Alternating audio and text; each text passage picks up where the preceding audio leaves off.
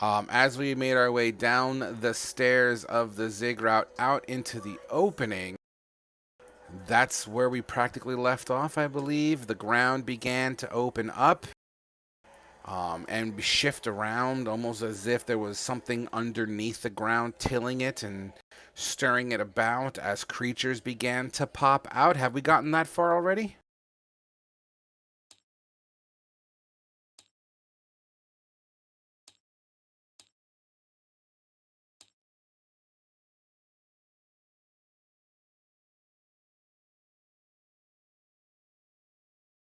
Gotcha. All right, somebody's hot micing. I don't know who it is, but if we could address that, that'd be great. But outside of that, we left off on this sort of a map. Let's go ahead and plop your tokens in the area that I'm going to designate.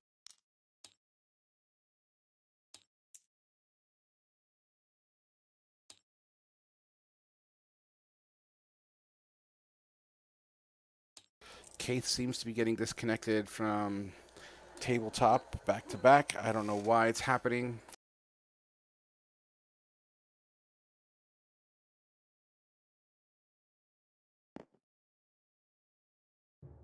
I'm going to go ahead and start the Roll20 music.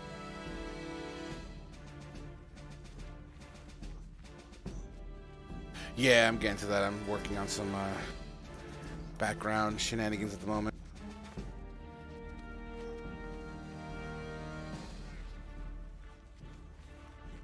Really want Keith to be in here. I'm trying to get her fixed up. Now, if I remember correctly, Senra was pretty much jacked up on the horse, yeah? Azar's also on the field.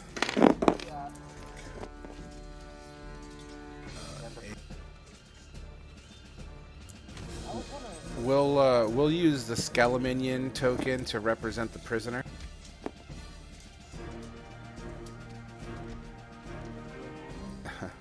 Cal, I believe you're down here with the group. Everyone should be starting in the circle as you all ran down the ziggurat together. I'll move Keith onto the table for now until she gets her shit fixed.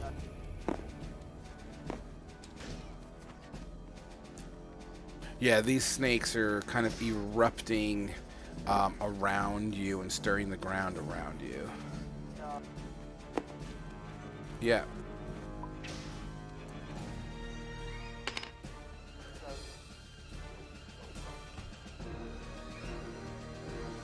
All right. Did I identify those things to you yet?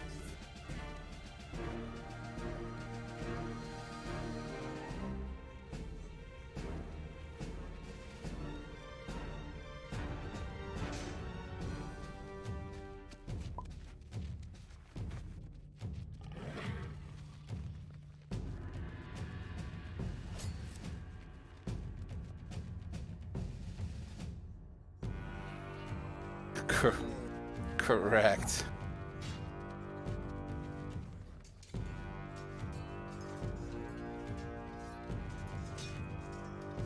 Yes, so that shield looks funny. In fact, giving Kate an additional minute to try to fix her shit up here, I'm going to find a picture of this shield because I don't want you to know what it is yet because you haven't identified it. Give me a hot second here.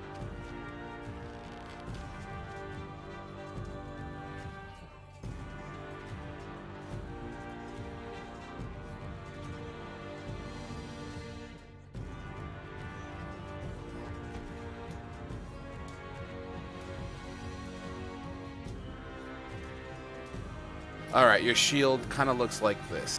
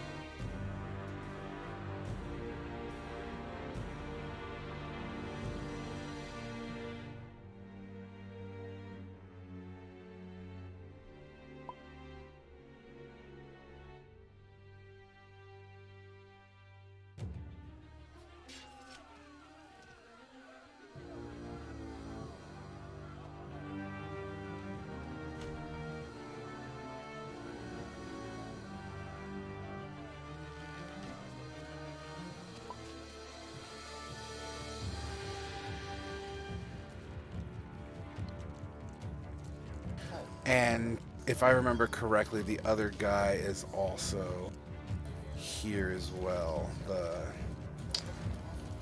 whatchamacallit?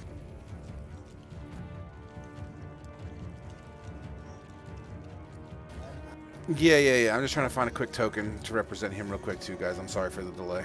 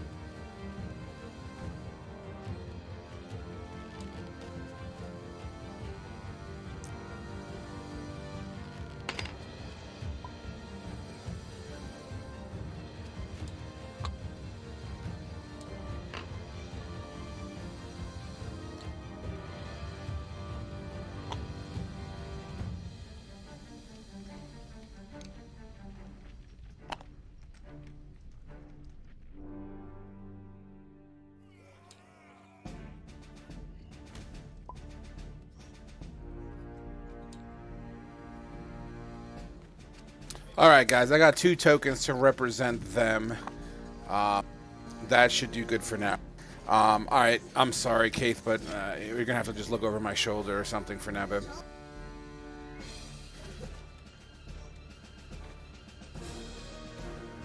Okay, cool. So as everything begins to shift around,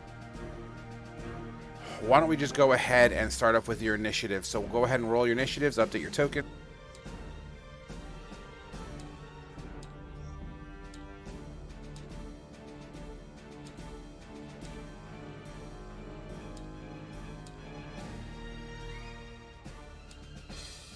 You hear the squelching of some, absolutely.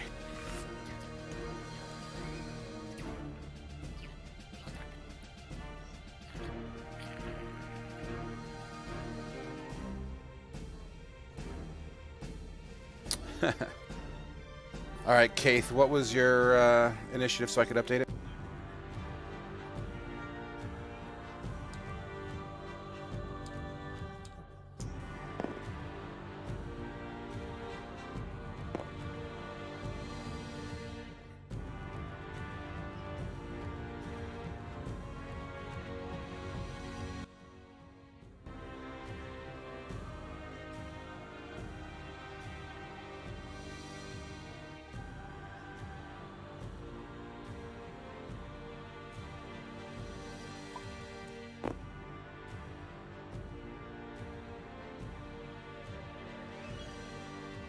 Cal, do you need someone to control you?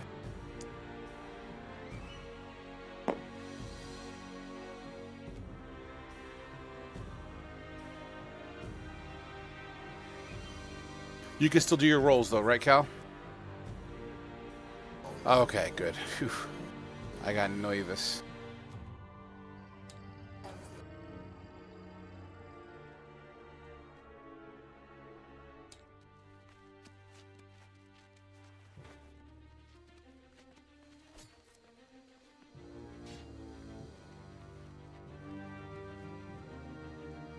Thank you.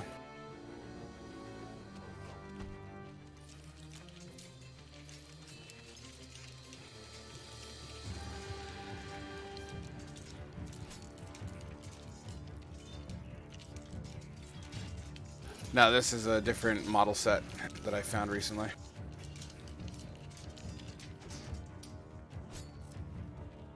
Let's just say they were in there. Let's give it a half hour. You know what I mean? So, if you wish, while we're still working out some technical difficulties with some, if you want to quickly tell me what that half an hour center was doing, if that's where your angle is.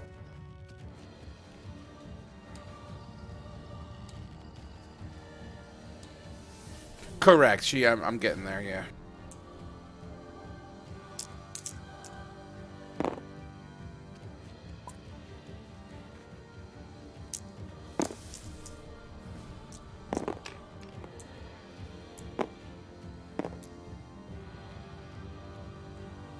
Since you have time on the spell, you got to be more specific. What about it? What about it?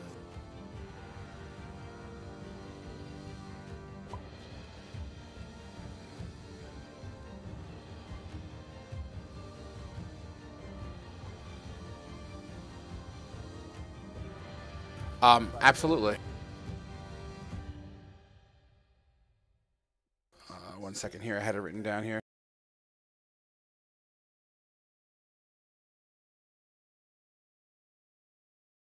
Where the hell did I put it? You know what? I'm just going to roll another spell scroll for you here. Give me 1 second.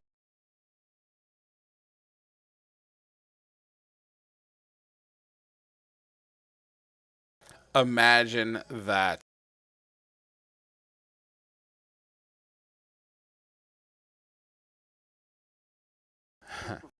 It is a scroll of silent image. Sure.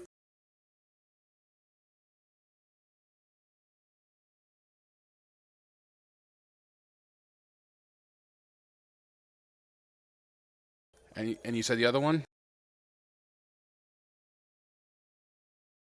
Absolutely. Well, with comprehend languages, you'll absolutely be able to read it, and that would absolutely be the Scroll of Dragon's Breath.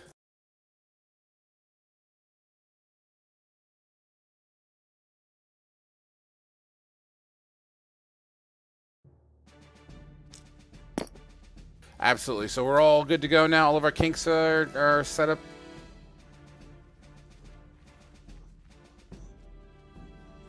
All right, good. Your patience, guys, is legendary. How long did it take you to get to Senra's location?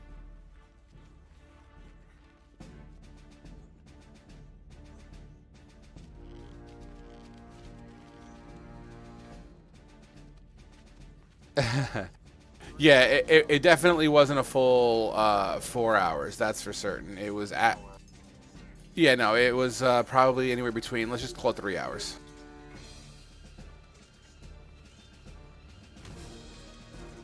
No worries. All right, guys. I'm gonna go ahead and roll initiative when everyone's ready. Rolling in 3, 2, 1. Oh my lord! What is all that? Hold on 1 second. Apparently, everyone's still on. This is terrible.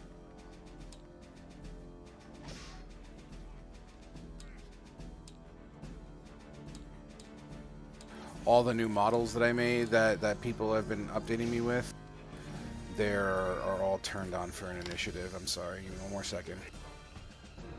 I'll extend the end time if I have to compensate for the missed time, guys.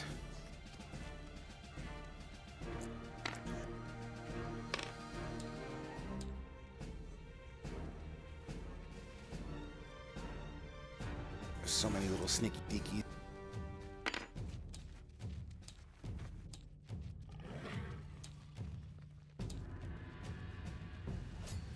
All right. Hopefully that's everyone. I'm gonna try this again now. Here we go.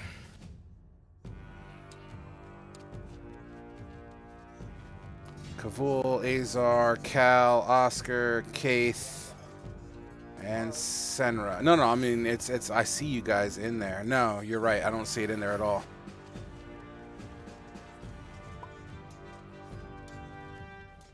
Well, Kavul, Cal, you guys all rolled, but for some reason, it's.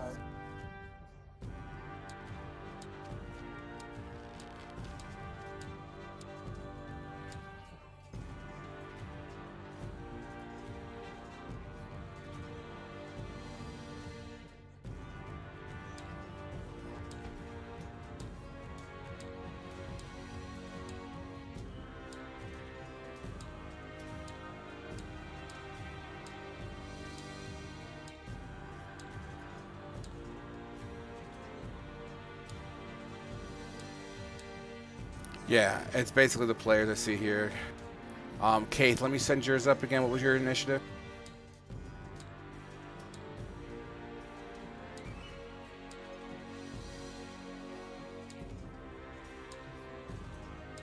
Okay, let me make sure that worked for Keith. Yep, we're just on Cal and Senra. Senra, what was yours? I'll update it for you.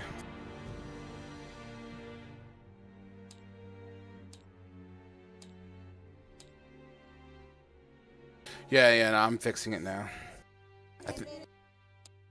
There we go, guys. It's working. Yay. All right.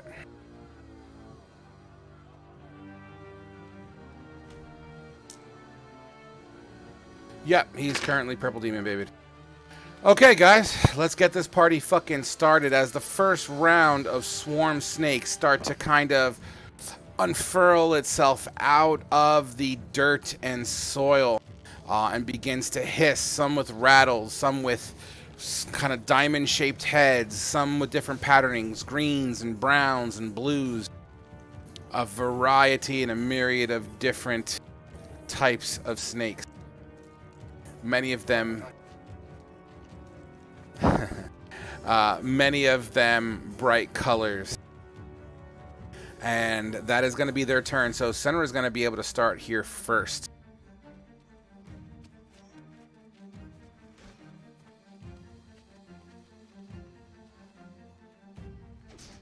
Absolutely. So you're welcome to pass if you wish. All right, Senra passes back into Azar, who is next.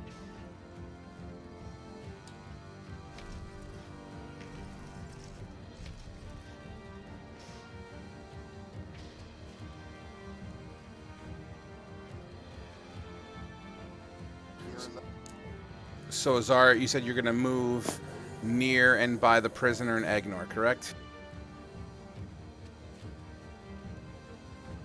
Ah, got you. All right, you guys are all technically by the horse. I don't know if you could log into my stream or if somebody wants to stream so make it easier for you, so you can at least see what's going on. But yes, I got what you're saying. Would that be Azar's turn? All right, Kavul, you're up.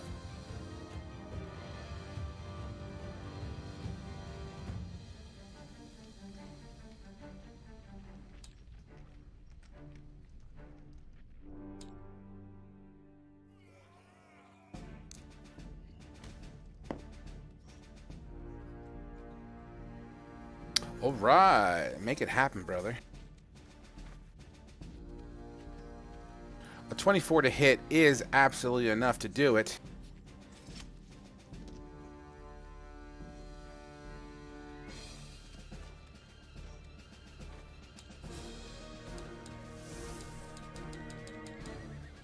Fantastic. As you put your hand in this ball of snakes, many of them turn to kind of like a withered, decayed state. Some of them turn to powder. Some of them begin to emaciate. But the ball itself is still very, very potent and wriggling about. Would that be your turn?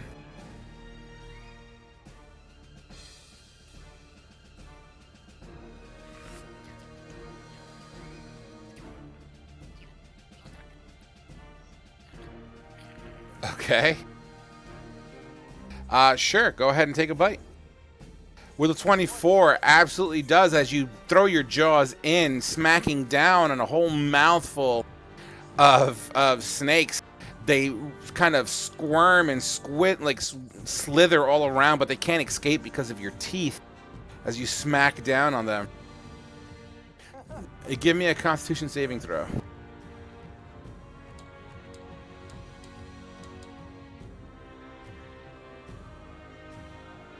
Nice. All right. We'll just leave it at that, as the oozingness of these snakes that you bit into are staining your teeth.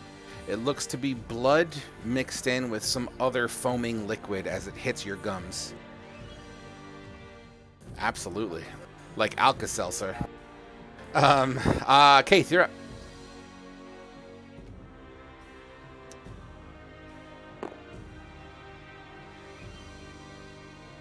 Make it happen.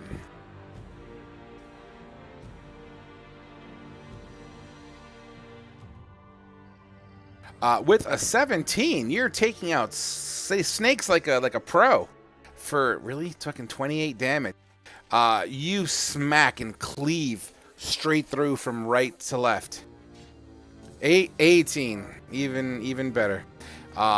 You tear into these snakes and leave maybe 5 snakes left. Would that be your turn?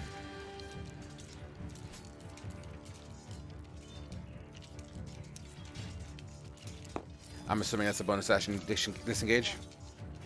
Beautiful. Fantastic, guys. That brings us to Oscar.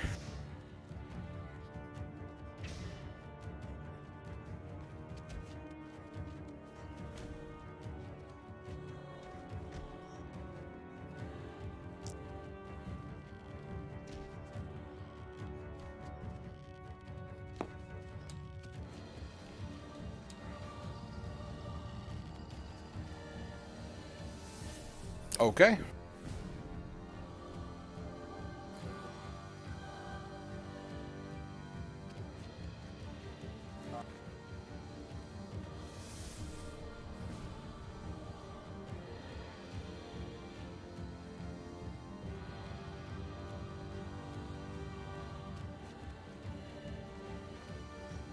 You dig your rapier into this bundle of snakes, poking it with your magical prowess. It hits the ground. Go ahead.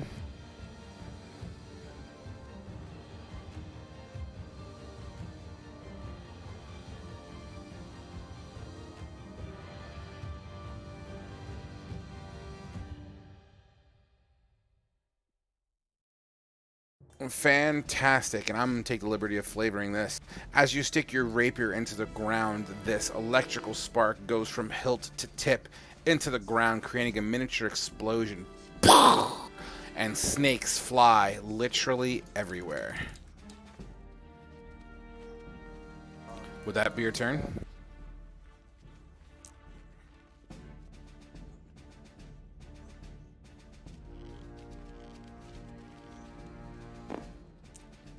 Fantastic. Oh yeah, they're shattered. You grenaded their ass.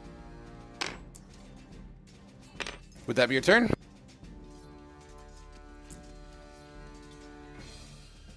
From the ground.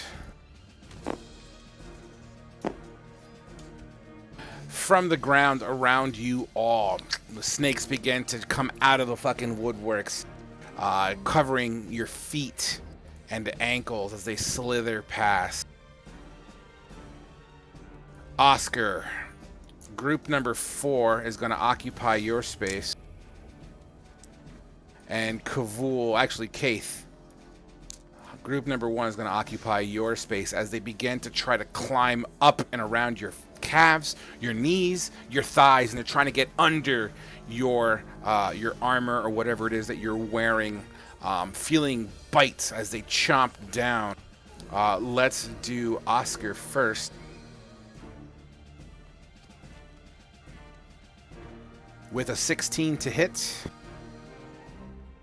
Absolutely, as you kind of encapsulate yourself with this magical force field and you feel these teeth digging into the force field, it sparks as they make contact, doing no damage. Kaith, you take a bite of an 11, which doesn't do diddly of all squat to you as you're trying to shake these snakes off, not allowing them to get a solid bite. Cal, you're up.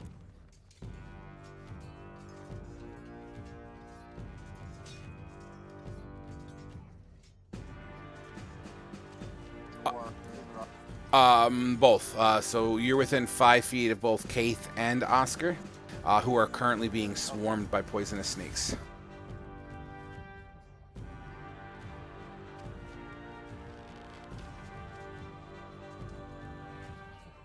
Absolutely. If you aim low, you'd be less likely to hit your teammates.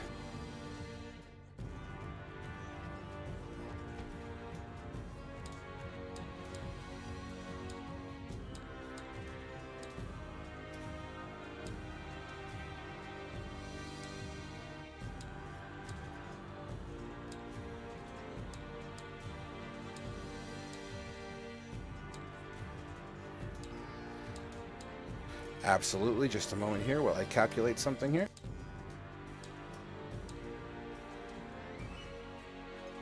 Yeah, that's sexy. Good work.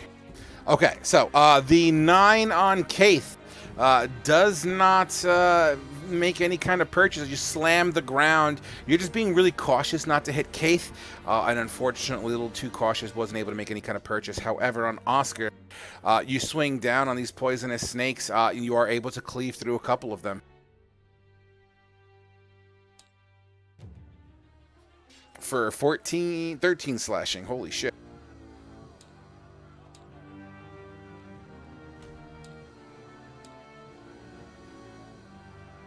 It's a it's a slashing attack still, just with a lightning property on it. Yeah. So, woof, and you see many of the ones that you cleave through, the neighboring ones that don't take the actual blade, begin to kind of get shocked, and they fall to the ground momentarily stunned, and they slither back into the group. Would that be your turn? Fantastic. Moving on to swarm number 3 as it comes from underneath on Kavul. As once again, the soil is absolutely soft here. Oops, I just totally moved you. The soil is soft and they begin to crawl under your feet. Kavul starting to bite at your scales and behind your soft spots and your knees. A 22 to hit, I believe, does make purchase unless you have something you can do. That is a hit for 4 piercing damage as you feel one snake in particular bite just behind your kneecaps. Yeah, I totally just growled into that. I need you to give me a Constitution saving throw, please. Yep. You know what? I got a better idea. Let's do this. Let's put you on top of the snake. Oh my lord, as you feel the back of your knee begin to burn, excruciating necrotic poison starts to fill the back of your kneecaps, or at least that soft spot behind your knees. And you know what? Let's actually do the poison rolls. Let's make it fair.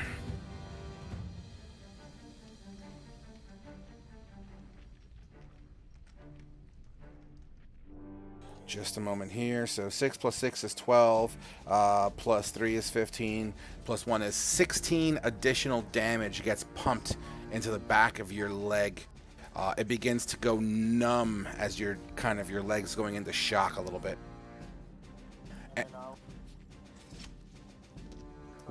What's the Constitution save for? Oh yeah. Good call.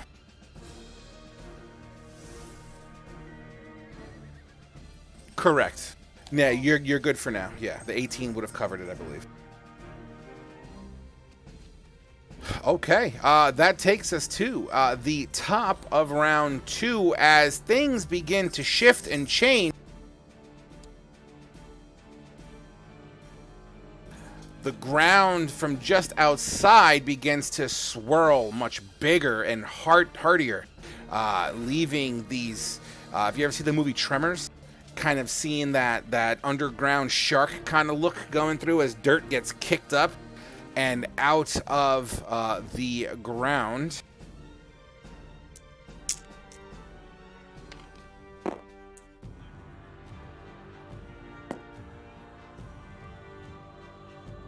Out of the ground, 2 more giant snakes protrude, hissing. These snakes look different.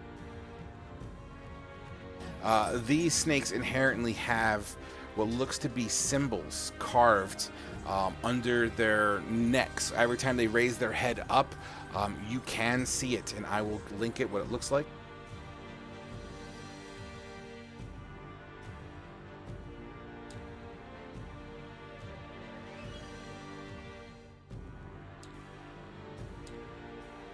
Not the shield or the flower emblems, but the snake crest in the middle there.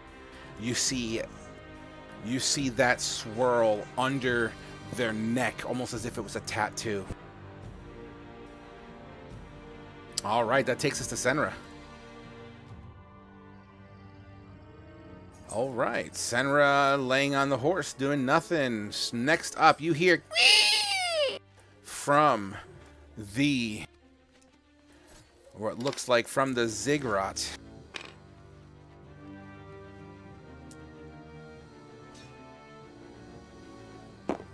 So, from the top of the ziggurat,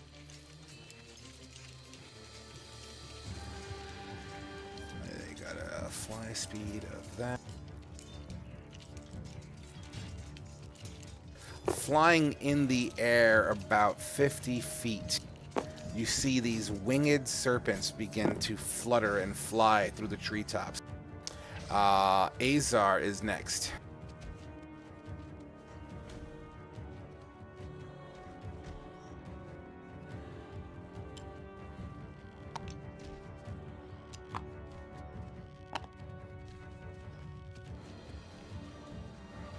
Absolutely. So, Senra, what does Azar see?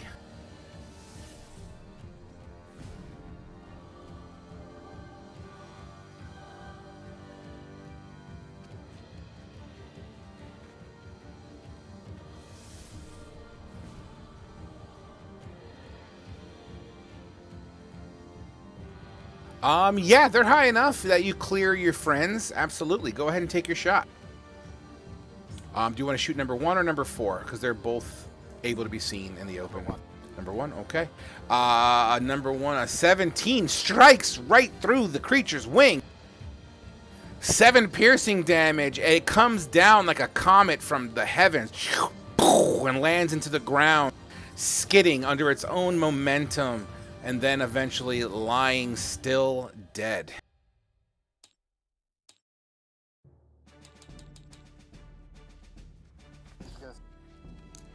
Yeah, that was a cool hit. All right. Kavul, you are up next. And by the way, the 2 people that you called over, they're going to move and take actions on Azar's turn. So just remind me going forward in case I skip over that. But they would inherently, in a defensive posture, be hiding behind Azar and Azar's shield. All right. Kavul, a vampiric touch on the creatures that are currently engulfing your legs. A 10 does not do it, unfortunately.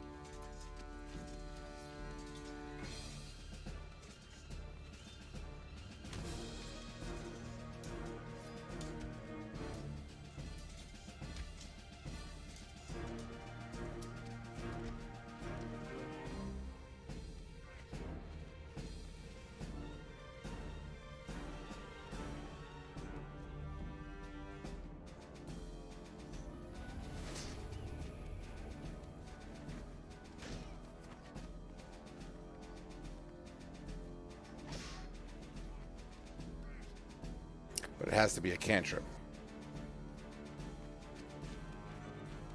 Oh, this is the secondary. Okay, my bad.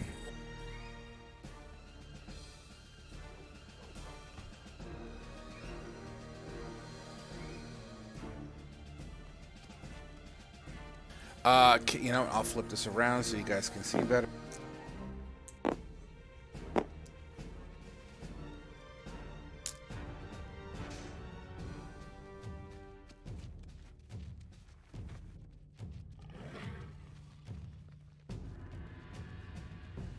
All right. That's what happens.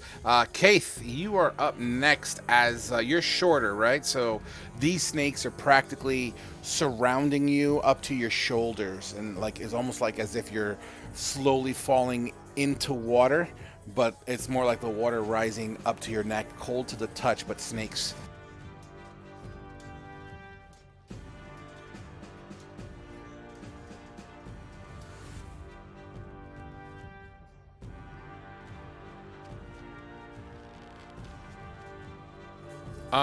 Okay. They are a swarm. We're talking, you know, possibly like hundreds of snakes that are currently surrounding you. It would be difficult to throw them all off you within what's given to you. I would say you can try, but the chances of you getting them all off is going to be very slim. I mean, you can move out of their circle, technically. but they would also have the ability of an attack of opportunity if you leave the 5 foot.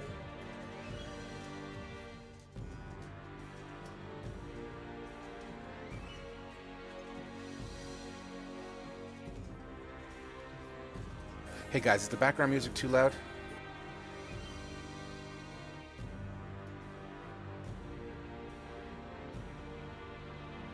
All right, make your swings. With a 17, absolutely connects. The dagger doesn't. Out of panic, you're kind of swinging all around. Get these fucking things off of me. You were able to hit a few of them for 17 damage. Fucking shit.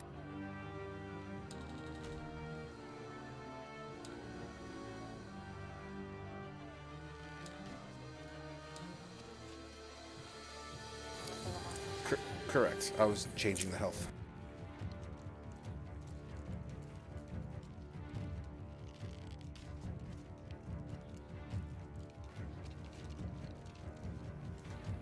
All right, Oscar, you're up.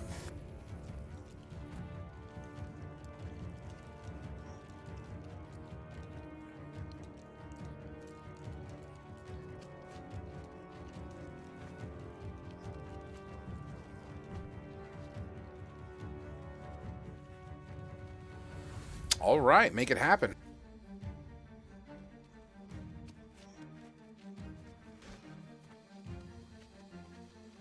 A 16 collides with these creatures that are currently on you. I understand.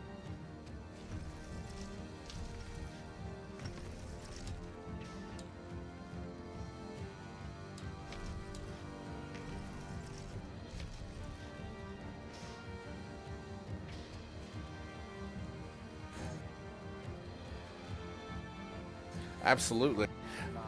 For 9.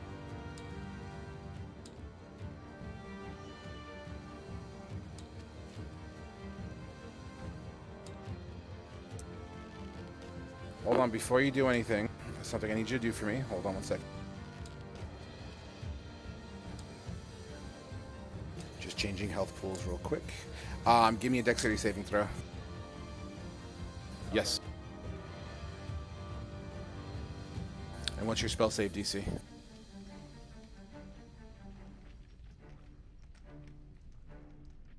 Beautiful. Nothing happens as you're able to maneuver this blade around as the fire engulfs around, charring many of these snakes as they fall dead. Leaps over towards Kaith's snakes and singes around Kaith. Kaith, dexterity saving throw.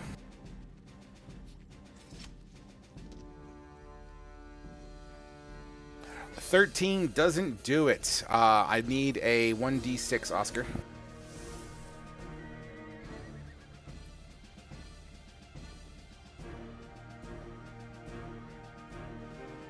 Oh, man. You do burn a little bit, Kaith, for 6 damage as this green flame engulfs around the snakes that are currently crawling all over you.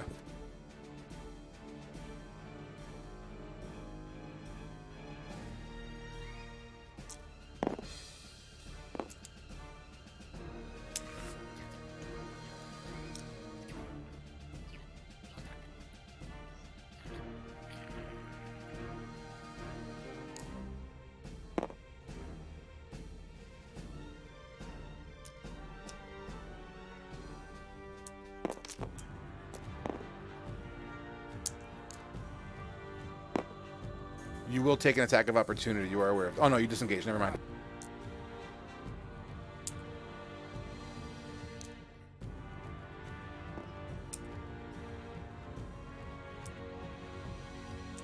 You know what, Kaith? Your token is fucking right here, okay? I'm just going to do this, and the snakes are on you. These snakes here are technically on Kaith. Having a balancing issue with the tokens. All right, that would be your turn, Oscar. Yeah.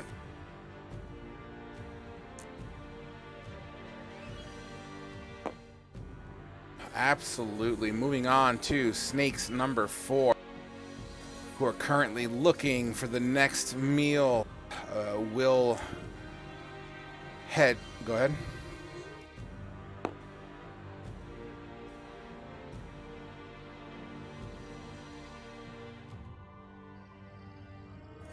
Okay. We're going to go ahead and move. Keith gets an attack of opportunity as these snakes move towards Cal.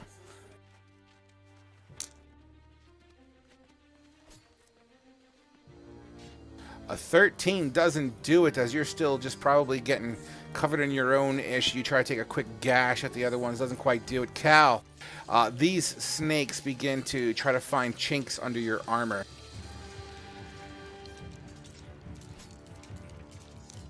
With a 14 to hit, I don't believe does it, as they can't seem to get past your armor at this moment. Which takes us to snakes number 1.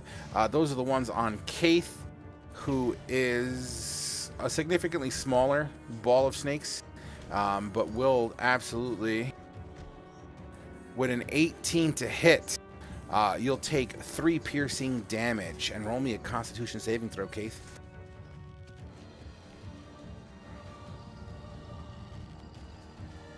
Nice, as you feel a slight burn, but your body just naturally seems to repel the additional poison damage. You will still take the piercing, though. Beautiful. From the ziggurat, you'll hear yet again.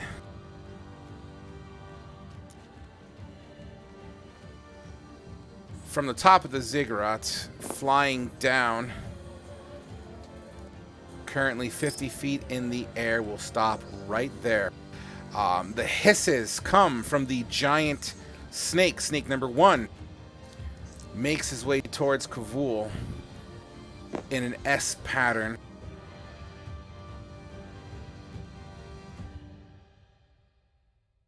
Will attempt to constrict you, Kavul.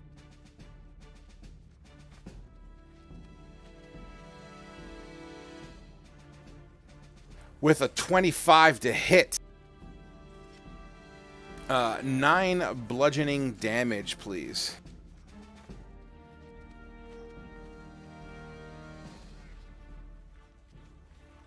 And then I'm going to need a grapple.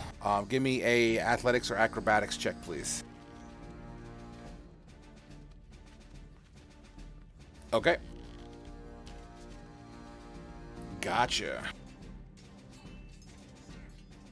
Ooh. This snake slams you with its body and then begins to wrap you up, inadvertently actually squishing these guys. Let me roll some damage for these guys real quick. 1 second.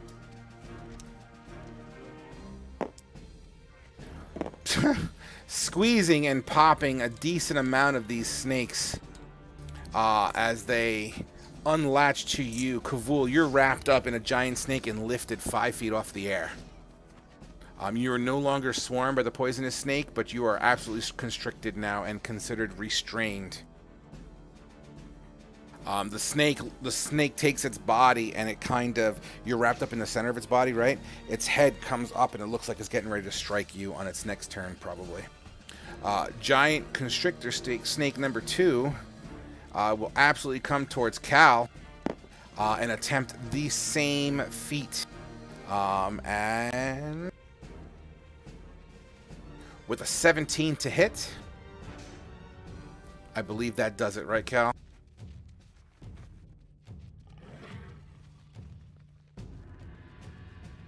No, 17.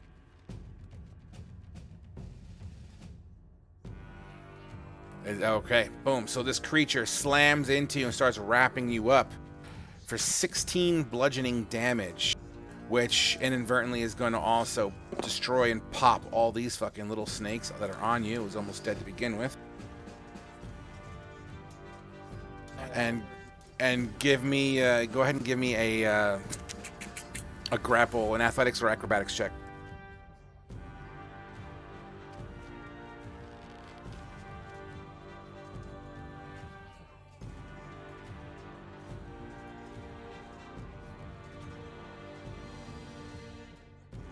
I don't know if you heard me, Dirkish. An athletics or acrobatics check.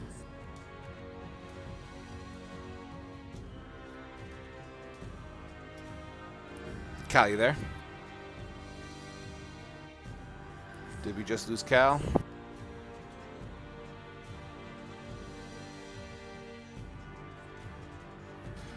right. Let me roll it for him real quick just to keep the battle going. Thank you.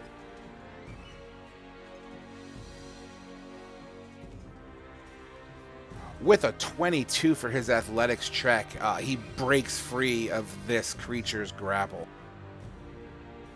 And that takes us to now Cal's turn. Cal, you back yet? Probably is what I think he would probably do anyway. Any objections? All right, good. So he is going to make his swings with his claymore on the giant snake that just tried to get him. And a 14 and a 23 absolutely does it for a grand total of 27 damage. As 2 gashes. One of fire and the other one of poison.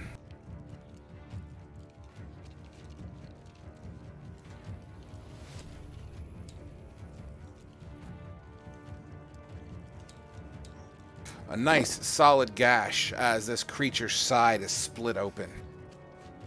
And that takes us to flying snake number 3. And once again, a screech can be heard as this creature descends from the pyramid. Snakes 3 on Kavul will absolutely attempt to not do anything because you're 5 feet in the air and they can't reach you. They're just jumping at your feet at this point, trying to get to you, Kavul. All right, top of round 3. Let's go ahead and get center on the board.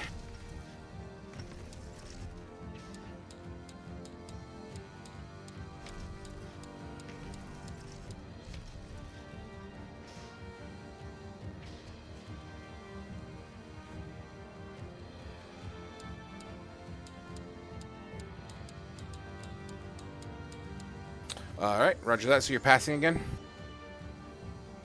All right, sneak number 4, Flying Kind, will swing in 50 feet over Cal's head and not really do anything at the moment as it's just hovering over. Then we have Azar, who is next.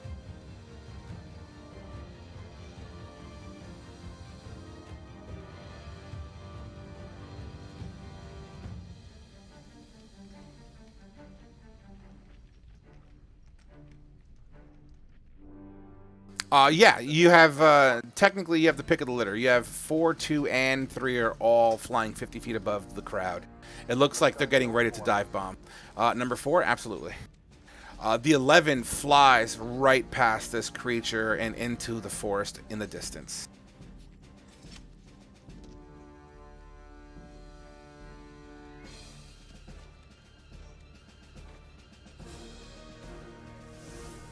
The prisoner...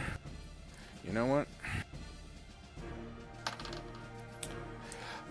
The prisoner is going to try to make a break for it.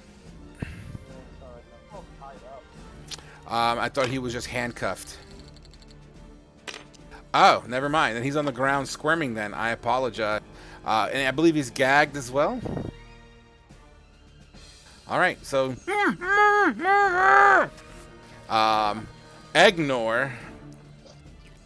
is going to try to run behind the tree.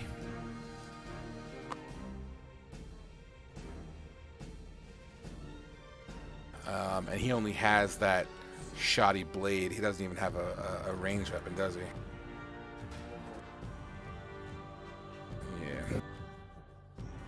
Yeah. You know what? He's going to attempt to throw a rock. 100%.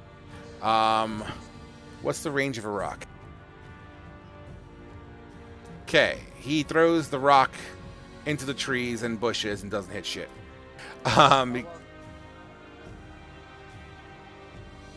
Disadvantage?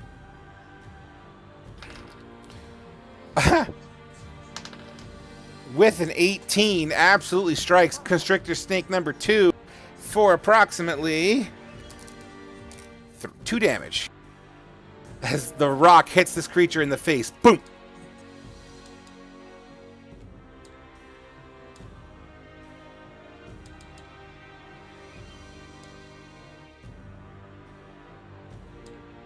Shit, 1 second here.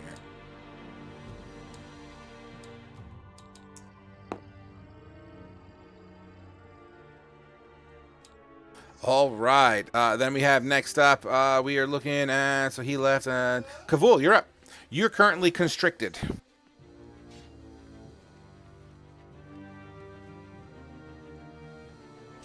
A 14, and that's on what, the swarm. Oh, you get to change. You can change the target.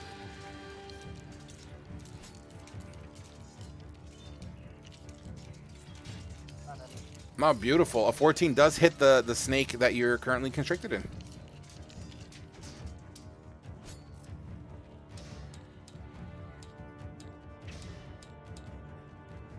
You leave a lizard handprint of kind of necrotic damage in its wake. Your handprint's kind of scarred onto this creature.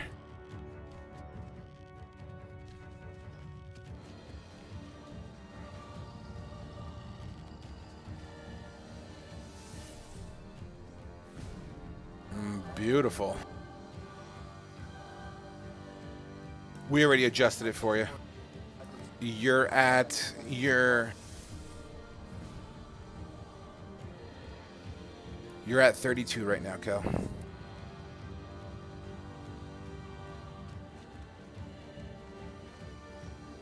Fantastic. Senra also gains the benefits of that. 6 health. All right, fantastic. Kavul is done. Kaith, you are... Well, I guess you can't break the restriction.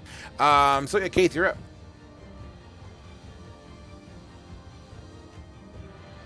Make it happen. A 16 as you slice away at many of these snakes. Go ahead and roll damage. Beautiful. Look at that. You don't, but an 8 will still do it here. So what do you do? Fantastic. As many of the snakes are now down to maybe 5 or 6, and those 5 or 6 begin to flee in random directions. You stomp on a few as they go away.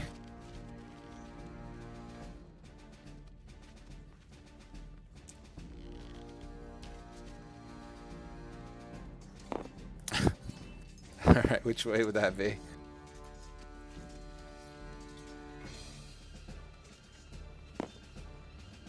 Glorious. All right, would that be your turn? Oscar, you're up.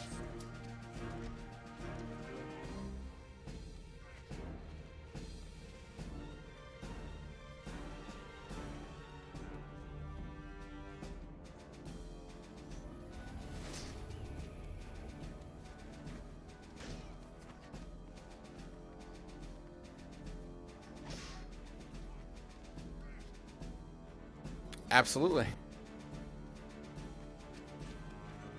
Nah, Center's right next to you. It's and she's staying still. So.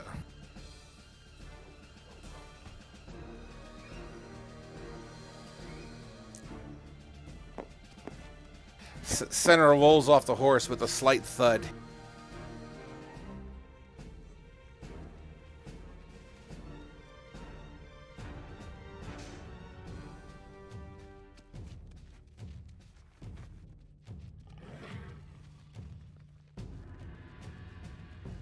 Yeah, that would take your action.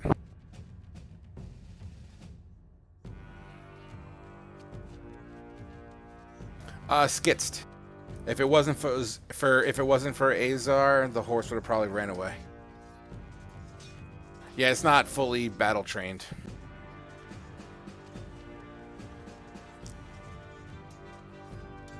Not to mention giant snake.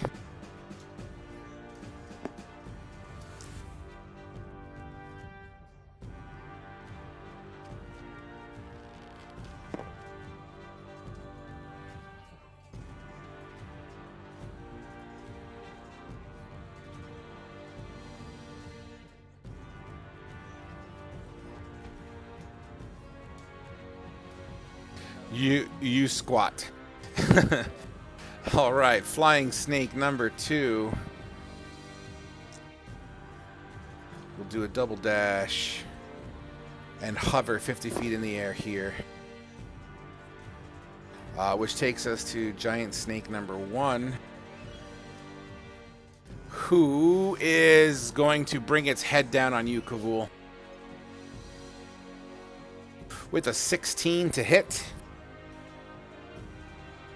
It's the fangs of this creature slam on the outside of your body as if it was eating a popsicle stick that it's holding in its body. Whack! Your head is inside this creature's mouth for a moment as this bite, like you're inside and its back bite is on your back. Its front fangs are on your chest and it snaps down.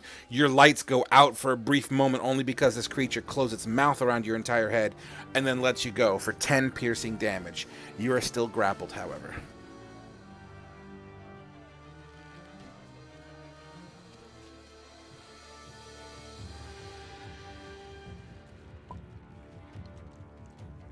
Next up, we have... That was the Constrictor. Cal, you're up.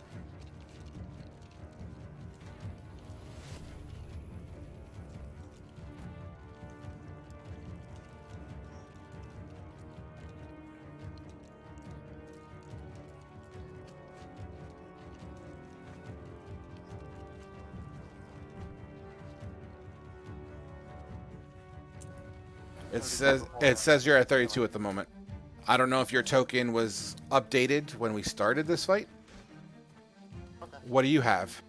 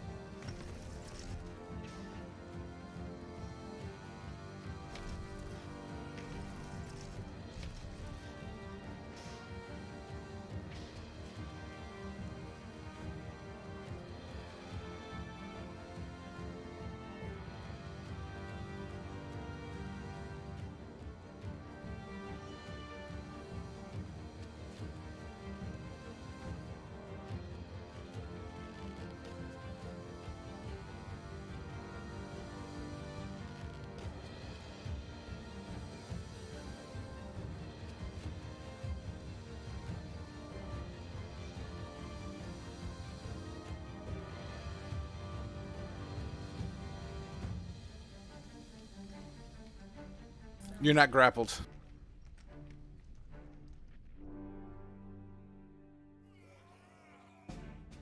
Absolutely. That's a double hit there for 26 damage. This creature begins to bleed profusely. I'm not. Go ahead. Absolutely.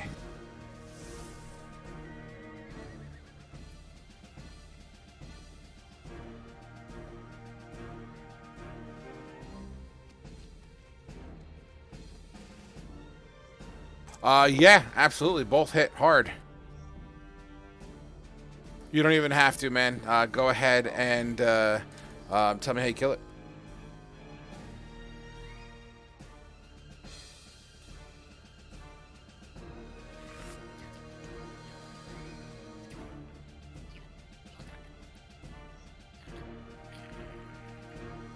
Absolutely. It falls with a large thud and a double thud for the disattached appendage.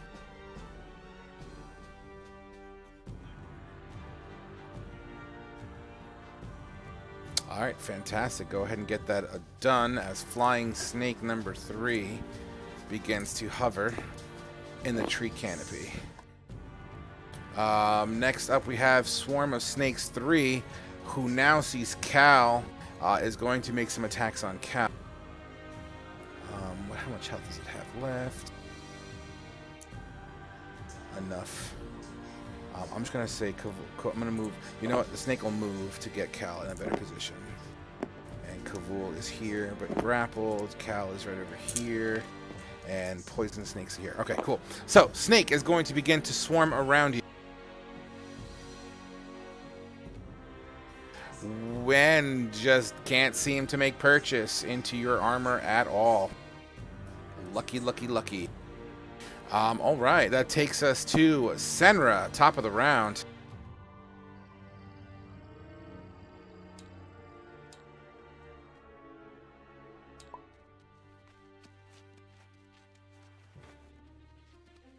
All right, as Senra will pass again here, leaving us to Flying Snake number 4,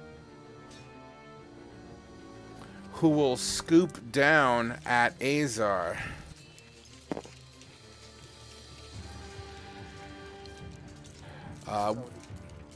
Azar picks up his shield as the flying snake literally flies straight into it. It begins to flutter like a bat stuck in hair, fluttering at you, Azar. And that will be its turn. Next up, we have the giant. Nope, we have Azar's up next. Nope. It's like fluttering in your face with its wings, as if it was stuck in your hair.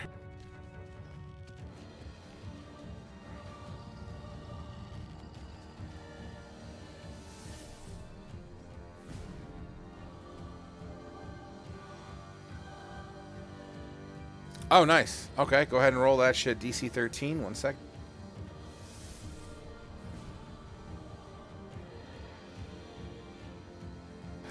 With a save, is that a save? That's a save and suck, right? Okay. Yeah, your word of radiance, radiates around you. Unfortunately, the flying snake having difficulty getting attached to your head doesn't take any of that damage. Unfortunately. Would that be your turn, Azar? The prisoner struggles on the floor, but Egnor will attempt to throw a rock at the thing at Azar's head, and he rolled a fucking 20. That's a... Where's my... 2, 4... Dude, he totally did 7 damage to the flying snake as a rock collides into it and kills it. Dude, you're just like this flying snake's in your face, Azar, and it goes boom, nailed by a rock, and it falls dead. That's great. Unexpected but funny.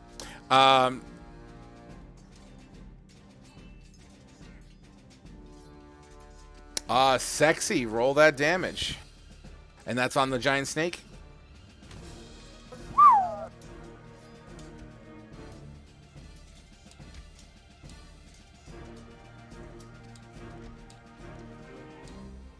My lord. Absolutely, as you keep your hand on the exact same spot, and that necrotic is now like an open lesion. Fantastic. Well done. Kaith, you are up.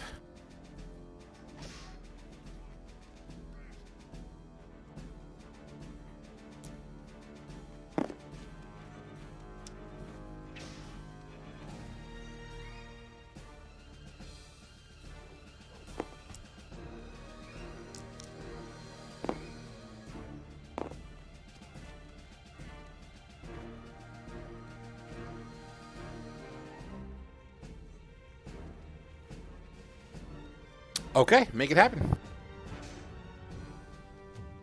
Oh my.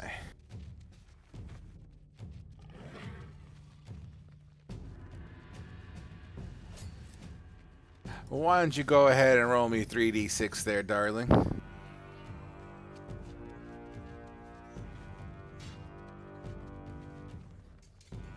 With a 7, that seems to be the most common one that pops up.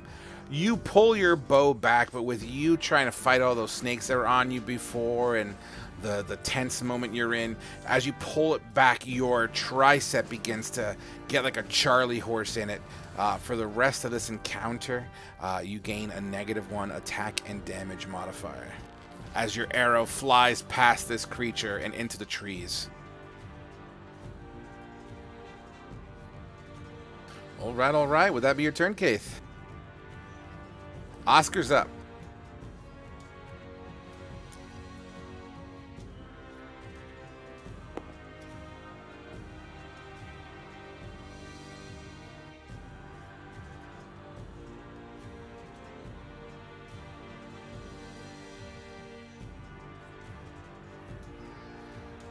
All right, make it happen.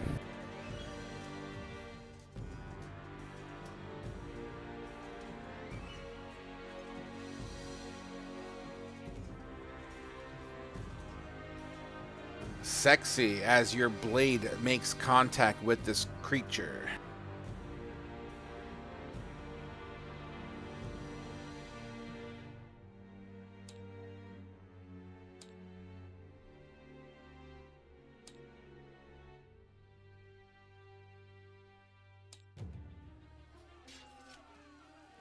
Absolutely, make it happen.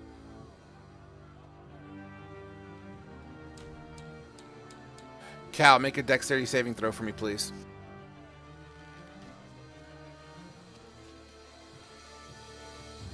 As these snakes engulf in flame, the singeing feeling does not pass your armor and doesn't scathe you at all. The snakes have found a way to slither up your thigh and just up to your groin area. Would that be your turn, Oscar?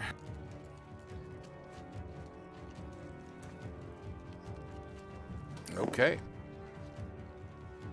Wonderful. Flying snake number 2, who's over here, is going to dive down, looking for a quick bite. Who's he gonna go for? You know what? It's natural predatory. He's gonna try to attack the horse.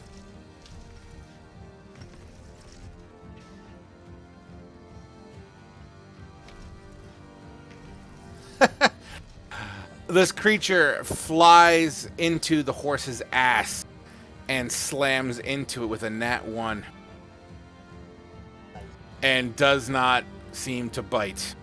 Fucking shit. All right, giant snake number 1.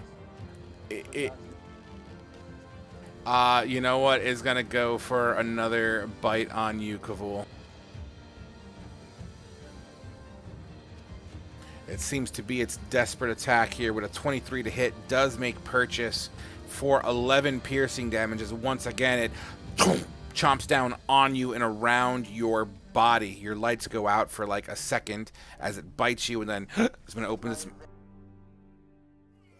bomber. This creature's having difficulty holding on to you as you are still wrapped up, but it feels to be softer than it usually does. That takes us to Cal.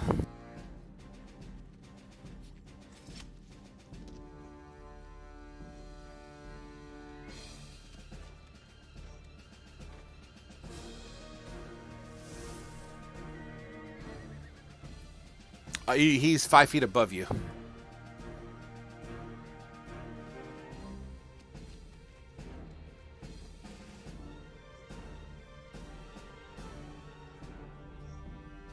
I'm sorry, Seth. You should be able to reach him yet.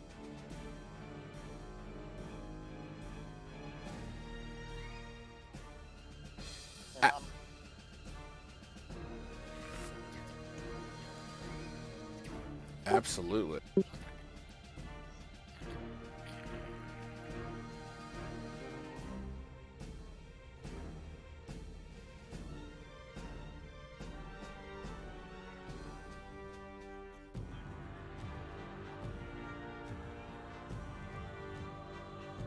And this is the big snake or the little snakes?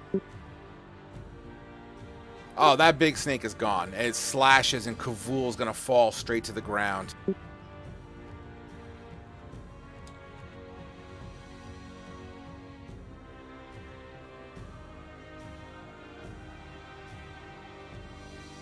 Uh, 15 absolutely hits.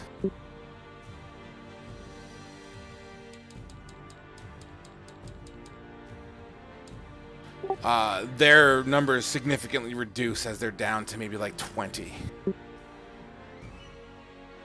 Would that be your turn?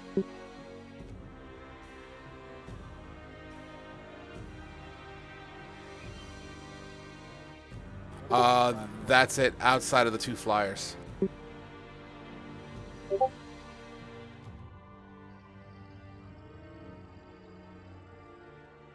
All right. Which takes us to flying snake number 3. Will swing down from the tree and make a strike at this prisoner.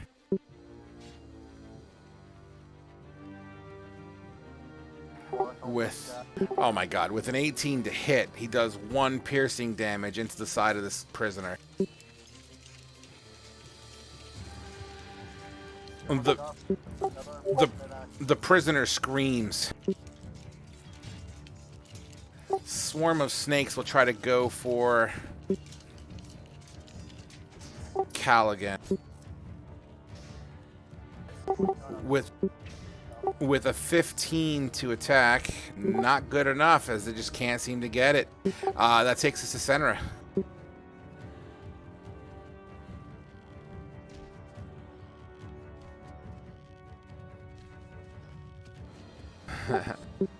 All right.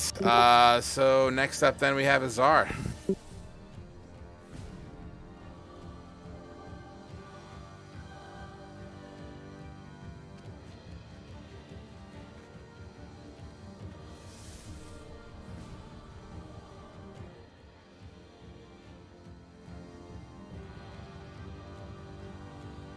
A 16 hits it.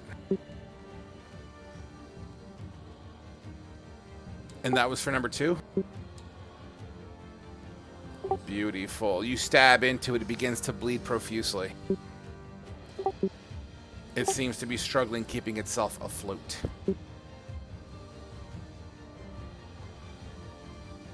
Kavul, you're up.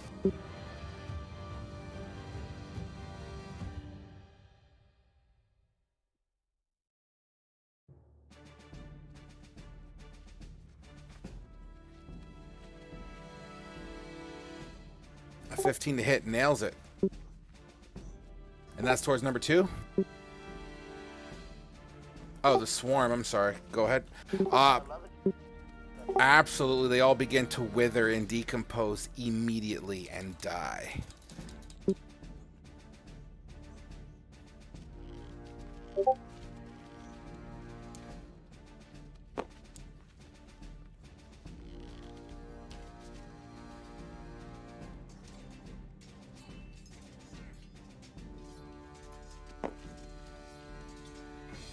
All right. Next up, we have Keith.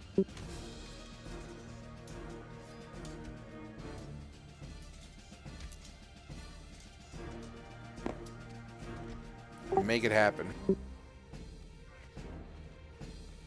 A 10 does not do it, as when you swing it, it kind of loses its strength for a moment and dips under your blade as you swing across.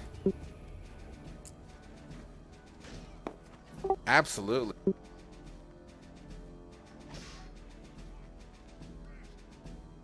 All right, Oscar, take us home.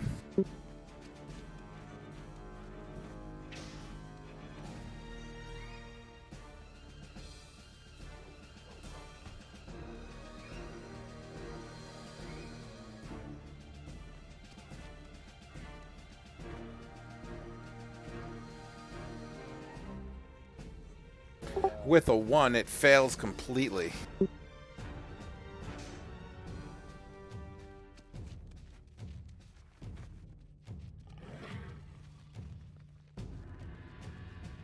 It literally squeals, freezes for a moment, and then fucking hits the ground.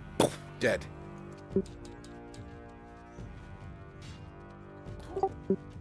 Would that be your turn?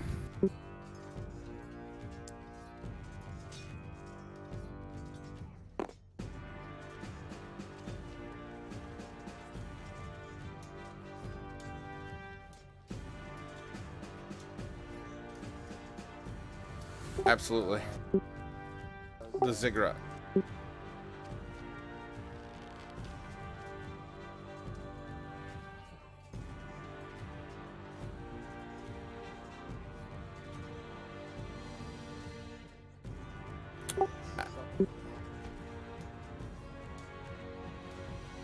Absolutely. All right. In your next turn, you can absolutely make a perception check for me. In the meantime, that takes us to Cal.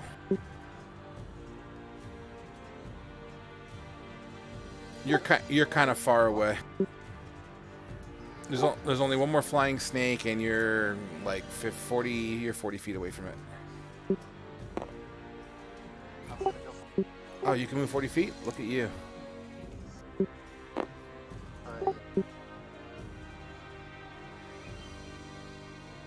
Okay, would that be your turn? The snake will take one, most likely final attack at the prisoner.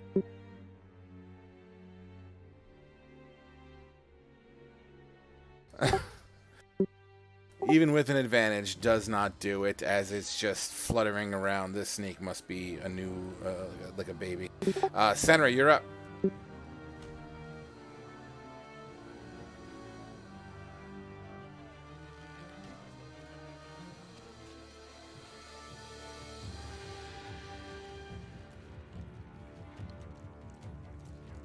You said you're chilling still? I'm sorry, I was typing something. All right, next up is Azar.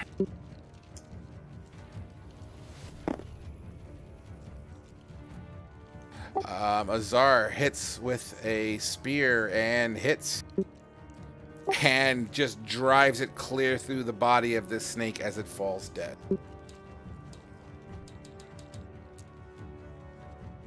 And that concludes combat.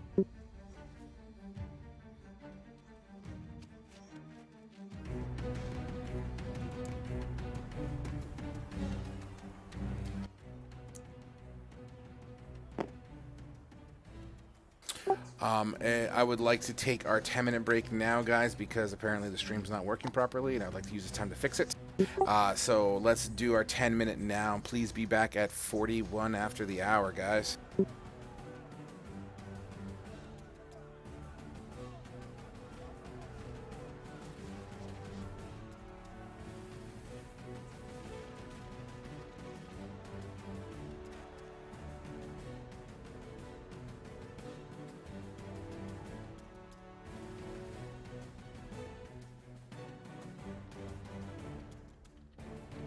Hey, Durkish, how did we... for some reason, the stream can only hear my voice and not your voices. Do you remember what the settings were to get Discord to come in through the speakers here? I don't know why it's not working.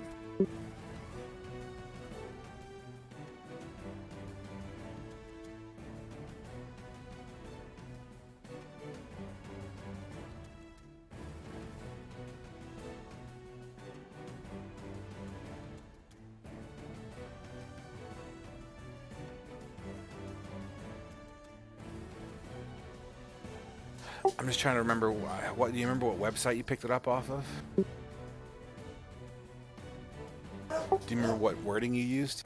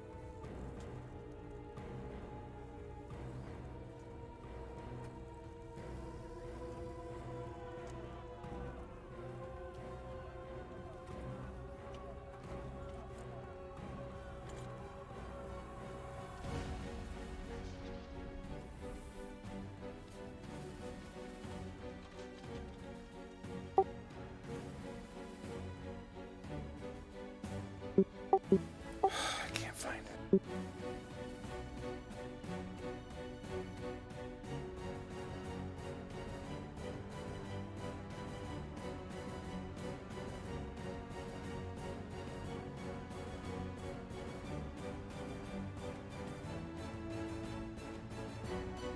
OBS.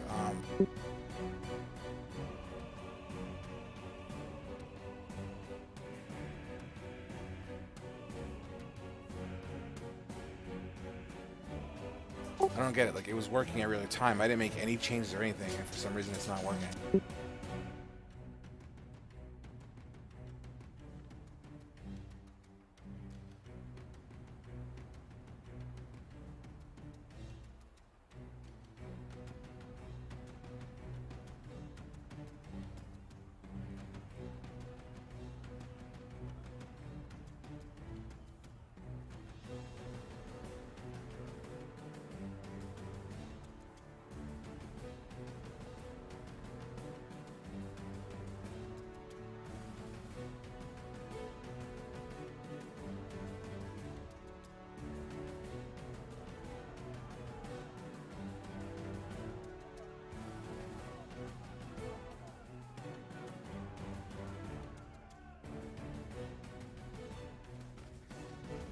Yeah, I already have an audio output capture here, so I'm gonna go into the settings of it, I'm guessing.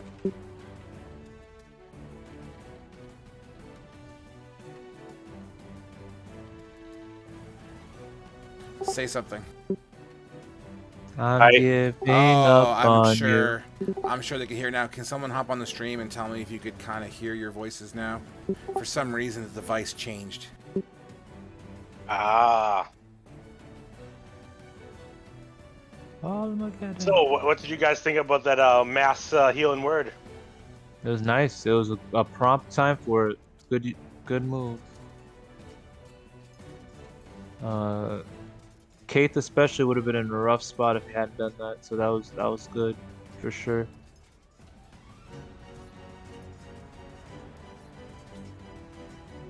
Okay.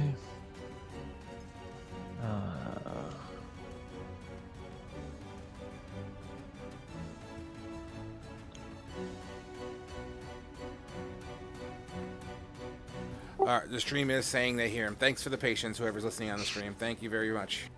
Awesome. So yeah, for some reason the device was changed over to something different. I have no idea how in the holy hell that happened, but whatever. At least now it's fixed. But yeah, I was debating between mass healing word and killing myself to heal someone. Killing yourself. Oh, that ability? Or, oh no, it's a spell, isn't it? Yeah. Where you Life sacrifice your transference. hit points. Yeah. Yep. Well, there's no.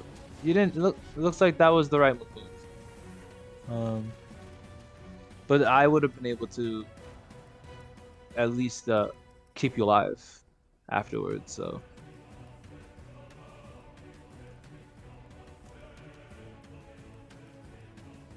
Okay. So that fight was exciting. I expect Oh, yeah. I expect that fight to do a little bit more damage, but that's good. Okay, I just need to roll this just to see if I would have used this spell. What would have happened? Yeah. Ooh, yep, I would have killed myself.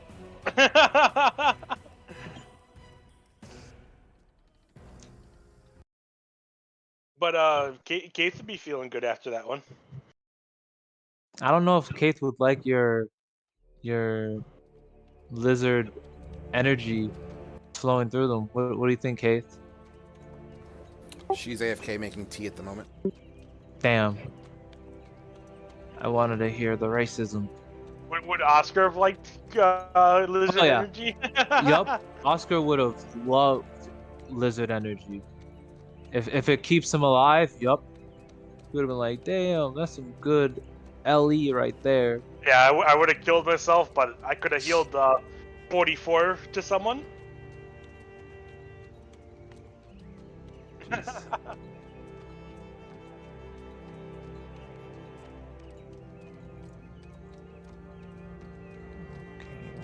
Okay. No one died. That's good. No one died. Except for you. Wait, how did I die? What do Well, you mean? at least you smell like death. Ah, well, I have no control of that. The stinky one. I mean, you have control of that. You just don't want to take the ring off. I literally can't take the ring off, Case. You I can you Cut know the this. finger. Yeah, The ring will I fall can off. take the ring off for you. Why don't you cut off your finger, Kate? Huh? Why don't you cut off your finger? I have no reason to. Kate doesn't have an evil ring eating her finger Hey, and making her undead. it has not I been like that. confirmed to be evil yet. It is creating undead creatures. It is sucking the life from you and making you undeadish looking, and you smell It's like not- death. Hey, To Kaith, it's evil.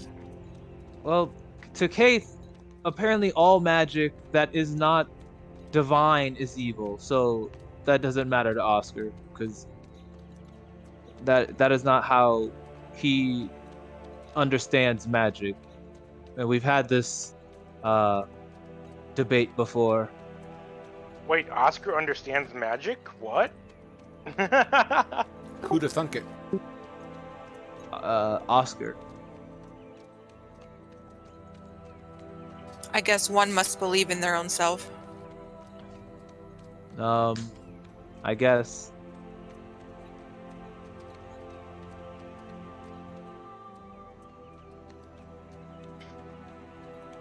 One must truly die.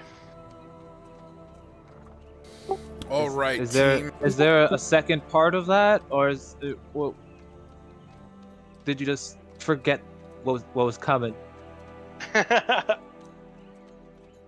All right, team.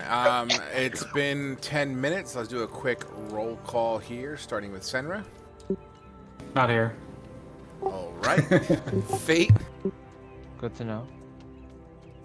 Fate, you back?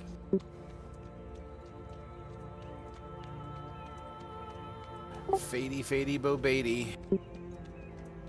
We'll give him another minute.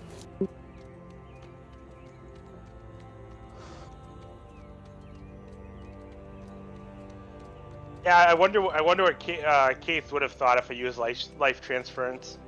That'd have been a fun one.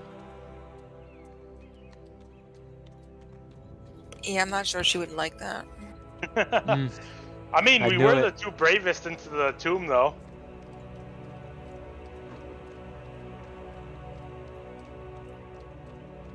All I know is I'm hurting pretty bad.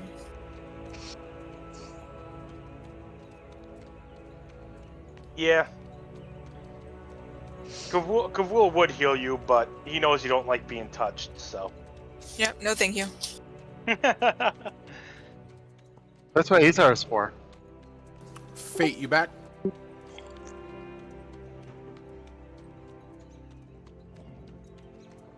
Want me to send him a message? Nah, he's just probably making a deposit real fast.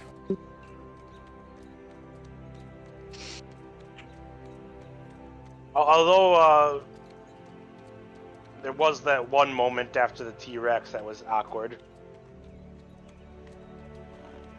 When you gave them the tooth?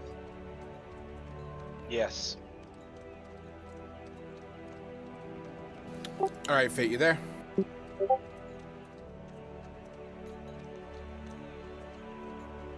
We could just roll it and... Yep, Purple Demon Baby for Fate still until he gets back.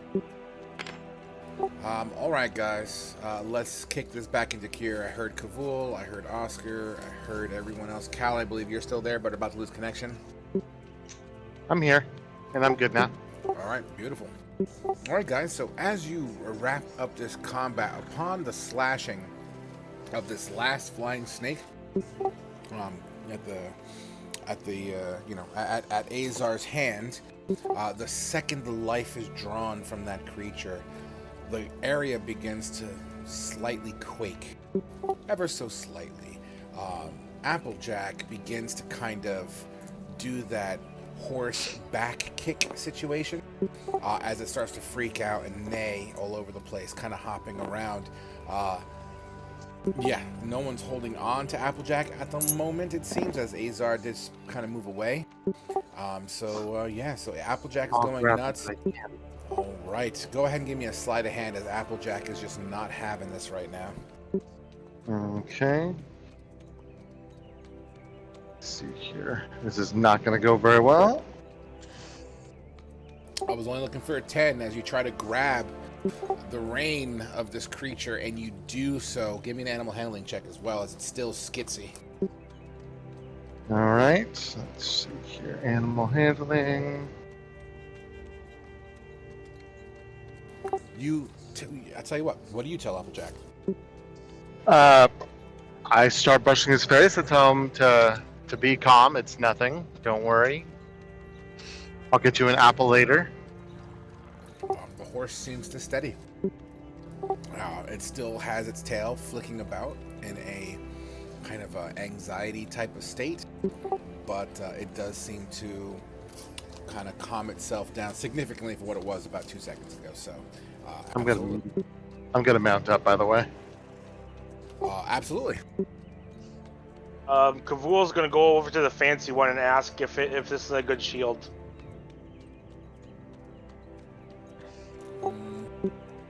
Who's? Let me see. Oh, you're talking about Egdor is the Agdor? fancy one. Yes. 1 second. Grabs a shield off of you. Just give me a few minutes. Let me take a look at this.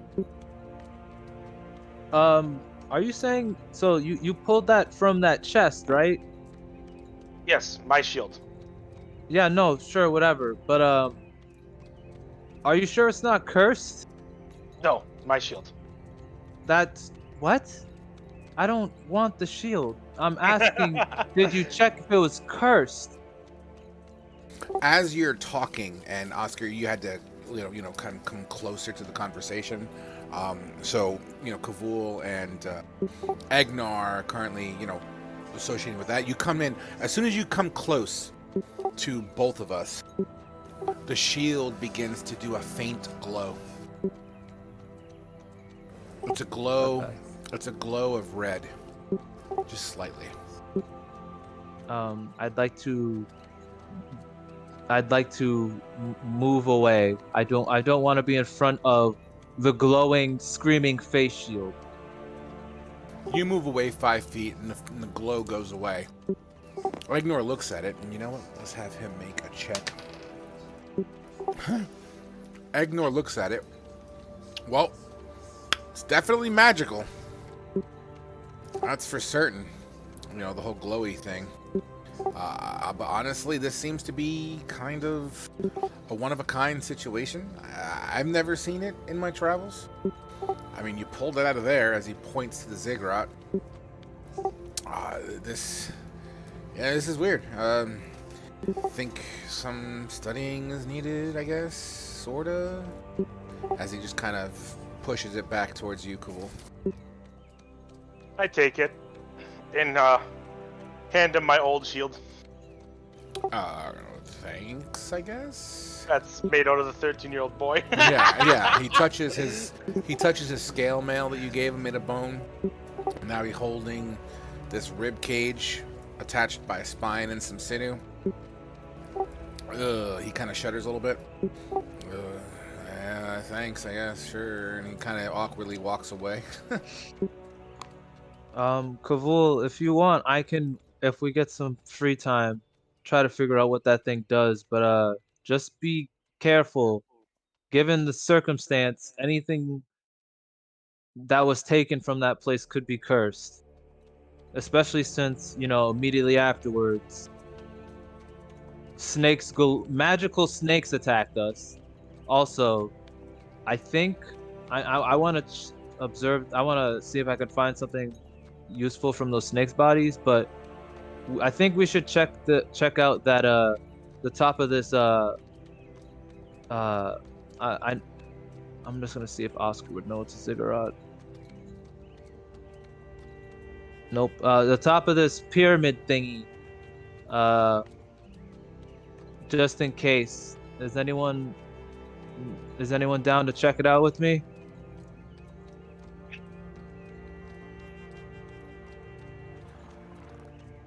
Looks like no one's interested. All right. Well, I don't mind I'm going gonna- up and taking a look. All right, let's just be careful. Egnor says Do- hard pass as he moves up to the prisoner and checks to his wounds. Oh yeah, Kavul, don't point that thing towards. Don't point that shield towards any of us. I have a bad feeling. Kaith, you did overhear Oscar talking about the whole cursed items thing. He was within earshot of you in relation to pulling it out of the temple. So I'm just gonna end up just sitting down. I'm really not feeling well at this present time. So I'm just gonna sit, eat a ration, and drink a little bit of water. Roger that. Seeing Azar trying to heal Keith, Kavul will offer healing. So Kaith, looks like Azar and Kavul both want to tend to your wounds. They both want to touch you. Well, considering I really don't know Kavul very well yet, I kind of like shudder as his hand approaches me. Well, Kavul And then I look at him. Kavul will come up and ask if the short one would like some healing. In which He manner doesn't- do you heal? I must touch the wound. No, I'm okay.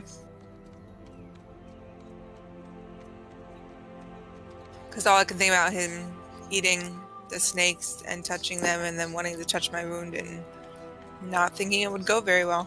While you're talking with Kavul, Azar comes up next to you. What does Azar do, Cal?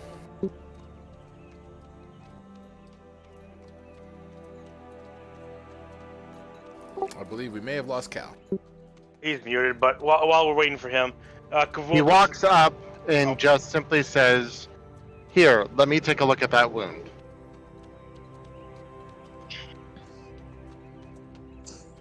So I freely let him look. So he reaches out and he gingerly touches it, and with a prayer to his god, you're healed for 7 points. The wound closes a little bit. Awesome. As Azar is doing that, Kavul reaches out to his own snake bite wounds from the giant snake, and you see the symbol of the Raven Queen on the back of his hand flash as he heals himself a little bit. Beautiful. Go ahead and make that roll. Another 7. Nice. So before Oscar makes his way to the top of the pyramid, where's Fate's head at in all this? It's just reminiscent of the battle where he practically single-handedly defeated every enemy. No sweat whatsoever. You know? Awesome. And let's check up on Cal. What's Cal about this moment as you mount your horse? Cal is looking around and double checking things because you said there was a tremoring, right? Yeah, when the flying snake died, the ground began to tremor just slightly, and then it kind of went away.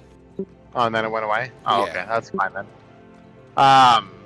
We should probably get away from here just in case something else happens. Unless you really want to go up and check the top of the ziggurat.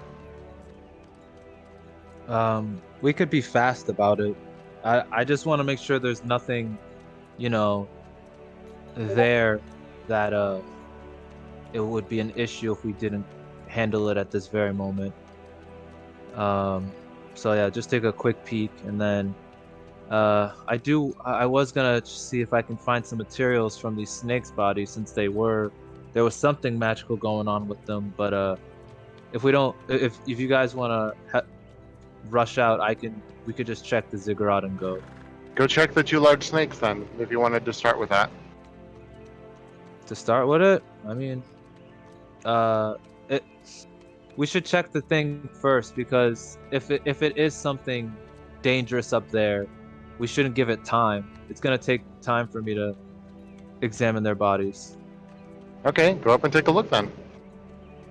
All right. Is anyone backing me up, or am I soloing this?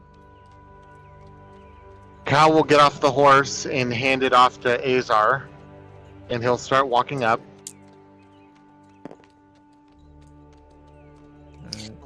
Kavul is just gonna be looking over his shield while they're doing that, Yeah, Cave just continues to sit there. and he's just sitting near Cave, but not too close. Okay. All right. So Oscar's just gonna make his way. He's gonna be. He's not gonna be walking crazy fast. Making sure to check for if he sees any like some more of those tremor type things where the snake showed up or anything crazy. As he heads back up the way they came, and then Absolutely. tries to get to the top. You get to the doors that you close, and are kind of the fire at this point is starting to burn out. You do see some charred snakes kind of dispersing as you approach. Like they're all over the stairs here, not like a carpet of snakes, but there's enough where, you know, as you're walking closer, many of them kind of skither away and whatnot. So you get to the door, there's a char mark, a couple of charred snakes, some of them dead, some of them not, and they also begin to kind of just vacate the area as you're walking up. As you're walking up the steps, the clouds open up and the sunlight begins to land directly on the ziggurat in direct sunlight, a feature that you never really saw before, as it was partly cloudy earlier. The ziggurat itself begins to, it has kind of an iridescent green feature to it. It's not like it's made of gem or anything like that, but it seems to hum a little bit of a green tinge as it's under direct sunlight when that happens.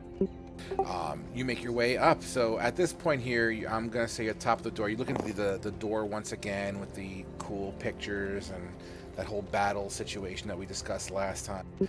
To get up to the next height, you're going to have to do a little bit of climbing. Yeah. Okay. Just roll me a quick I'll- DC 10 athletics or acrobatics to get up. Okay. I'll do acrobatics. Boom. Absolutely. You know, it's a fairly easy climb. It's made of symmetrical brick and blocks with vines all over the place as it's been overgrown for a bit. So yeah, you're absolutely able to get to the top. And while I do that, let me put up the ambiance picture of it real quick. That was a really cool picture. I like that picture when you showed it last While time. you're working on that, Frog, Kavul just kind of makes a comment to Cave. So, how long do you think Snake Stink will last? It's already lasted too long.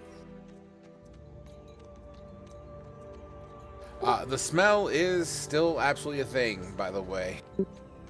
Just so you're aware.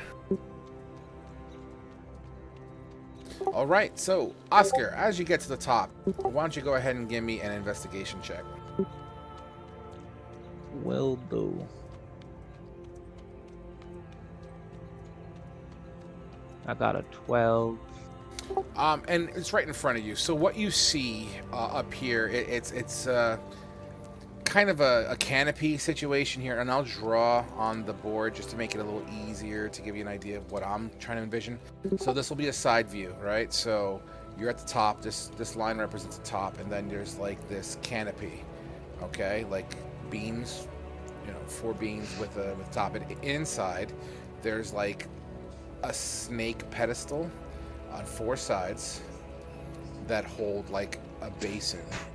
And inside the basin, it seems to glow a little bit of a kind of a green light. But it's tall. You can't quite see in the bin. Okay, so I'm guessing the bin's probably like 7-8 feet at the top of it, something like that. Like just far enough so that I can't like see it with my Yeah, like you'd have my to height. if you had a little soapbox to give yourself an extra foot or 2 of clearance, you might be able to see what's inside. Okay. And that's everything I see. I see the 2 like snake statues holding up this essentially this bowl with a glowing like green. Yeah, there's like a green hue Liquid that in seems to well, you don't know if it's a liquid or not, so. That's okay. That's okay. Oh, okay. I know.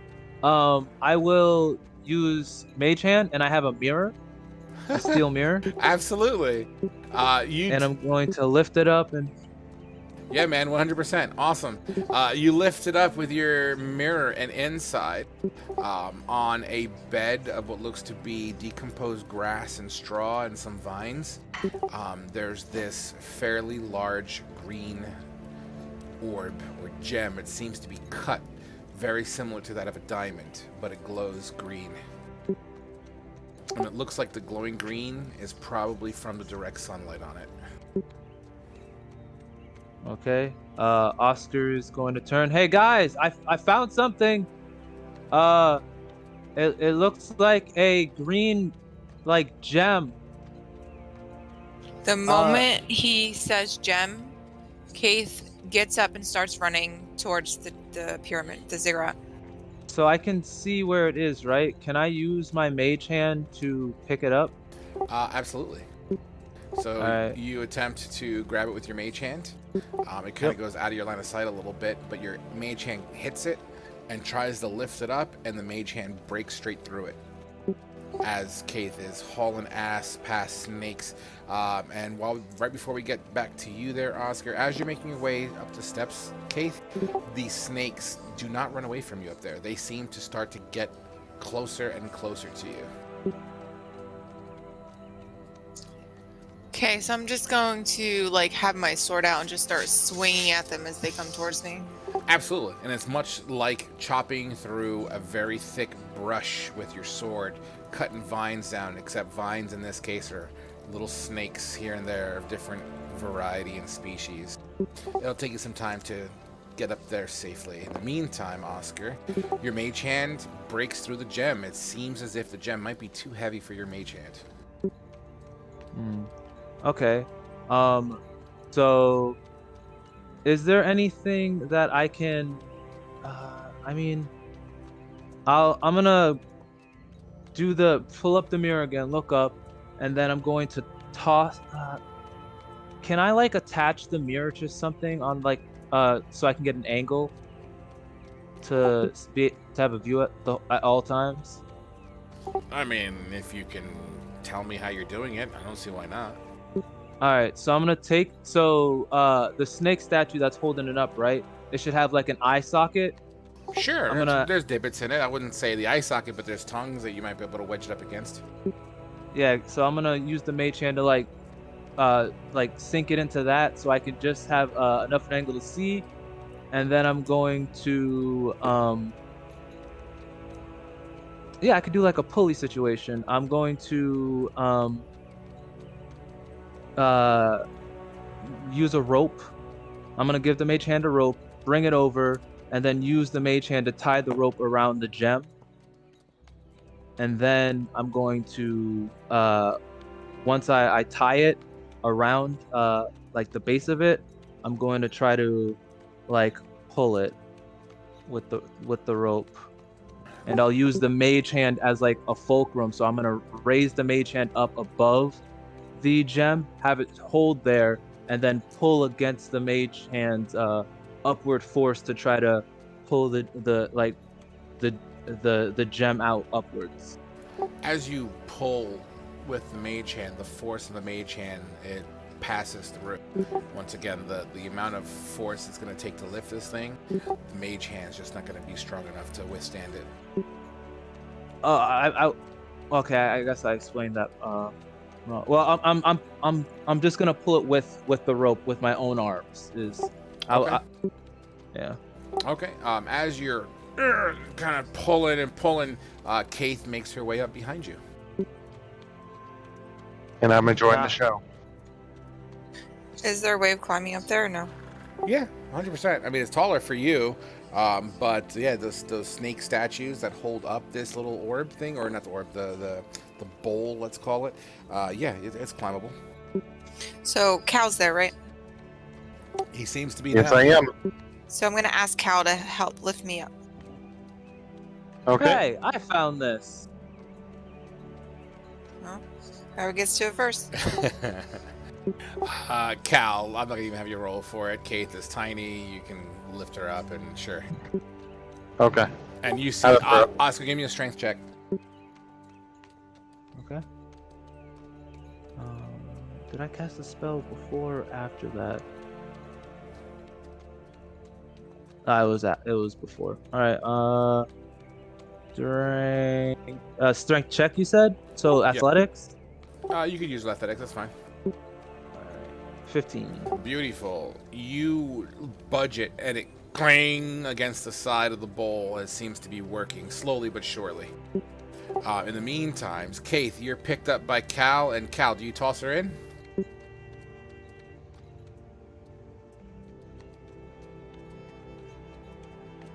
Cal, she's gonna try to steal my thing that I found. Oh, I was muted. First off, it's a group thing, and second off, I pick her up and I'll boost her up. What she does with that is up to her. If she wants me to toss her, I can toss her. Roger that. Can you toss me? If you want me to toss you, I mean, it wouldn't be tossing at this point. It'd probably be closer to a dunk. Let's do it. okay. Okay. He fucking dunks the halfling into the bowl. Boom. It was nothing but net. Turns out it was all acid. You get inside, Kaith, and you die. No, I'm just kidding. You get inside and you see a rope attached around, kind of like a noose around this orb, green gem. It's about the size of a basketball, heavy as shit. And it's being pulled halfway up the bowl's edge at this point. I want to just double check, do investigation for any magic, well, I don't know, any traps or anything. Now that I'm in there. Sure. Now that you're in, you want to check for traps. Yeah, sure. Why don't you investigate? Yeah, there's no traps in here. It's just looks like grass and like part of like plant life that's maybe been decomposing in here for how many years? All right, can you describe what it looks like? I just want to know how excited she is, so she knows if she has time to just grab it and go, or if she's gonna. Imagine a basketball cut like a golf ball. All right, so she's too excited to really understand anything what's going on, so she just grabs it with bare hands. Oscar, you feel resistance as you are attempting to continue to pull. Kaith, let go. The hell? Ugh. So we're having like a tug of war right now. I'm gonna use mage hand to like push her with the mage hand while I'm pulling with my hand. I'm trying to get this thing out the bowl, okay? So there's just a rope on it, right? It's like a noosed rope, yeah. And it's the problem is he would have been able to pull it out by now. The issue is that the bowl has a lip on it, so he's pulling down, so the rope is creating friction on the lip of this bowl. It's doable. It's just taking him longer to do it because he's a fucking young boy. I was gonna push it up with untie the rope. Oscar's in his 20s. A young boy. I'm gonna untie the rope. Oscar, give me a dexterity saving throw. I'm pushing her with the mage hand. Dexterity save. Let's do this. Nice. You feel the rope go boom, just loose. You stutter back like 1 or 2 steps as you regain your balance. Okay, what the hell? So I'm just gonna pick it up. Oh, I'm not done yet. I was just giving a dramatic pause. Since this thing is on the edge of a bowl, Kaith, I want you to give me a dexterity saving throw.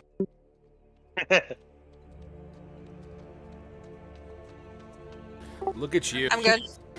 This thing, it's almost like a miniature scene of Raiders of the Lost Ark where this boulder's coming at Indiana Jones, except it's this giant emerald of something rolling. You're in a bowl, so as it passes by you the first time, it kind of goes up and it rolls around, and everyone on the outside hears like the rolling sound as it's rolling around inside this thing, and you hear just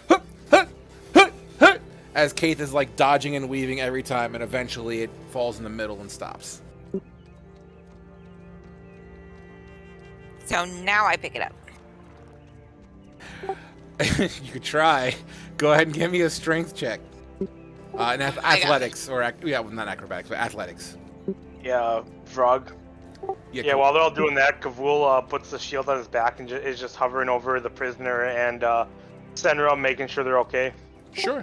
Yeah, you take a look at them. Senra seems to be still incapacitated. And I don't know what's Fate doing during all this bullshit going on up there. I'm kind of just walking my way up there, wondering what the hell's going on. Absolutely. As you walk up, these snakes are, leaving your path. They're getting scared away as you're walking through them all. And continuing up topside. So, so Keith, you attempt to lift this thing. It's just too heavy for you. Cal, could you give me a boost, please? So, question. Will it fit in my bag of holding? Oh, that is awesome. It should be too big. And this is the size of a basketball. A bag can absolutely... This is not one of the miniature ones, right? I think that's a different campaign. This is the miniature one. Yeah. Oh, then hell no. That was a small one. Hell no. No, that shit's way too small. You'd have to rip it open, and you do not want to do that to a bag of holding. So, will it fit in my backpack? Yes, but the problem I is... can is see the all this lifting. happening. No, unless you Just prop hold yourself... on. Oh, yes, you Hold can on. because of the mirror. I can see all of this. Yeah, 'cause of the Kate. mirror, I can yeah. see you trying to steal it from me. So it'll fit in my backpack. Sure. Yeah, it'll fit in your backpack. You gotta dump everything out first. Okay. 1 second. Let's see what she's doing. I know, right? I would love to see this. So exactly how wide is my bag of holding open? I believe it was like the size of your fist if you were to close it, like a 4-inch diameter, I think is what I said originally. It's like a coin purse of holding. Yeah, like a Yeah, coin purse it was like a coin purse.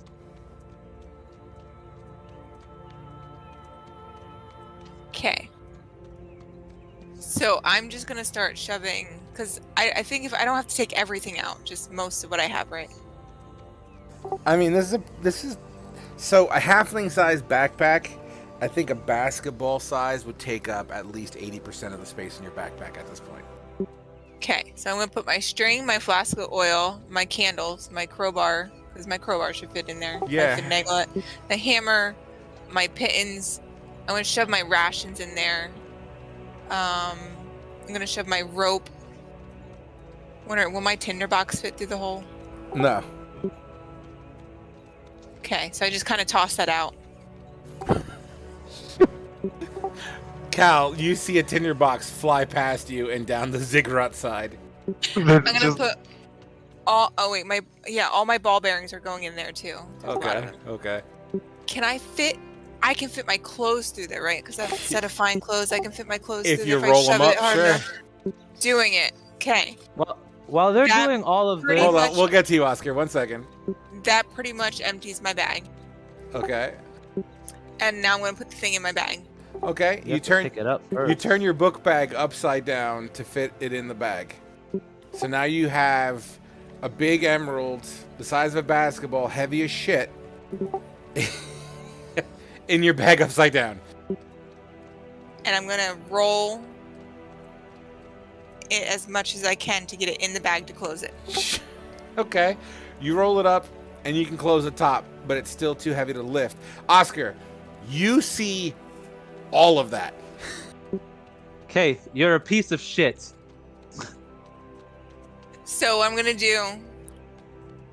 I'm going to Is- use my... No, it's my turn. I'm going to use the mage hand to tie a rope on her bag, and then I'm going to pull the bag out and use the mage hand to help me pull it.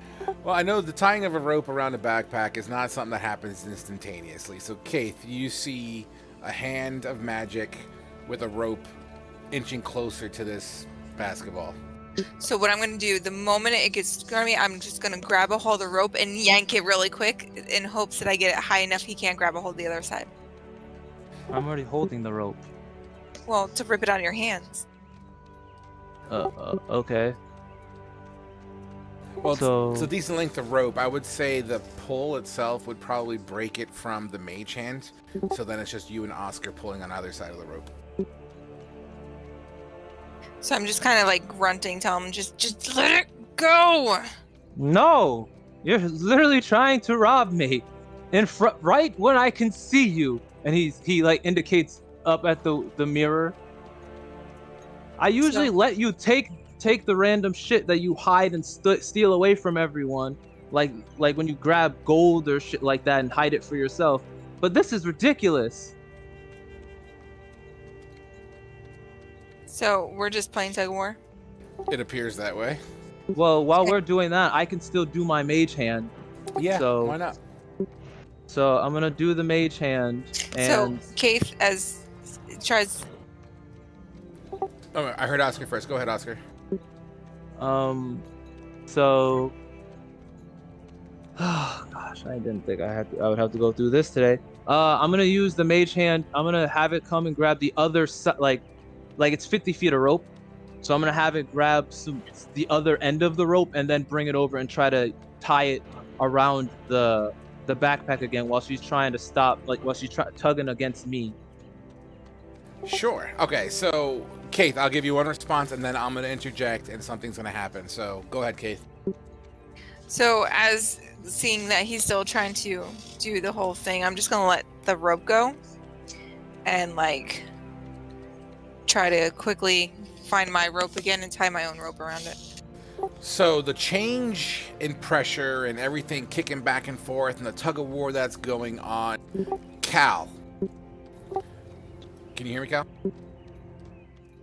Yeah, sorry. What was that? Next to you, one of the pedestals that are holding this bowl up begins to crumble under the weight and back and forth pull. The snake pieces begin to shatter like crumbling concrete, and the bowl tips over in the direction of Oscar. Keith and Oscar, give me dexterity saving throws again. Okay.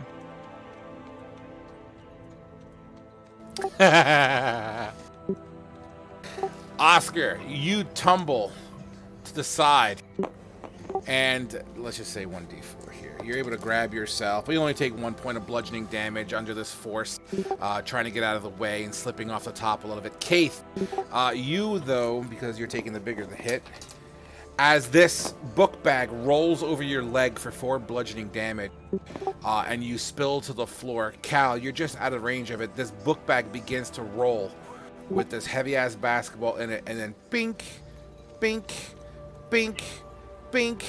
Can I try to catch it? This is well past your range at this point. Can I dive Well, to catch it? It's rolling toward. It's rolling towards Fate. fate at the moment. But if you want to dive, yeah, go ahead, dive. I mean, All right. give me. Let's go with acrobatics and a sleight of hand, I guess. Let's go with that. Okay, so you dive and you biff it. You're hanging off the edge about 5 feet, or excuse me, like 2 or 3 feet, not a full 5 feet. You're kind of like dangling off. Your midsection is like upside down with your legs still on the top part of the ziggurat here. But you know your biffing allows you to grab it briefly, but it pulls you over under its weight. You tumble down where Oscar is a little bit, and fuck it, let's go with this. Hey, buddy. Another 1 point of bludgeoning damage as you, I don't know, bang your knees and elbows going down. The basketball slips, goes down further, bink, and right in front of Fate, you hear inside of a book bag. Bummer. So Fate, this book bag just landed in front of you, and it sounded like a broken vase. I'm gonna pick up the bag and be like, I got it, guys. You pick up the bag. This bag, even though it sounds like a big bag of marbles right now, it still retains all that weight. This thing is like 20 pounds at least. So you can do it, but it's you know, it's a weight that's significant for a book bag at least. All right, can we go now? Oscar's gonna head down, look at the book bag, and then just shake his head, like this is oh my god, man. And then he's gonna go towards the snakes. While they're doing that, Kavul's gonna try to wake up Senra by using thaumaturgy and shaking her. Okay. And he's gonna be saying, "Wake up, crazy lady," with thaumaturgy being 3 times louder than normal. So, Senra, you are currently being shaken.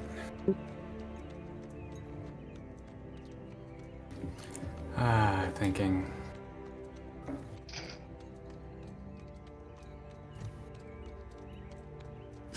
I'm checking something. See what she would do, which I think would be awesome.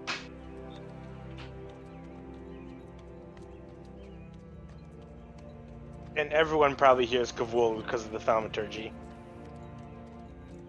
Most likely.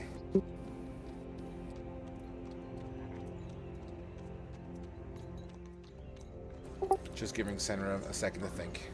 Yeah. Well, I was doing some rolls. all good. And I'm sending them to you, Frog, in case, so you can see them. Yep, I see him.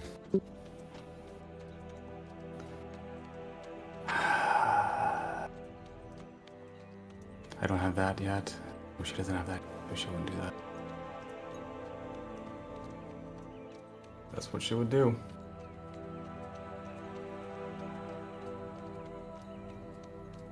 So, this is in response to being shaken? Well, no, she can't do that because still bound. No, you were cut free by Oscar. I was cut off the horse, didn't say free. Okay. No, I cut the rope. I cut one of the ropes that were Yeah, but binding you me and guys then pushed me literally off. said you hog-tied her so she couldn't get away with multiple bindings. Yeah, I remember that as well. So it was you were specifically saying it was a thick binding, lots of cord and everything. Yeah, So I just Yeah, like you slap used her the down, 100 doesn't feet make of rope sense. to tie her up. Yeah, I For remember. safety. It's okay. So I understand what he's That's saying. not what's being argued here. So anyway, he's still bound. It's just not nearly as crazy as it was when she was on the horse. She just opens one eye and just shut the fuck up. And closes her eyes again. Oh, good. Crazy lady, you're back to normal. And I'll then turn to the prisoner. Is it? I'm sorry, but totally shut the fuck up. Oh, back to normal. Like, I'm sorry. I just find that funny that that's his normal. Her, but yeah. Her normal, yeah. Yep. In Kavul's eyes, yes. Then Kavul will turn to the prisoner, Kind of wish the Yo. other thing could have been done, but oh well. and you'll look at the wounds from the snake. It's just a puncture wound, nothing crazy, slight bleeding. You'll take the gig. The prisoner's definitely like really, you know, exaggerating. Ah! Ah! He'll take the gag out. His His, finger in the wound. you stick your scaly finger in, and yeah, he screams even louder. And then you'll just pat the prisoner's face. And that's it. Fantastic. All right, guys on the ziggurat, what are you doing?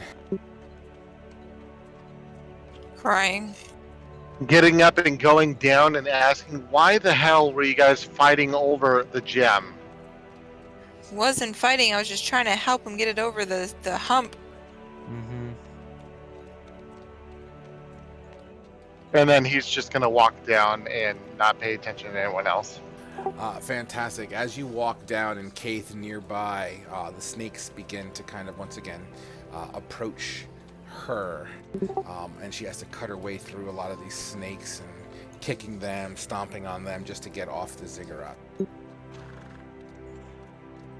All right, you guys are all pretty much together now at the bottom where Applejack is. What's the plan, team?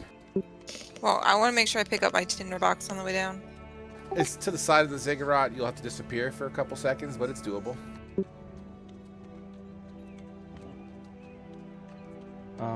I'm gonna do my material search thing that I can do once per period before a short rest, I think it was. How it worked. Here, I'll double check. Um.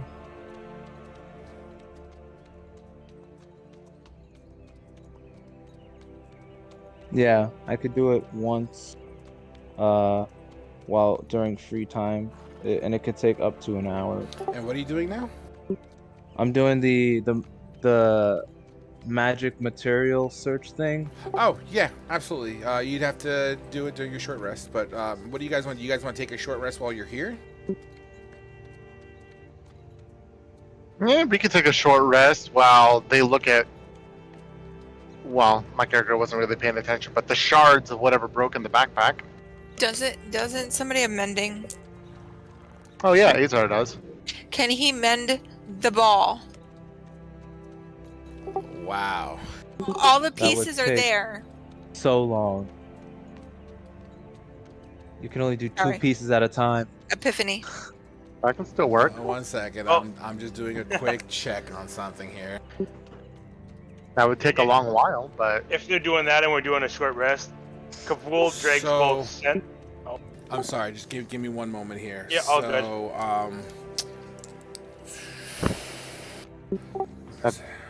that'd probably be more like a long rest. I know what I'm doing with this mending. I'm just double checking one specific wording here. Give me one moment.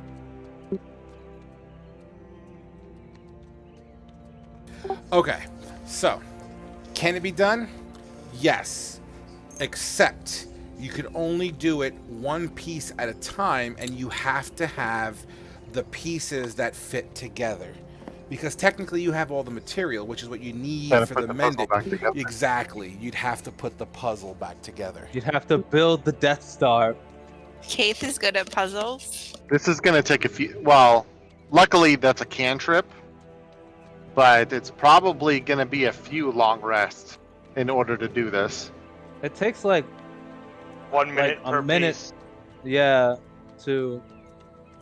So Yeah. It's, But have you ever tried to put together a puzzle? It doesn't take a minute to put together a puzzle or to find the pieces that fit. Oh, it'll take time. Not to mention, this is a uniform spherical object that's shattered. Like this is the puzzle to end all puzzles. Well, it won't actually be that bad as long as we're finding the right pieces and putting them together. I mean, yeah, but it's not like a normal puzzle where there's like, it's all one color. yeah. So it's literally hold one piece and go through all the pieces till you find the one that fits perfectly, Absolutely. mend it, and then continue on and go forth. So It's Keith gonna is take a long time. Can Cave take her bag? That's up to Fate. Fate's currently holding your bag. Alright, so I'm gonna walk over to Fate and just like hold my hands out and say, please, can I have it back? I'm gonna hand it off to her. So I have like thousands of these at home if you really want one. This one is special.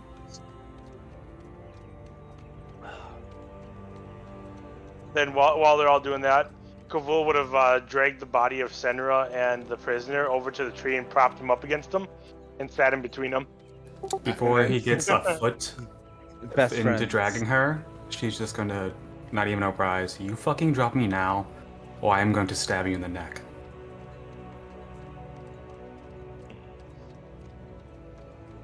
Kavul thinks a little bit. We just let go. Drags the prisoner and sits next to the prisoner by the tree. Absolutely, as you sit next to the prisoner. All right, let's go ahead and go straight into our short rest here.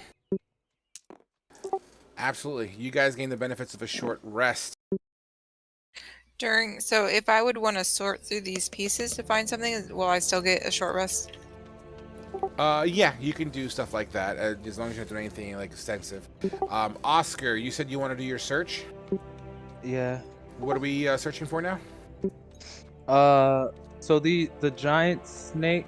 I mean, I was gonna search the jewel for one, but it's destroyed, so I'm not gonna even worry about. Plus, if it was magic, if it had some spell on it, it would have probably not been as likely to shatter. So what are you searching for So then? I'm gonna search the bodies of the big snakes because there was obviously some magical influence about them. So Oscar's gonna see like specifically looking around the areas where those symbols were and like their skulls and just seeing if he can find anything of some semblance of like magical quality.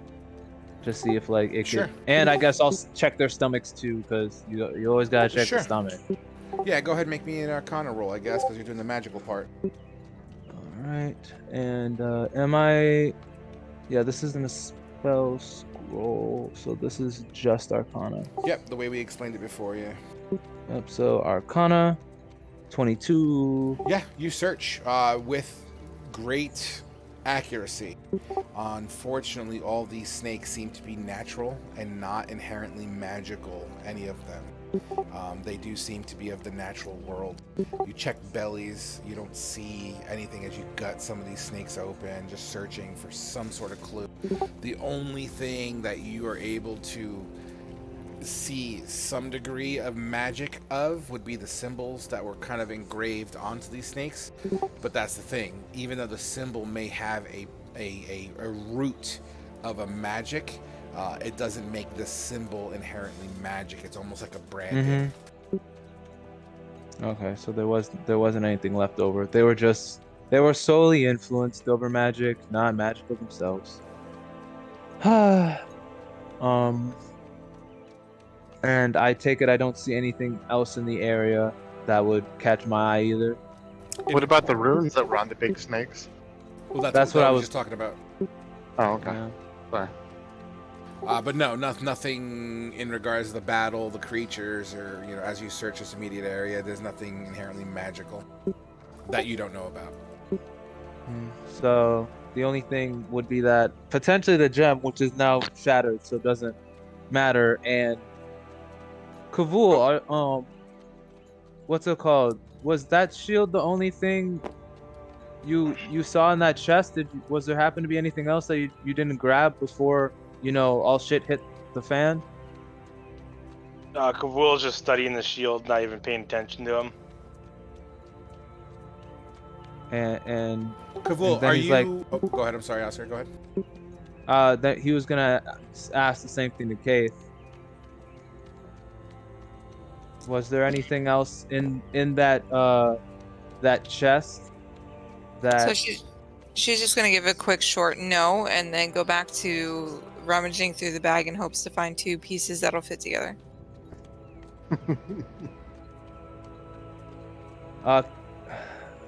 One sec. Give me 1 sec. I just wanna, because I don't want to meta game, because I know, but I want to know if. So I'm just gonna roll to see if.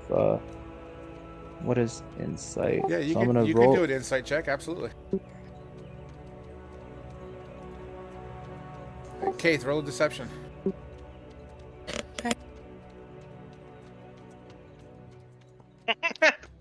Keith is so entranced in trying to put this puzzle together. She's not really good at lying right now. So she's like, no. Well, I'll tell you what, Keith. How would Keith sound as a bad liar right now? Just really short, quick, because she's not really good at lying. So she's like, no. So there was something else in there. You do know it could be cursed, right? And given what a magic item that isn't cursed could do to someone, you see that fucking weird ass shield, right?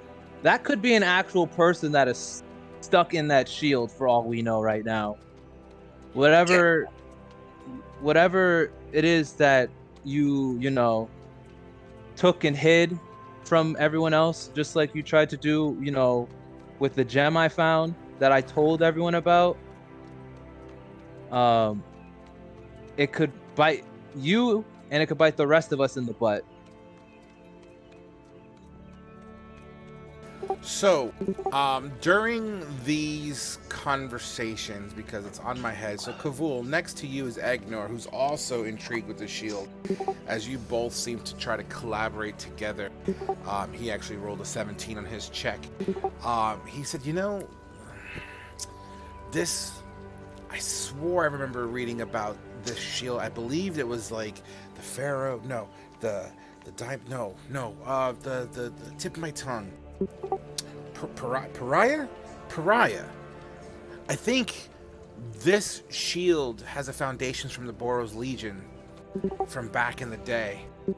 And if I'm correct, and he brings the shield next to Senra, not touching Senra, just next to Senra, as all three of you are kind of occupying the same kind of space, sort of, the shield begins to glow again, and he steps back, and the shield kind of deluminates, and then back forward, and then illuminates, and then all that jazz, and he says, yeah, it looks like this is a proximity shield. Yeah, so there you go. And it's basically this, and I'm going to go ahead and activate it for you so you can see.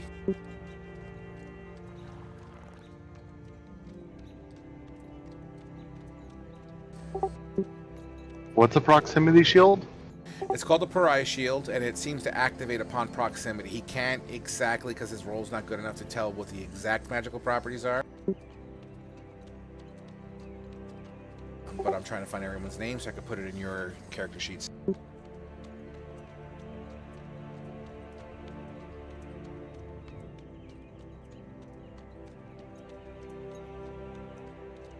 There you go, guys. That's the shield that Kavul's holding on to. Oh, you can also get rid of the dust of disappearance because it's already gone.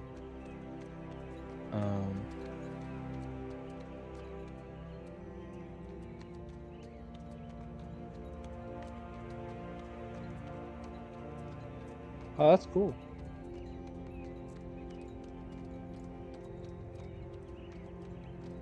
All right, team. What is the game plan now? Well, since Kavul was studying it, he would have attuned to it. Not even if he didn't know exactly what it did.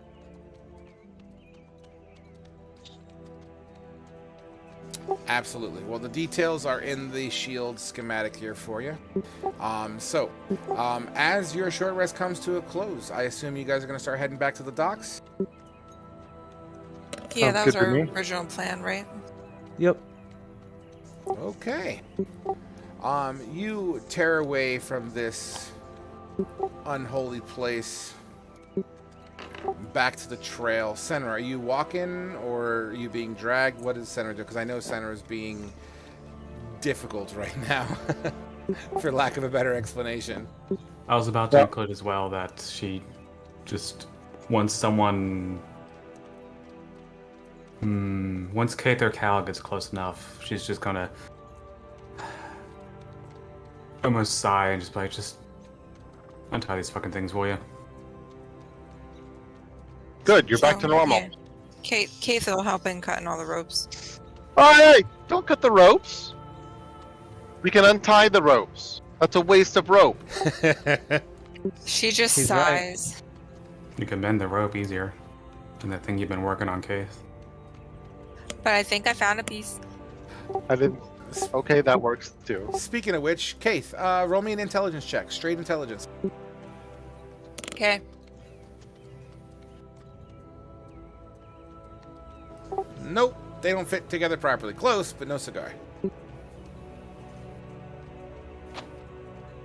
I can help you later. And I'm going to reasonably say there is 100 pieces. Let's just make it simple, round number. So technically, in your Oh, bag, thank God. you could put 100 pieces of broken emerald. Got it. So one question I have for that. Is it possible to mend the wrong pieces together? Negative. According to the spell is written, it has to be the pieces that were originally belonging together. Okay, that's awesome because it could have sucked the other way. Yep. Oh, I was questioning Keith. What do you say in response to, Oscar being like, it could be cursed. I know you're hiding something. She kind of just ignores you. Why are you so worried about curses now? I was worried about this thing being cursed Didn't before I stop put you. it on. I checked, it wasn't cursed. Kavul just walk up between Oscar and Cal and just say, "Look at my nice shield, it glows." Nah. Congratulations, the kid found a nightlight. You can always just cut that off. If you're actually worried about it. So, since you're not doing that, one can only assume that you actually prefer to be turning undead. Not confirmed to be turning undead. I mean, any of us has a dagger. You probably have a couple yourself. Yeah. You smell like death, and your finger looks like it's becoming undead. I mean, if you want to be in denial about it, I guess you're entitled to that. I just don't like to assume, unless when it's But when you're it's something assuming things useful are like cursed. this. Exactly. How much? No, how no, much research did you do on this gem thing before you started messing with it? I wasn't gonna touch it. I was just gonna pull it out to look at it. Okay. What if moving it would have set off whatever curse, though? I didn't see any mechanisms or anything. Moving it, typically curses you have to be in contact with it for it to be applied. Well, Though did I mean, not. it is true that could have happened, but Could have been a trap as well. Could have been a weight like I trap. said, I didn't see any mechanisms, so I just. Eh. Either way, and- I think the fact remains that Cal's making is that you acted hastily. And so did Maybe a Kay, little for that matter, from what I could tell. I mean, I was down here for all fuck's sake.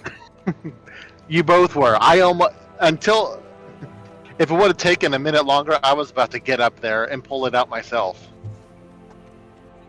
But then it broke. Yeah, I would Honestly, have the had better it question out. is why we're even wasting time here. I thought we had a whole all-encompassing goal of saving the Empire and fighting the bad guys over the docks, but we're looking at some stepstone temple. Saving the Empire, we're just getting rid of these slaver people. Yeah, and you've always said that that's part of the same goal. Well, not to save the Empire, to bring the Empire here. Reestablish control. If you go back far enough, it leads to the same thing, because if you save these lands, then you bring more people and more fighting force to the Empire, and therefore save it. You're right, for the Empire. Anyways, we had a goal. Why the fuck are we here? No idea. Let's get. I I get on my got horse. curious. Yeah, that's our problem half the time. People see something flitter in the breeze, and they run in that direction rather than staying on target. Have some focus, everyone. We'll Get just somewhere to go. I just go where my god takes me. You should take in the other direction for all I care. Kate kind of I just did. lowers her head. Hey, you were asleep the entire time. I was. Oh yeah, wait. What the fuck was that? No, think about it. What? How did you get a It was weird. I a haven't ghost really in slept you? before. I usually just trance. why were you possessed? What Aren't was we all that? possessed by something? Well, usually it's You were not, it's literally more possessed by metaphysical. You were actually possessed by a thing rather than a concept. It seemed to die, whatever it was. No, I don't think it's dead. I mean, how can something dead already die? I don't know. Well, We've trust sworn me, on I've that seen before. it a ton of times. I've seen You're it happen probably right, and if we too wait long many enough, we're going to times. see it with you as well. I'd like to think that's not the case. So does every cancer victim. What's cancer? A disease. Does cancer exist in this world? Sure. No, but many things could be referenced as a cancer. Maybe. I'm gonna get on my horse and gather Azar and our prisoner and stuff, and just say, "All right, let's go." And I'm gonna start wandering away. You sure? Good, back on target. Let's go. Awesome. All right. Fate. Let's just check up on you real quick here. What's Fate doing? He's been a silent observer this We whole gotta time. get moving. We gotta get moving. What are we doing? All right, guys. If you could set your marching orders, that would be extremely helpful in this current situation. Cal, your token will be the horse. Are you in the, Sounds good. you the front or the back or what? Well, I'd be in the front because Oh. I'm always leading. Unfortunately, I do have to head out. As Purple I'll just Demon have to Baby take care of. sucks up Cal in front of everyone, but no one remembers. What about Azar? Azar would have to disappear as well because he is officially linked to Cal. All right. I wish you guys the best of luck, and I'll check on later. See ya, Absolutely, man. man. Hey, good luck later, man. And if you Have a want, nice night. if you need me to call you Dirkish after the game, let me know. I won't be able to stay Yep. on long, but I can call if you need me to. That's okay. We'll do. Ribbit. All right, Senra takes up the tail. You guys walk down the trail back to the main road once again, hitting a trail that features trail marks for wagons. And you cut southeast, traveling for another 35 to 45 minutes. Senra, give me a perception check, please. Sure. Still thinking about stuff. Yeah, absolutely. Think away. That's perfectly okay. With the 12, and it's pretty straightforward to see. I mean, you've been through here before, Senra, from when you were scouting out alone before you got possessed the first time. You notice a vast array of white flowers that weren't there before, and it's not like it's everywhere, but there's patches, and they get thicker and thicker and thicker, but it just seems like, I don't know if maybe these flowers bloomed overnight or recently, we don't know, but there's a large amount of white flowers. Think of like dandelions, but not yellow, but white.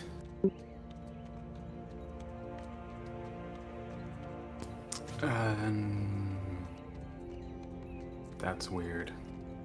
Fate, what do you think about that shit over there? I don't see that. I don't remember that being there before. Well, I he's don't either. can do like a. I'm torn between like a nature to see if there's anything noxious or anything concerning about the flowers themselves, but I'm Sure. also interested in potentially doing like a survival to see if there's any sleeping or filled beasts or animals. Sure. But I don't know which one makes sense. I'll tell you what, take your pick and I'll react to that. Okay. It's a difference of 1, so. So, you look at these white flowers. You recognize the type of flowers. I said they were basically white dandelions, so these things are called snow lions. Yuck, yuck, yuck. And they're a flower that's more commonly found in like the bases of mountainous terrains. However, it's weird to see these flowers in kind of a tropical type of scenario. You don't see any foul beasts around. These flowers are not known to be toxic or anything like that, to your knowledge. It's still weird, and they grew really fast.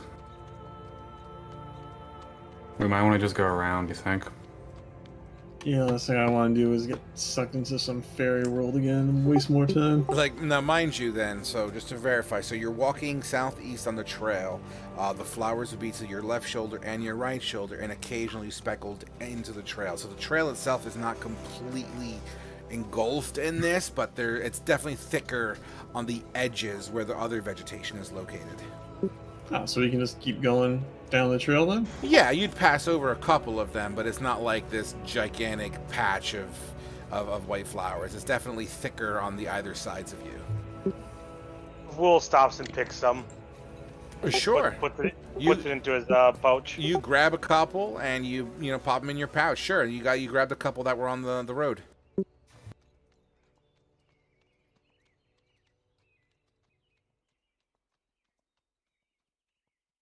Oscar is just gonna keep an eye out in case any more Fey hijinks comes around, Sure or thing. if any enemies pop up. So you guys continue down the road. You don't get more than 5 steps, Senra, and you feel a little tiny tug on your kind of like your pant leg. Mm-hmm. You're welcome to look down.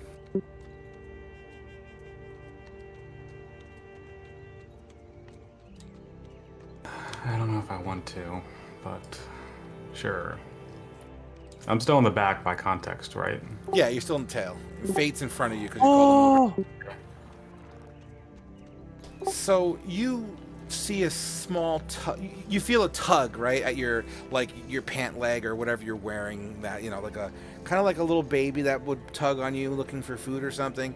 You feel this. You see this little humanoid that I just depicted here on the picture, tugging on your tugging on your pant leg. I just keep walking and don't say anything. I pull out a piece of ration and drop it on the ground as I walk and just keep going.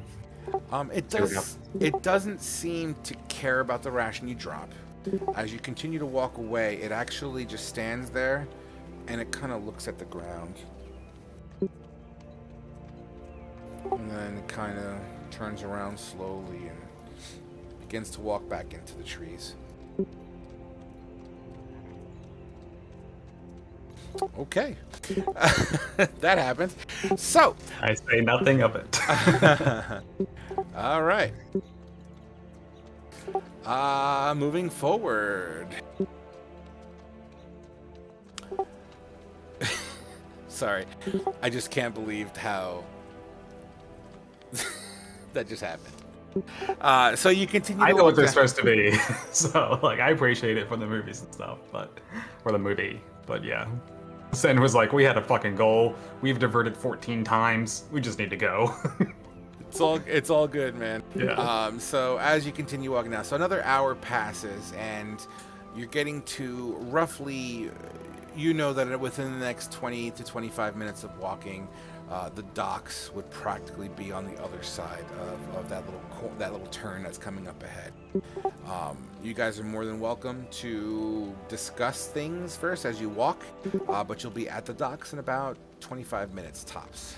Kavul will stop and put the prisoner down. So what we doing with the meat bag?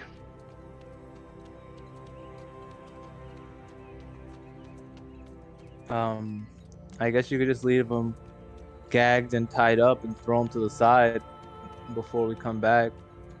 I don't really. He's survived longer than most captives, so I mean, might as well give him a chance to survive when this is over. Could be worth seeing if he has any last-minute useful information. I don't know if we got anything out of the useful of this one. Most of them have been kind of a waste of time. I think he said there was 8 people here.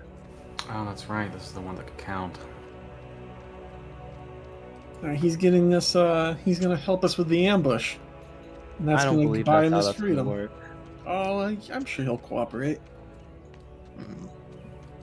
Anyone in his position is going to say that they're going to cooperate.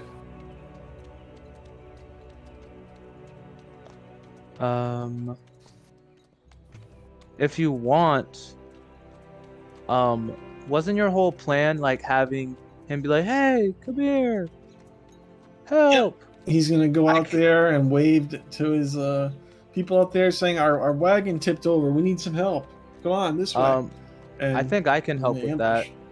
And Oscar casts minor illusion and does an image of the same guy that's tied up waving. And then all we need to do is have someone say, "Hey, help! The cart tipped over. We need some help." Just to look like a secondary person. Just have, I don't believe and he looks over to the poor wrapped up guy, and he's like, "All these guys are pieces of shit." I mean, if we have the minor illusion, do we even need him for that? Yeah, that's what I'm saying. Yeah. That's it's your culture, man. My culture. No, his culture. You're. I've read about Shadar Kai, and I've never heard anything about them eating people. Was that in a different book? I don't eat people. Oh, okay. Must have been some. I was Who's talking about that? him eating people. I haven't yet. Of course, I don't know if he's Shadow Kai either. Does he have like elvish features? You're talking about Kavul? No, the Oh, him? No. No. captive. No, actually, he's human, if I remember correctly. Yeah, we look a bit different in case you don't pick up on subtle details. Like tone of skin. I'm so confused by what you think I'm thinking. It's okay. I'll save him for rations for on the boat. Keep him nice and fresh. He doesn't like hearing that. He's beginning to squirm. Might as well. I mean, we don't want him causing a scene. I'm gonna try to knock him out without killing him. Non-lethal attack. So, Punch to skull. I'm sorry. Say again, Senator. Oh, I just said non-lethal attack, and then we. Yeah, I'm gonna try to knock him out without killing him. That's fine. You don't have to roll for that, man. He's tied up. It's like a coup de grace. So yeah, Senator, give me a strength check at least. Let's get you on the board. So what am I doing? Just give me a straight strength check, or even better, just go athletics. I wasn't knocking him out. Kavul was. Oh, I thought you said you were. I I apologize. said it ironically. I was jokingly saying a phrase. All right, Kavul, go ahead and give me a strength check then, or an Would someone athletics. be able to roll for me real quick? Sorry. I'm AFK, but still can talk. All right, My pet's I can being roll the silly. D20 if you tell me what your mod is. No, I got his character sheet. One second. Athletics is a +2 with a 12. Boom! You crack this dude's jaw and he passes out.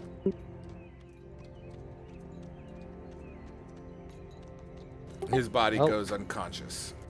There, nice and Just- quiet. Good rations. Just throw him hidden in the bushes over there. All right. When do you guys want to? Are you untying him, or are you just tossing him in the bushes tied up? I'm doing neither. I'm just picking him up and starting to walk again. All right. Awesome. All right. We'll just try to stay hidden then, I guess. For when we call the guys over. Actually, if we think about it, we could use Kavul's bloodthirstiness to our favor. In that we could approach the place saying we captured a local islander who's been eating our men to get into camp.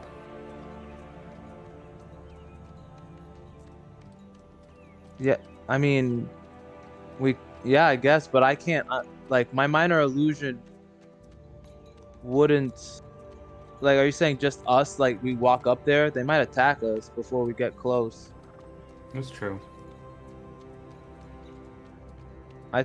I think Fate's plan is fine, and if that doesn't work, then we could just attack them when it gets a little darker. Yeah, it was more of a phrase to sort of imply some consequence to him for eating people. Oh, so you were trying to trap him? And I wasn't going that far with it. Imply consequence so he actually potentially thinks about it, assuming he thinks that far. What's wrong with eating people? They're just food. You gonna say that when we eat you? I mean, if I'm dead, Yeah, that's What if you're a not lizard dead folk yet? thing. Some high society people like eating the still living. At least parts of them. That's pretty fucked. Okay, we're It is. getting off. This is Society for Senra. you. This is a different kind of off track. That's true. Uh, That's a bit.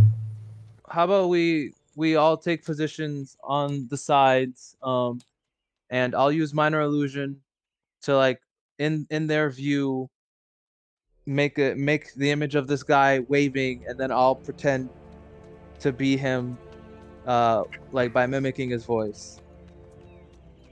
I think it's a good idea. Before we do that, I think Keith and I can scout around a bit to find an opportune location for an ambush. That's a good That idea. sounds good. Especially with a horse and all metal guy here. No. The horse got Thanos. Fucking Thanos. Yeah, Purple Demon Baby got I feel Cal. like there's some budging, something riding in the back of my mind saying we need better something. Yeah. Because We need blue, to better- we purple need- demon baby, that's Thanos. We need to get the odds more in our favor, basically. Yeah, I like the idea of doing some scouting around, trying to find a good spot, and then luring them that way. And we can't go too far off the main path, otherwise it'd be potentially too suspicious. So a small distance from the main path. Actually, now that we're there, can we see? Are there multiple paths that show travel? No, it's just as one. It Just seems the to one? be, yeah, and it seems to have been like just man-made over the course of time. Like someone originally may have cut through it and then just passed through it so many times. You just have like 2 dirt tracks that go through the through the trees. The wagon wheels. Correct. And It kind that's of the has. same one we I came put up on. the picture I have in here would be kind of the feel I'm going Yep. for. And that's the same one we came up on. So it's really just kind of like we don't even have to scout. Yeah, the docks are literally around the bend. Yeah. We can go into the brush and take a peek through the brush while staying hidden.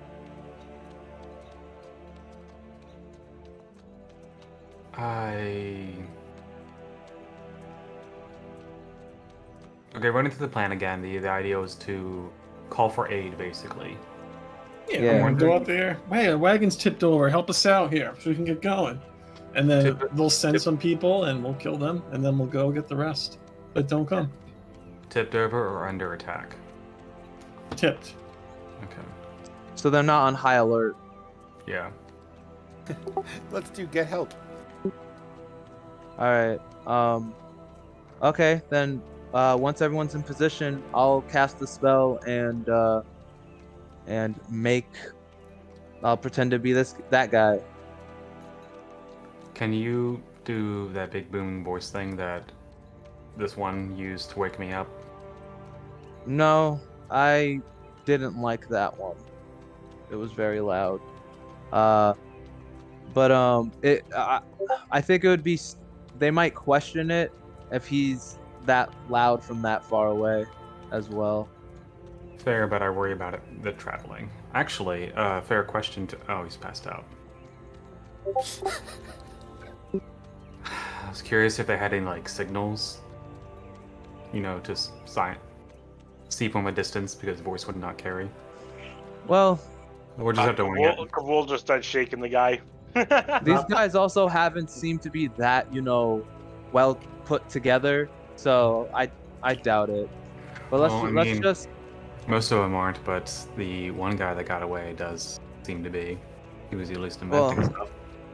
That's true. I want to find him. And he's probably at the place we're trying to trick.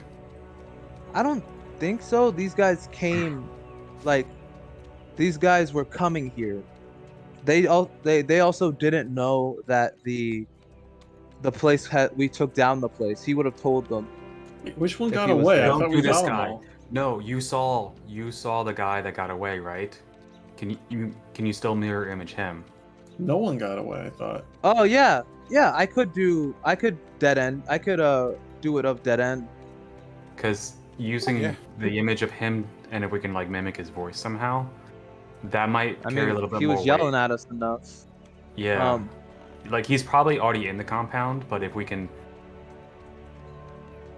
perform like he's getting captured and being dragged into the forest, then that might get the outer guards to just go run and get him, I mean, because he got away, so we can only assume that he's probably there already. I mean, no, because if he was with these guys, then he would have told them that we attacked. He wouldn't have sent the cart in the first place.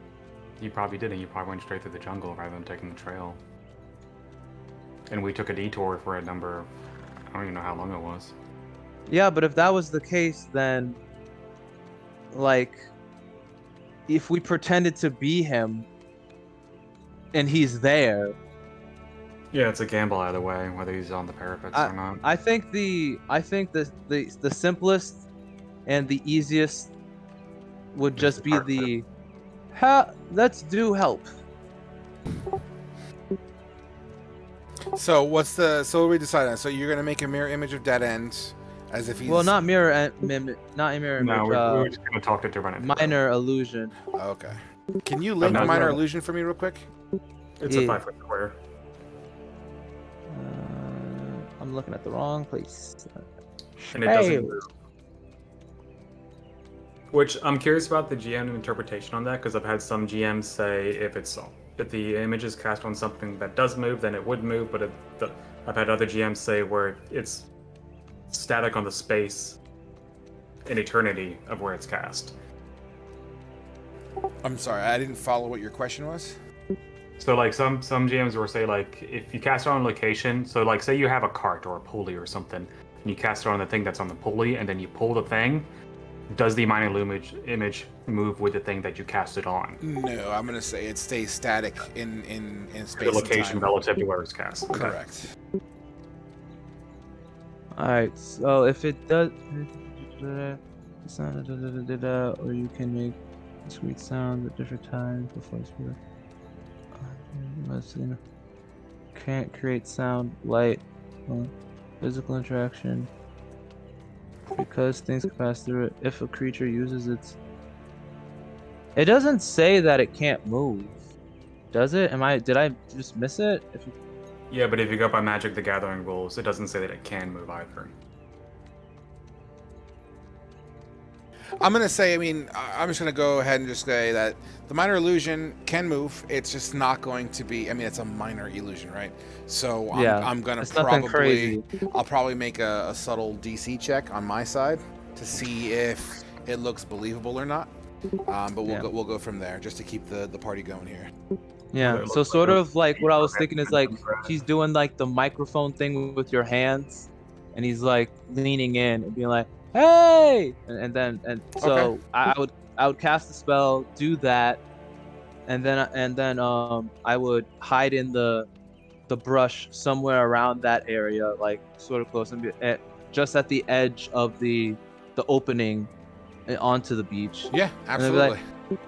"Hey, we need help! Okay, so The that's cart tipped over. We can't. I think the wheel got. We need help." okay. So that's the plan for you. I got that. So I got Senra and Kaith hiding in the tree line. Was that the other piece of the equation? Well, we went to go scout to see where the best position would be for an ambush.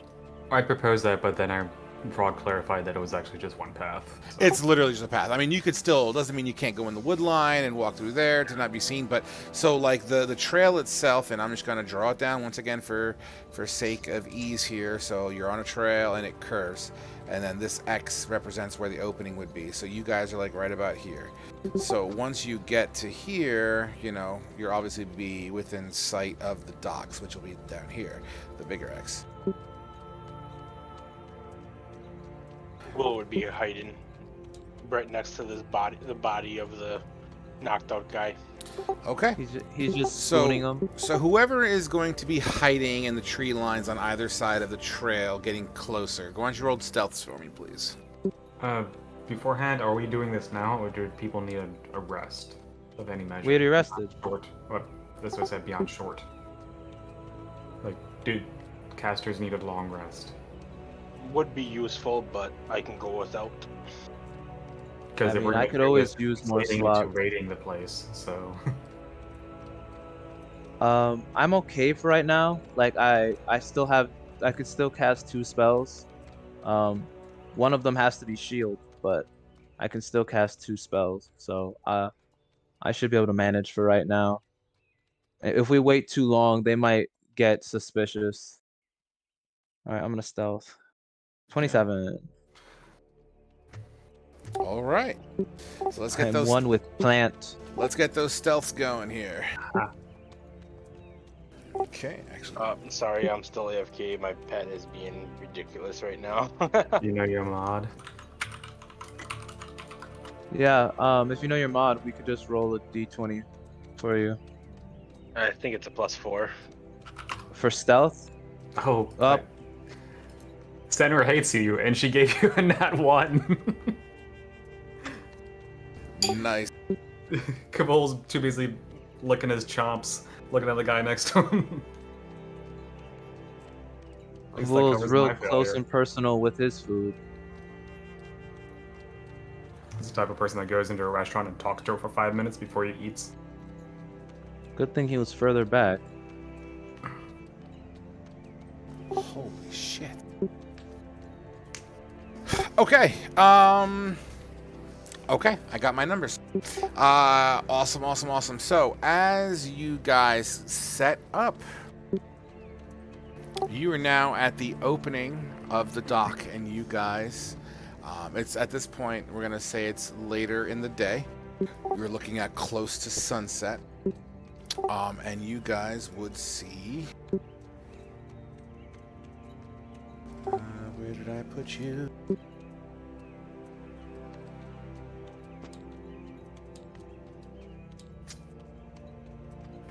You kind of get this kind of atmosphere going on right now. As you push out and you see a ship actually in the distance at this point, that is accurate to the photo. The ship in the photo is going to be significantly smaller than that. There is one ship on the dock. It looks to be a small boat. Let's call it like a 30-footer. Nothing all that fantastic. Just a ship. Kind of like the second one. The Is the second. second one coming or going? That's what I was gonna ask. I'm sorry, say again? Is the second ship coming or going? Oh, it's going. It's currently out in the distance, getting ready to kind of sail off into the horizon. It's just the foreground that's true to scale. Like there's not another island out there. I mean, it's a bunch of islands in the area. I wouldn't say it's exactly like that, but I mean, we could easily say could be a cove of some sort, sure. There is debris out there. You know, there is like I forgot what you call that when it's got a whole bunch of, you know, shit in the way, but not an archipelago. That's like a chain of islands, right? Correct. Yeah, that's my thing. Because I hate myself in map making. So yeah, but that's the kind of atmosphere you're looking at here. So as you peek forward, are you getting eyes on, like, or are you're leading with the illusion, Oscar? I would try to like, since I'm gonna be sort of near that area, try to take a peek so I'm like aiming at the right direction, just Okay. like so I can, and like if I see people, good. But yeah, I don't want to reveal my location, so I'm gonna be fairly careful. All right, fantastic. So yeah, you have the jump. So what are you gonna do? Are you gonna execute plan? Yep. Should I say what I was gonna say again? No, we caught that from before. So I'm gonna say you go ahead and initiate your situation. Some guy from Jersey drops in. So Situation. as as you peek around the corner, you see a person, looks to be a human, standing there, kind of further down. There's like a great sword that's kind of plunked into the ground, and this human's kind of just leaning on it with his elbow on it, and he sees the illusion. The illusion begins to scream in the manner that you wish for it to scream. Why don't you give me a performance check? Okay.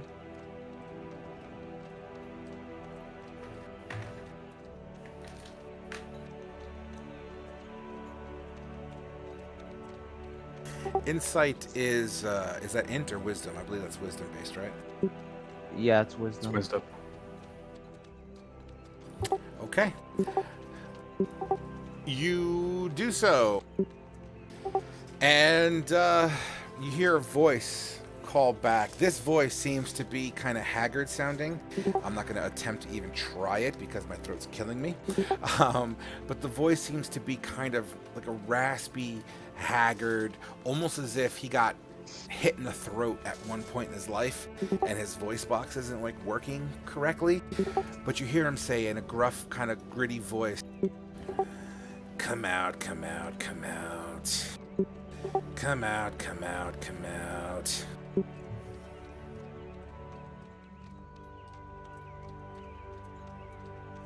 It's just him standing in the open. He is wearing, actually, I can give you a picture of what he looks like, actually.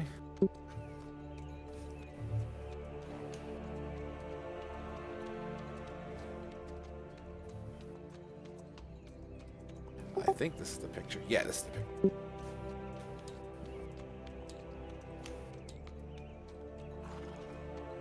Standing there in the open, leaning on his sword.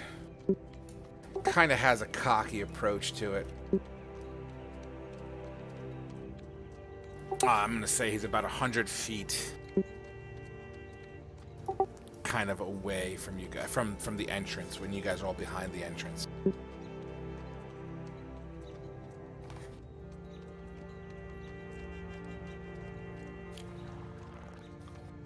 You expect me to fall for that cheap parlor trick? Senra struts out.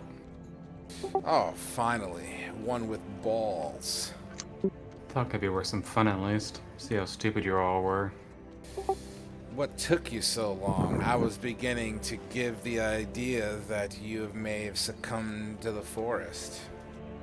No, we're having fun. We found a playground inside and decided to spend the afternoon. I mean, we were waiting so long for you to come and get us that we kind of grew bored. You bored? You ever try standing in one spot for so long? Sounds like your bad decision and not mine. Fortunately, it's not my decision that was had. I'm just following orders. That's We'll walk following out orders with is still a the prisoner decision. over his shoulder. I'm sorry, Kavul, what? He's gonna walk out with the prisoner over his shoulder, seeing Senra walked out.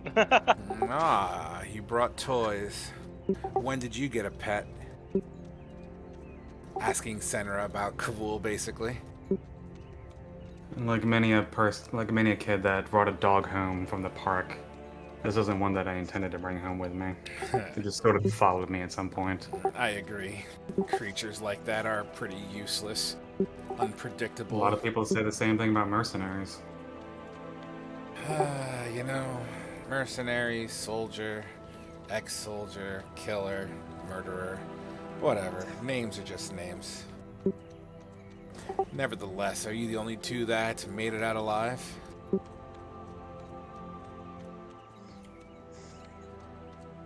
Fate's I guess. gonna come out now too. Why not? Oh my, look at you Look at little, all show fun. all you little ants. Keith is gonna stay hidden in the shrubbery. What'd you Oscar's roll, gonna what'd you wait roll to- for your stealth, Keith? You rolled a 16, okay. And Oscar, you're staying in hidden as well? Yeah, I got a 27. I'm waiting for when he least expects it to hit him with a nice shot. Fair enough. So he says, you know, I come with a message. Sure, let's hear it. He reaches into one of his pouches on the side. He pulls out this little rolled up piece of parchment. Should start covering the distance, like walking over.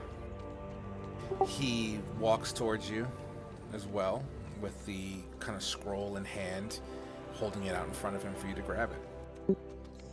Kavul will play is along. he taking sword with him, or did he leave it in the ground? I mean, he's not walking that far ahead.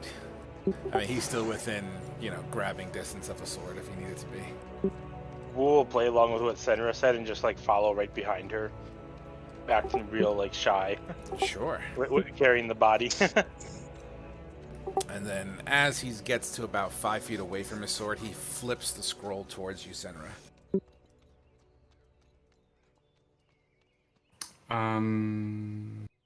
Okay.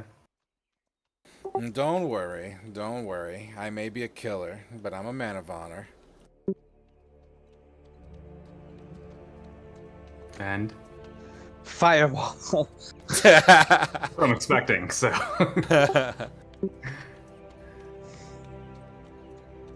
I told you, I'm under Actually, orders. can I, as he's flips the scroll, does it look like anything arcane?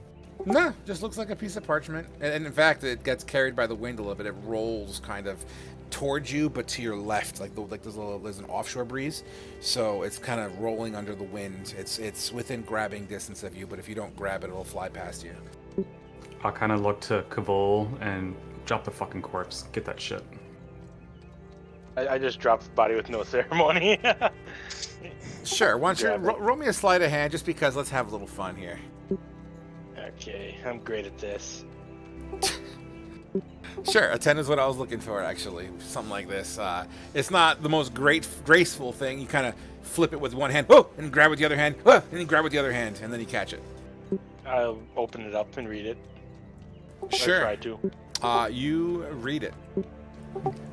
Do you know common? Yeah, do do you know know common.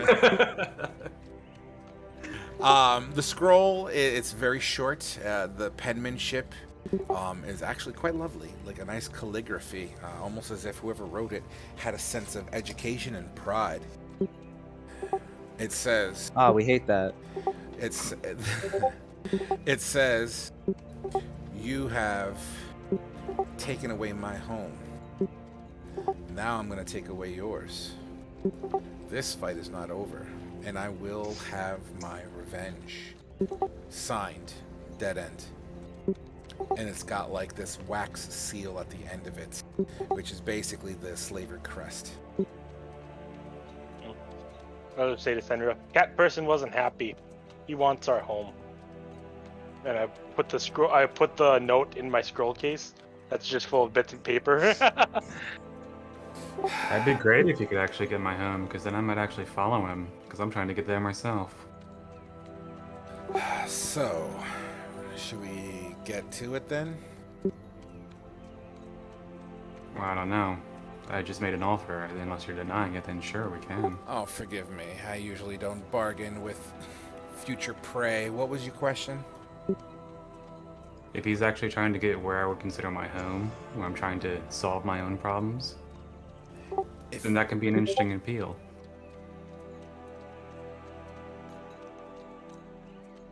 I'm not sure if you get what I'm saying, Frog. I'm I can send you a not message. picking up Okay. what you're throwing down. I'm sorry, buddy. Yeah. No, it's fine. It's fine. I'm gonna send you a message.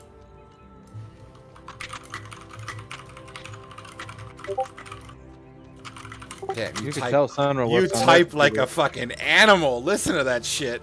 Coding. Oh my god. Yo, slow down. You're gonna break your fucking keyboard. You gotta get mechanical, man. I just Yeah, thought you were all typing the in a quick native clap. language.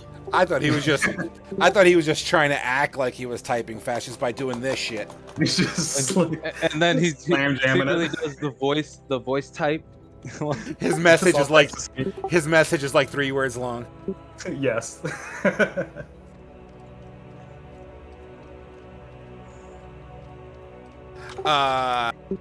So even though I understand what you're saying as a DM, yeah, hold on. I'm still One adjusting my game. I just reinstalled Linux, so I'm still adjusting stuff. I know we're taking away from everyone else real quick here, but Senra, is that what you're saying? I'm replying.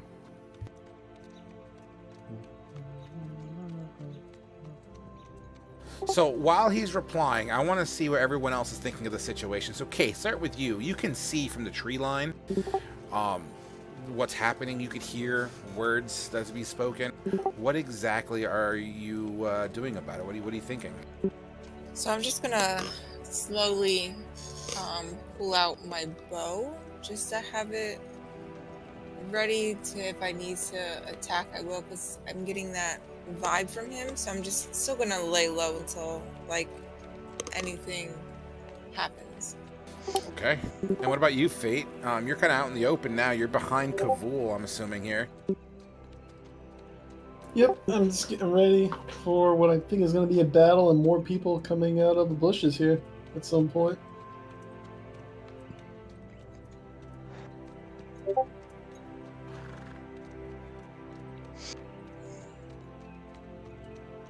And what about you, Oscar? Do I see anything on the beach that might look, like a magic trap or like a contraption or something laying in the sand? Do you see a magical device contraption? You can make a straight up perception. Yes, sir. I like where your head is at, Senra.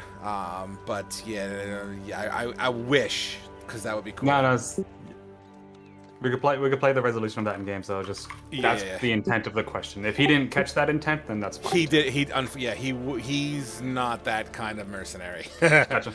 yeah. But no, I get you now. With an 18 perception, Oscar, you look around. There seems to be crates, and cages, and sacks and bags that still seem to be on the docks. It looks like things were left behind, but you don't see anything like a trap, at least from your positioning. There doesn't seem to be any kind of like physical traps anywhere on the beachhead. Okay, then I'm just gonna use the what's it called? The rogue ability, steady aim. And Okay. do you want me to post it, or do you remember what it does? Post it just for sake of everybody else, but I remember what it does. But yeah, go ahead and post it. Yeah, so I'm just gonna stay where I am, steady aim, and have my bow out. And once a fight starts, I'll fire it. Or if I see, I have to be specific with the trigger. My trigger for attacking will be once I see a like combat in any form start. Does that work? Yep, that makes sense to me. Okay. All right. I think it's also worth mentioning for Kate, because I don't know if she knows that she would have that feat as well. So that feature, class feature. Yeah, I know. Okay. Sorry to All assume. right. That's awesome. No, So, that's good. last we haven't heard from is Kavul. Where's Kavul's head at in all this shit? We'll just thinking the best way to kill this guy so he can have a meal. Pretty easy. All right. So, once again, he kind of picks up his great sword, just kind of puts it over his shoulder. So, down to business then. Senra starts walking while walking, draws both blades, and kind of keeps walking but waits to see what his move is. Absolutely. And he's gonna crack a half smile and wipe off his brow and kind of do one of those fancy whoo, whoo, whoo. Okay, then business it is. And that's when we're gonna go into initiatives, dudes. Booja. So yeah.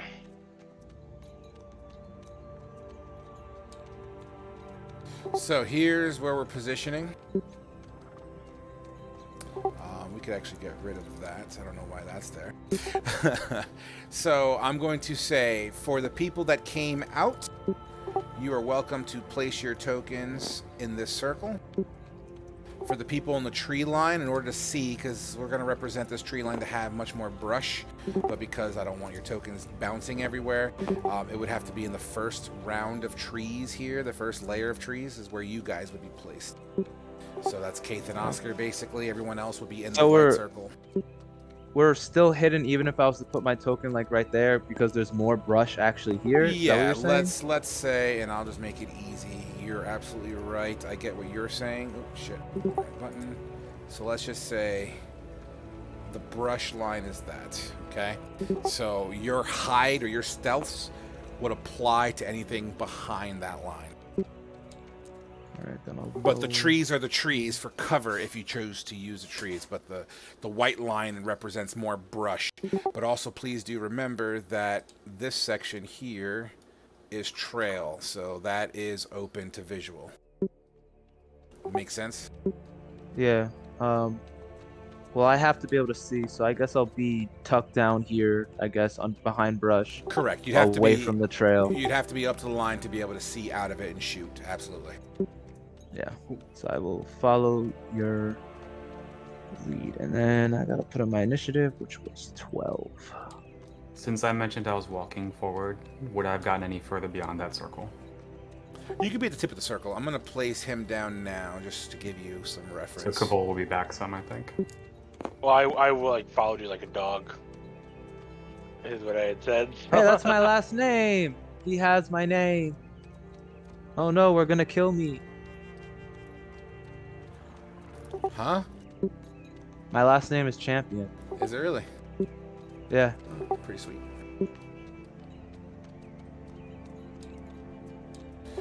Just 1 second. I forgot to put his dex mod in for the roll. Let's see how far. Oh, man, I have to. Oh, this is a pain. Oh, gosh.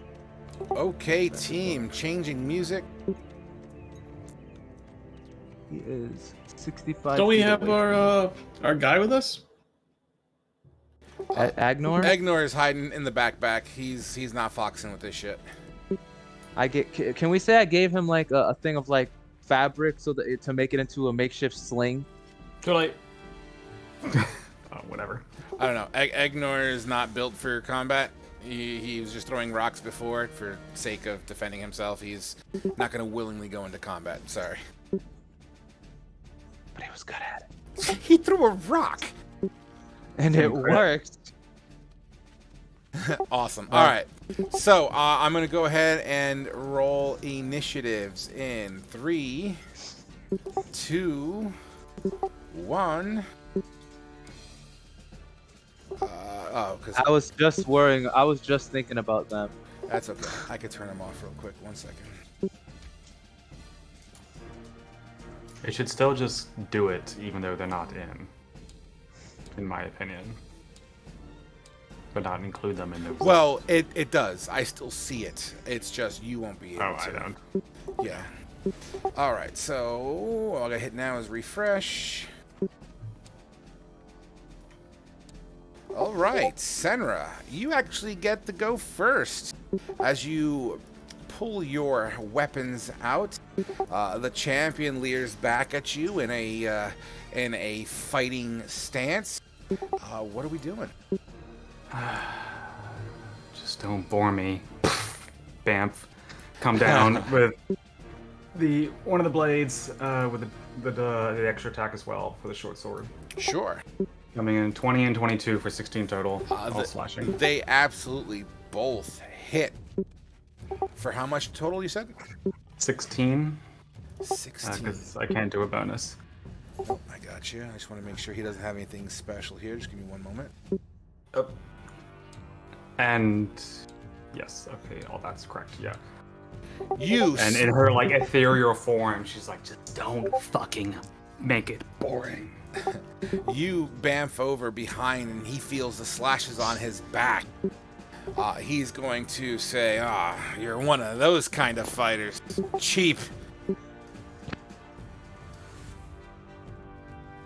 Would that be your turn? That's it. Kaith, you are up. And actually, Oscar did call it. Any type of combat would start. He would fire away for his situation. So go ahead and fire, because that would be fair. Alright. So I'm gonna add sneak attack to it because this thing auto rolls now. And short bow. That's a 13 to hit. 13. God damn it. I even gave myself advantage. I'm taking it that doesn't hit. It does not hit. It actually hits his armor and plinks off of it. More to the fun. Yay.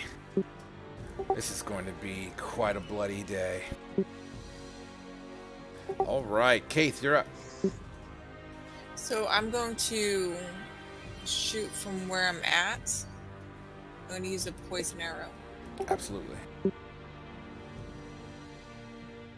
Ooh, with a 20, you make contact. And then I get sneak attack. Go ahead. 17. What did the poison arrows do again? We never identified the type of poison it was, if I remember correctly. You're correct. Well, we know it does damage because that was off of the big thing that spewed that stuff everywhere. Did I give you a DC with that by chance? I think I did. I think it was a 10. No. I don't remember a DC. You didn't give me anything. Regardless, I rolled an 18. That's going to be well more than doing it. So yeah, so you, boom, the arrow's now sticking into his plate armor. Oh, Cal's not here. Would that be your turn, Keith? It was almost as if he did this on Yeah. purpose. All right, Fate, you're up. Test. Alrighty. I hear you, Senra. Thanks. Let me see here. Dun, dun, dun, dun. I'm gonna move. I'm just gonna go 30 forward and then stop. All right. And that's your turn? Yep. Oscar. All right. I'm going to move and then actually maybe I should attack first. I will go with another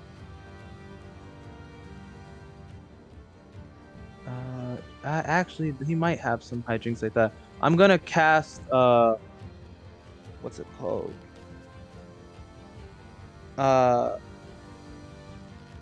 Mind Sliver on him.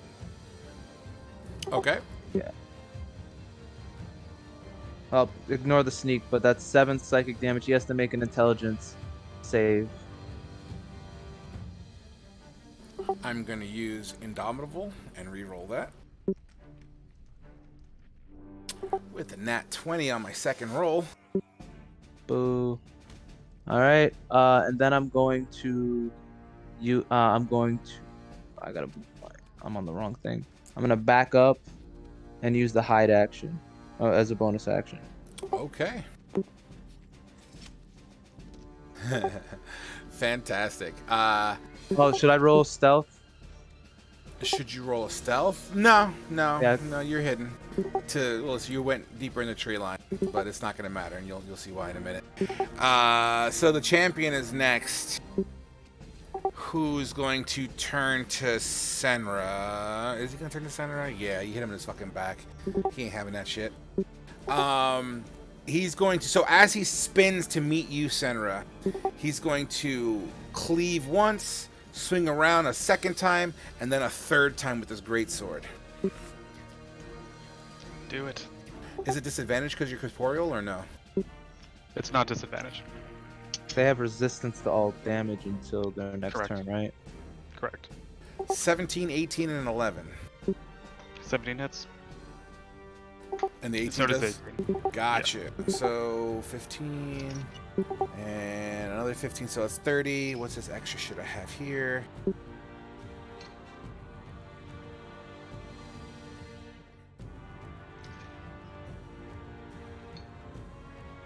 Oh my.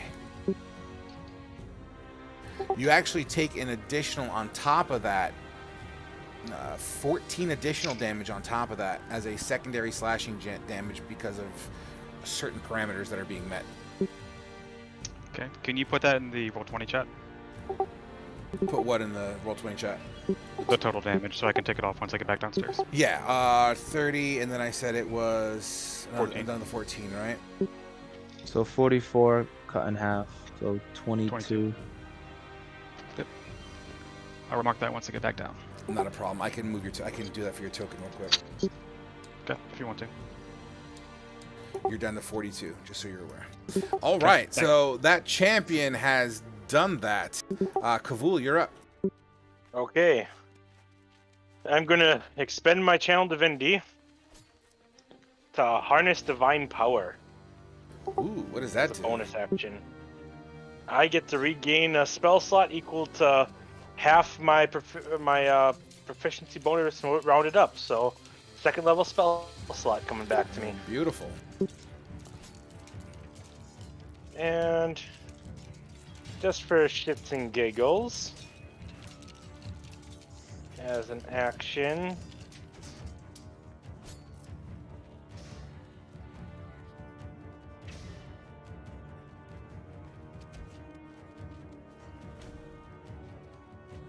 The suspense. I'm just trying to figure out what I'm going to be doing here. Sorry. I'm going to be casting Ray of Enfeeblement at him. All right, and that's a spell save, or is it a range hit? Spell attack for me. All right, go ahead and roll that attack. Let me find it here. Oh, wow. Well, it looks like it doesn't have a thing for it, so I'm just gonna use a different spell attack. Just ignore what. Oh it my hit. god. Doesn't do Okay. any it doesn't do any It doesn't damage. do damage, unfortunately. but it until the spell ends, he does half damage on all strength-based attacks. At the end of a turn, he can make a con saving throw. Hold on here. At the end of his turn. Yeah, for range spells, Imagine I guess if that was it's a freaking guiding bolt or something. Oh wait, that's literally what you clicked. It's a spell attack, though. Yeah. But Yeah. if it hits, it does that. Well done, dude. Yeah. So why don't you tell us what it looks like? Yeah. So Kavul just narrows his eyes at this guy who was braiding him before, and you just see him point one finger, and a solid black beam just hits him right in the back, and it looks like his muscles just start shriveling up a little bit as he gets weakened. Amazing. That is Kavul's turn. All right.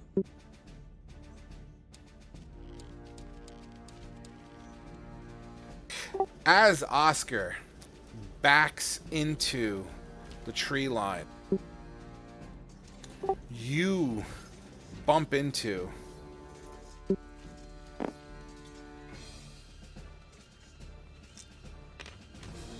someone already holding a short sword in his hand, stabbing at you in the back. I saw this coming. A 22 and a 26 to hit. Both of those would hit. Beautiful. Says who? So, the short sword pierces through your back for 4 and 8. But you need to give me 2 constitution saving throws. Oh, great. Let me just reduce my health first. Yep, take your time. So that's 12.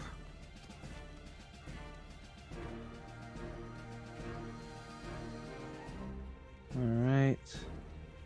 And I have to make 2 con saves. You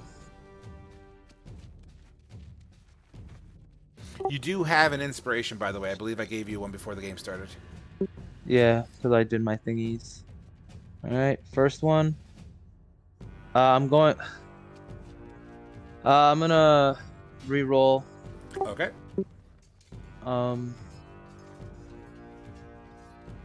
Did I have that back? No, I didn't do it yet. You did take you did take a short rest before this fight. I don't know if that's what you're looking for. No, well, the thing, I haven't recovered the thing that I'm thinking about because I haven't cast the spell yet. So I'm gonna just that's dexterity. Okay, come on. So this is my reroll. 16. A 16 is a pass, so that's 1. All right. Give me another and then one. for my 15. You pass both and take only half the damage. Oh, Yeah, that's still gonna hurt. What's half of 36 and half of 20? 30. 18 and 10. I'm I'm unconscious. What the hell was that? That That was like 60 damage. That's an assassin. He totally got you on the fucking back, dude. He was sitting here the whole time. But wait, I was just to say, I did say before I came here that I was keeping an eye out for situations just like this. You're absolutely right, and you didn't find his eye. Sorry, buddy. I rolled it all behind scenes. It happened. Well, I'm unconscious. Kaith, you hear "Ugh!" and a thud. It is now Senra's turn. I only know one thing, George. And that's what I'm gonna do. She just carries on. The ethereal fades, and she just goes into rage with bonus action, and continues on. Swing, swing. Make With it the happen. short sword up and down. 19. 19 and a 25 hit. 12 damage. 12 damage. That's not the right thing. This is the thing I need to hit. Okay. So that's tracked. Okay, that's good. And she's like, you're looking kind of slim in the arms there. Did my pet fuck you up? That's it. Turned on. Absolutely, as he was having a hard time trying to block your strikes with his greatsword. That takes us to Kaith. Alright, do I see what that noise was? Like, can I see where it came from? You definitely know where it came from. You can't really see it, but you definitely know that's where Oscar was. And Kavul, Okay. you would have heard that as well, by the way. You're close enough. So I think I'm just gonna... Damn it.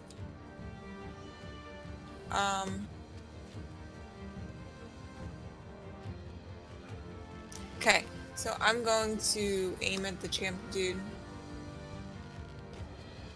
with my bow again. Okay, make it happen. A 13, your arrow flies through the air and smacks once again into the champion, but the arrow kind of glances off, whizzing past Senra.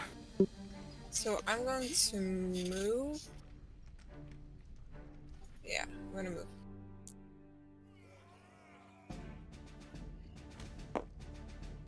Okay. Hold on, that was only 40, right? 40, yeah, Yep. hold on a second. Hold on, I'm doing a dash. This is my bonus. Okay. So, okay, there we go. Would that be your turn? Yeah. All right, Fate. What are you going to do, buddy? I'm gonna walk up to this guy. I'm gonna attack him. With a +1 for flanking. With a 12, your rapier glances off his armor. I'm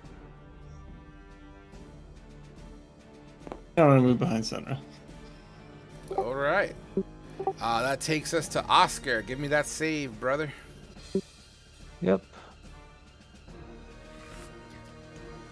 I have to whisper one sec.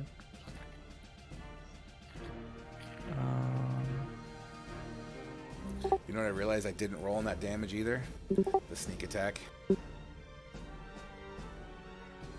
Wait, so I don't even. So is that the one that does like 7d6 poison per attack? Yeah, Is that one? This is a CR9 assassin, yeah. Okay. And making my.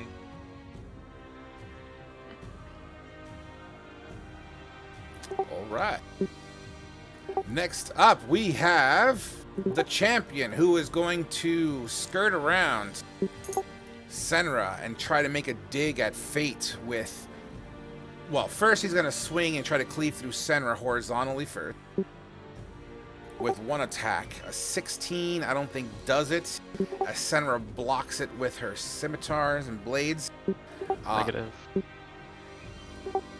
Then a follow-up stab, and then a cleave at Fate. A 17 and a 20. Both hit. 13 and 9. Can I use a defensive duelist to stop the 17? To stop the 17. Link defensive duelist?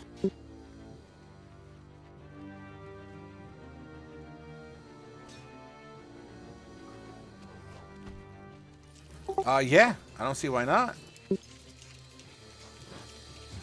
Is it just one, I assume? So, I mean, what's your... So, bonus to your AC for the attack. What's your 2 proficiency or 3 proficiency at this point?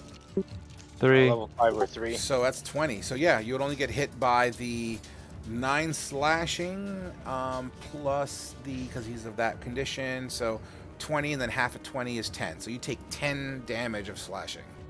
You're welcome. And then he's going to try to make a Constitution saving throw to get rid of that fucking enfeeblement. Rolling at 22 in the process. Yeah.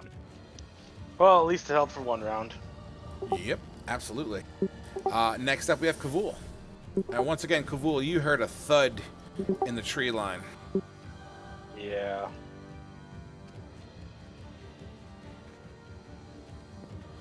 Fuck.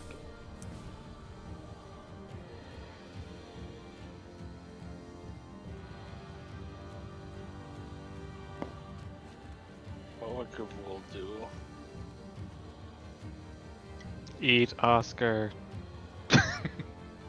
Well, to be honest, I think Kavul would even out of range for him.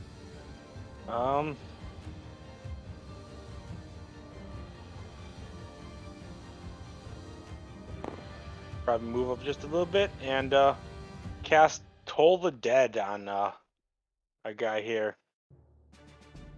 DC 14 saving I'll throw. tell you what. I'm gonna give you a perception check for free, and you have to beat a DC 14 to be able to see Oscar through all that brush. Yeah, just hearing shit, he wouldn't do anything. You see him. You see his leg is actually his leg is dangling out in the road, which gives you enough targeting on him, and you toll his undead. Oh yeah, and toll the dead's a damage ability, isn't it? I thought that. I was casting at the champion, yeah. Oh, the champion. I'm sorry. I thought you were doing the fucking so he doesn't die cantrip. I am so sorry. I don't get that one. I got my cantrips well, crossed. I do, but I don't have a range for it. Shit. My bad. No, you're absolutely right then. The champion, Toll the Dead, is a spell save DC 14. Wisdom. Wisdom. I am so sorry, guys. I was all excited there for a second. I fail. How much damage do I take? 2d12. 12.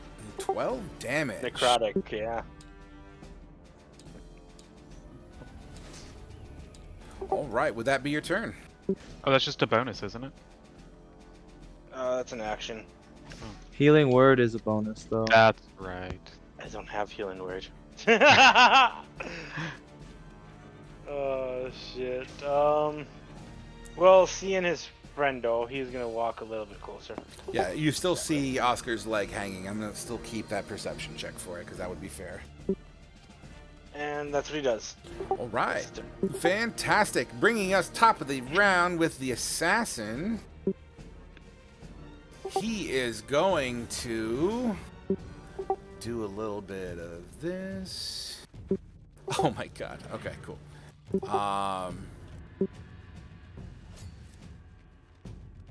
As far as you know, Kavul, you do not see a damn thing. Gotcha. I literally crit on my stealth check.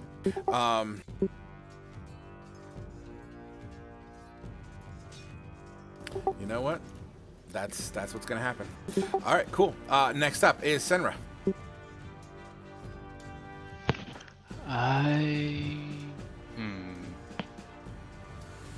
Yeah, I may as well just pivot because he's gonna get attacks on Fate either way. Pivot around, and go with all attacks now because I have my bonus action to do so. So swing 23, 26, and 11 for the last one. So just a 19. She swings the dervish blades around and like tries to jab in some of the gaps in the armor. And you said that was 19, yeah? Correct. Slash. Well, I don't think it's gonna matter, so I'll just say slashing. All right. I don't have the record in here. The fish-skinned hilted sword. It can do slashing or piercing, but I don't remember the requirement to specify which. It doesn't matter. He has no resistance to any of those things, so I mean, flip Okay. whatever you want. But typically, would it be like something you said at a short rest, or do you just choose? No, you're. It's the blade is just multifunction, so you Okay, pick as you attack. Gotcha. Thanks. That's it for me. Okay, cool. Next up, we have Keith. All right, so I'm going to be brave. And I'm going to dash up. No, maybe not yet. So I'm going to move closer. Definitely closer. I can't see the squares. I hope I'm in a square. And I'm going to shoot again with my bow. Okay. That's a hit as your arrow slams into him. And when I get sneak attack. Absolutely. Beautiful. Just want to double check.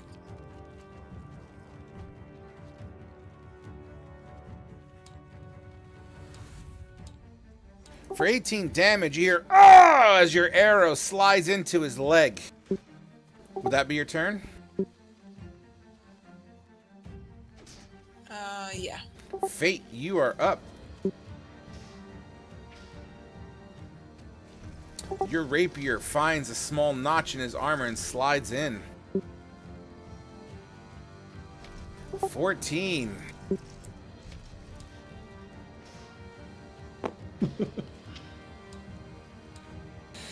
You could see this champion's beginning to fade. Would that be your turn? Yep, that's the turn. Oscar. On it. Am I still whispered? Let me just see. Did anyone see? No, No, it's that's yeah. whispered. It's, okay. All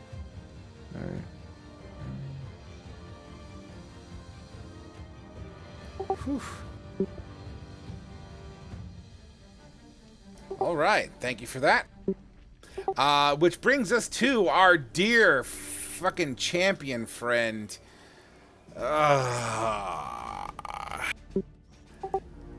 Oh, you guys can't take me one-on-one. You gotta shoot me from the side, you bitch. And he's gonna charge at you. Go ahead and give me an attack of opportunity, Senra. Doing it. I'm also going to do a perception to see if I would notice Oscar. Yeah. It beat what I say, a 14 last time because his leg is out in the road. Yep, you got it. Oh, that's 20, right. well, that's that. That's the hit is actually gonna do. So That's the hit. go ahead and give me a perception. Just Yep. so I can retort and say, it says the jackass that brought in an assassin. Well, you don't necessarily know what happened, Oscar, but yeah, I'll give it to you. If I heard like a Wilhelm scream, I'm going to assume the worst. The only thing that could take me down is an assassin. Let's not get excited here, Oscar. Come on. Only Dial it thing. back. The only thing is assassins and giant squids. Only thing that can take me down. Assassins and ranks from like 1995 Hot Topic. That hasn't taken me down yet. It's gradually doing it. It's the long game. All right, Kaith. A big, great sword that's literally double your length and height. Swings down 3 times. Just kind of X patterns. All right, 1, 2, and oh my heavens. A 17, a 27, and a nat 20. Alright, I guess I'm out. Yeah, dude. You know what? I'll just. And the good news is that his parameter's no longer there. Okay, so don't forget you it's can just reduce 1 damage by half. it's 20. Okay, so 11, 11, Do the damage. 11, 11, and then 21. Yeah, I'm still out regardless. That's So that's a lot. 43. 22. You can 43. reduce Yeah. 1 by half. Would that help? No, I'm still out. Damn. Remember your future saves. All right, and then the champion's gonna ha ha ha!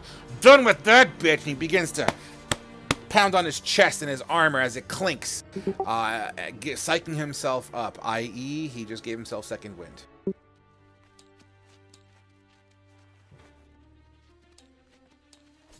Okay. Damn, I fucking punched my chest pretty hard there. Ow. He's really happy about killing you, Case. Can you believe that? Next up is Kavul. It's okay. I'll kid. go over to We can- Oscar, and I will cure his wounds. All right. 4. Oscar, you wake up as the poison begins to get pushed out of your body onto the ground and leaves. You have enough time to say one thing. Literally, like, one word.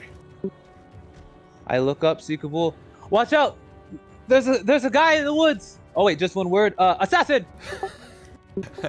As you say assassin, Kavul, from behind you, you feel a sting. With a 24 to hit and a 19 to hit. Okay. Do they both hit? There's only 2 allies. Oh, yep, it only activates on 3, unfortunately. And 2 additional allies, yeah. So, Yep. anyway, so... You take 9 total piercing damage as it slides into your back. Kind of put his arm around your neck from behind and kind of slides the short sword into your back, kind of. You start to feel a burning sensation in your back. I need 2 Constitution saving throws. Oh.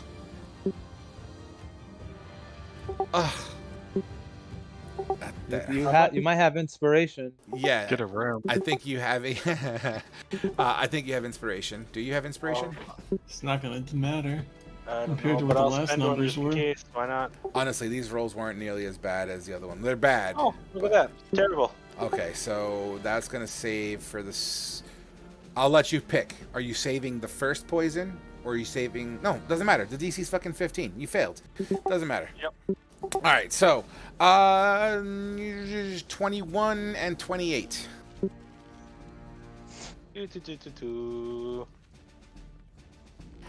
As you feel these 2 stings, so Oscar, you see a man put his arm like a chokehold around Kavul's neck and then stab twice. And then Kavul just begins to fade and fall almost on top of you. Oh, this is bullshit. Okay. Does he have a bonus action? Fucking get out of dodge? He does not. Okay, cool. That takes us to Senra. Okay. I missed that one guy with the horse. Don't know what you're talking about. Exactly. You don't know a damn thing. I know. In my dreams, there was a pretty cool guy who had a horse and a guy that died a lot that tagged along. Clearly, What was his name again? Pal. I missed that, pal. Some vicious ingrate of a bully would pick on someone half their size. As she comes up and strikes 3 times. Absolutely. Oh my god. Oh my god. Dude, you hit every 14, time you 19, swing. 23.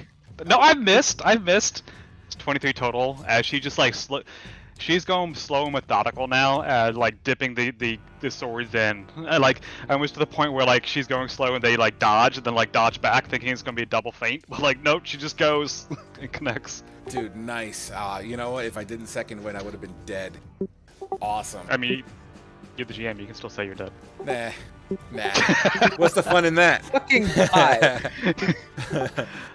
That takes us to. She's going to like on the offhand, sort of like drive the dancing sword down in and like push it with the other hand and like try to bring him to his knee. And that's her turn. Absolutely. He's definitely bleeding out of that armor section, like badly. Like he's in a world of hurt. Yeah, it's mostly flavor, but yeah. Keith, go ahead and give me a death save. Whispered, please. Keith. Actually, Senra, what's your perception passive? 13. You look down, and I need to turn off the air conditioner because it's really cold right now. You look down. Underneath Keith's shirt, you see a glow. A circular glow. And it begins to radiate and burn. Keith, you are stabilized. Oh, she got the crit success. No, she didn't get the crit success. You might not remember, but Keith does. You want to tell him, Keith? I like this scar on my chest of some sort. Oh, the one that Mr. Edgar healed up? Yeah. That left a permanent mark? Yeah. Ah, I see, don't know Mr. about Edgar, here. he's a great guy. That's from like level Saving- 2, level 3. That's back when you were fighting Thorby. Yeah, but like there were sections I've missed, so that could have been when I was. Either way, carry on. Roger Dodger. Which takes us to that was Kate. Fate, you're up. Going right behind him and sending. A 13 glances off of Well, the champ. 14. A 14 glances off of the champion's armor. You're just not finding the chinks in the armor. Yeah, I'm gonna dash away right to here. Oh, so I'll just go right there. Beautiful. Would that be your go? Yep. Oscar, you see Kavul fall to his knees and then forward, landing right in front of you, revealing this figured assassin looking at you next with a smile. His teeth are like all corroded. Gross. I'm gonna cast grease under his feet. Okay. Hey, bitch. Right, 1 second. Let me write that down here. Where do you want this? Where do you want the square to be? I want it to be. Yeah, that's fine. Actually, no. I want it the other side. Like, I want it lengthen the other side because I'm going that way. So I want it the other side. But I yeah. So you don't want Kavul to get hit by it, right? So you're saying you want this? Yeah, that's what I want. All right, dexterity saving throw, because assassins are not proficient. Oh my god, I fucking failed.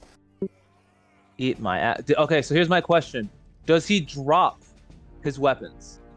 Hell no. Nobody has dropped their weapons from that yet, so I think it's only fair. Hey, this guy just killed 2 people. Give me a fucking break. You're still alive. That's your break. He literally so your grease is covering over like some fucking forest tinder and whatnot. He slips and lands on his ass. So he's still sitting up. He is prone, but he's like sitting with his legs straight out. All right, I have to do I'm gonna do my D20 roll.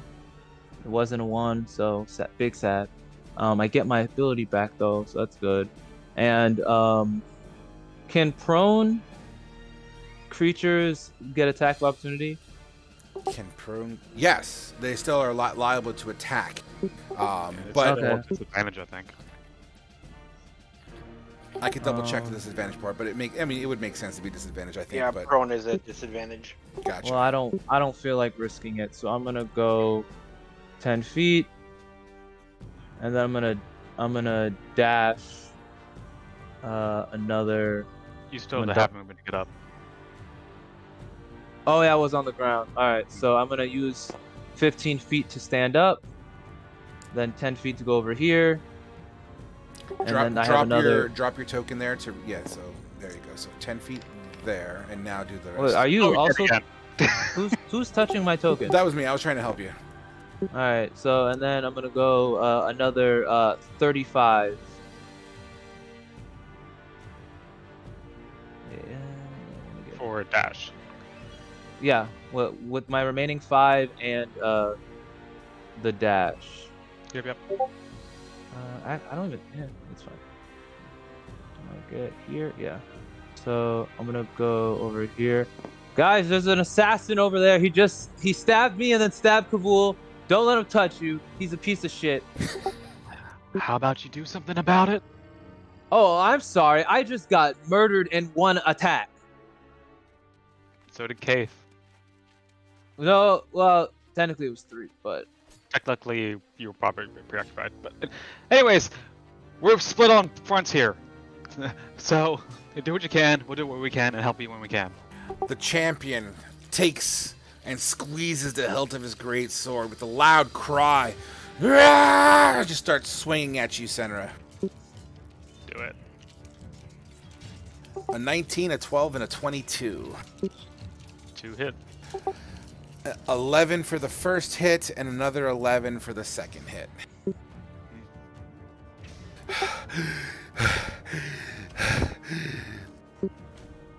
And she still has like her short sword like half buried in him. It's like, that's it? You talked so big. I'm much stronger when I'm above half health. I know Look at me that not feels. giving a shit. Next up is Kavul. Give me that death save, brother. Don't worry, Kavul. I won't let you die. Make sure to whisper it. Oh wait, am I still whispered? All right, there goes that death save. Moving on to Assassin time, who turns to watch Oscar. He turns his head Get to watch low. Oscar run. He's going to stand up. He's not going to move in that grease, but he will pull out his light crossbow. Hard pass. I need to update the token here. I only did it in roll 20. What number do you need? I got it. Okay. So Oh shit! he You adjusted the modifier. womp womp. So he pulls out the crossbow and fires it at you, Oscar, and misses with a 13 as it cracks into the rocks behind you. You I'm hear gonna set you on fire. he will. Fuck. Can you link grease again? Is there a way to get out of grease without slipping? If you exit it, you can move out of it. It's when you enter it, or if at the end of your turn you're still Stand in it. Okay, so yeah, you know what then? I'm just gonna move here. Okay, then. that's right. Okay, that sounds fair. All right, cool. Oh, geez, you know what though? Still happening. 5, 10, 15, 20. Sorry. He had to use half his movement. Oh, you're to- absolutely right. So he only has 10 more feet. Yeah, let's go there. Yeah, keep hiding, bitch. Get out of here. Yeah, so he's done. Senra, you're up. You talk so big, and she just like takes the short sword, which she pulled out a bit, and she's gonna shove it back down with her attacks, if assuming I hit. Yeah. 14, 10, now they're all missing. 17, which is actually the offhand, which is what I was describing. So, Awesome. The 17 slams the dancing sword back in and like wiggles around a bit to shake the insides up. The 6 17. damage. The 17 doesn't hit though. Oh He's shit! got an 18 AC. He has plate mail. Yeah. But it would have Are you been flanking cool. still? I'll tell you what. Oh no. Senra, in my shaved mind's his eye, F's hair so good. in my mind's eye, it looked really cool, Senra. Yeah. As she just pulls the weapons out and it's like, fuck, I tried. And he's still breathing very hard. And a little bit of blood's coming out of his mouth. That takes us to Kaith, who's just sitting there. Fate. I could leave, but no, I'm not going to. Oh, Actually, I am. Keith is dead? What? Yeah, I Kate am- is dead. I'm gonna pivot. Okay, that's fine. Yeah, Kaith went down. Welcome to roll. Wait, I thought- roll. I thought dice this- or something. The description made it sound like she was up. No, she's not up. She's stabilized. The crest on her chest, the scar tissue, the keloid scar. Okay. Then I'm gonna pivot further this way. Okay. Nice, and I'm gonna slide right in.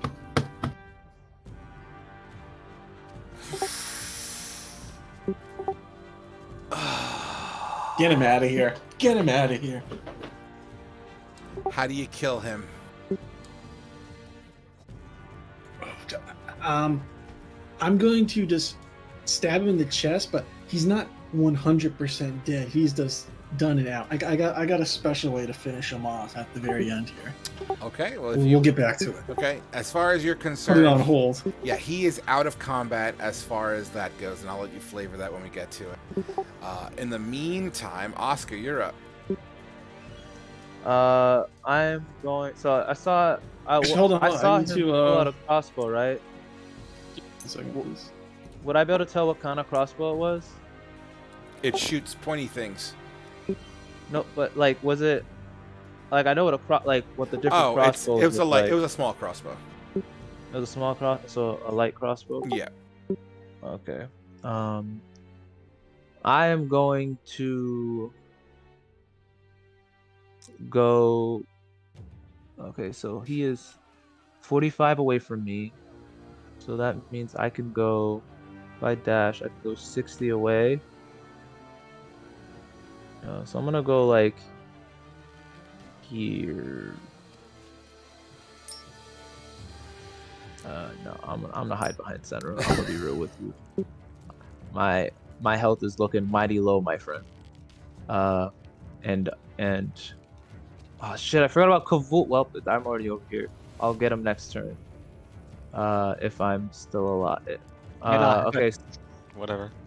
Don't say that, because I can't go back there because I'll die.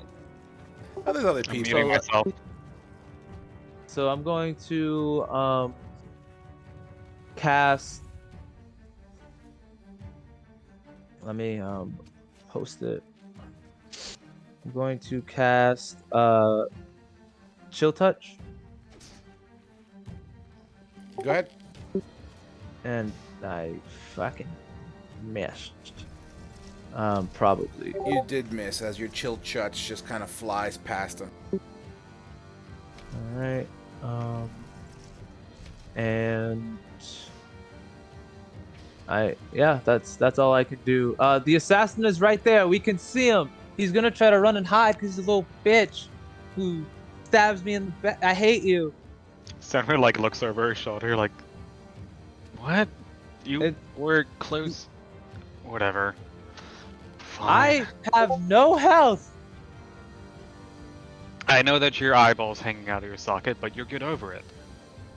They took my fucking eye. No, they didn't. It's still hanging by a sinew. I got It'll be that. fine. I got that, Kavul, by the way. I saw it. And that's gonna be my turn as I'm keeping my eye on this guy. I'm Yep. eternally locked on him. He's That's smiling it. at you, and he brings his light crossbow up to his eye and takes steady aim. Fires it. Straight at you, Oscar. This is hateful. And with a natural 1, the crossbow breaks and falls to pieces in his hands. In looking at his crossbow now busted, he's going to throw the rest of it on the floor and dip into the tree line.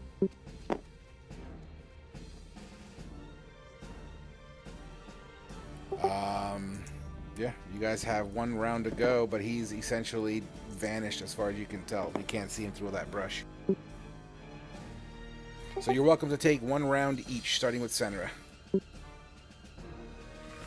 Do we need to do a perception to spot him? You can. Where you are, the DC is going to be very, very difficult. He's in thick brush. Remember, this jungle's got this whole thick concept behind it. And that's my pro skill, so let's find out. Not terrible. Perception 17. I mean, you could hear him running away. I'm not going to say you have eyes on him. I'm just going to...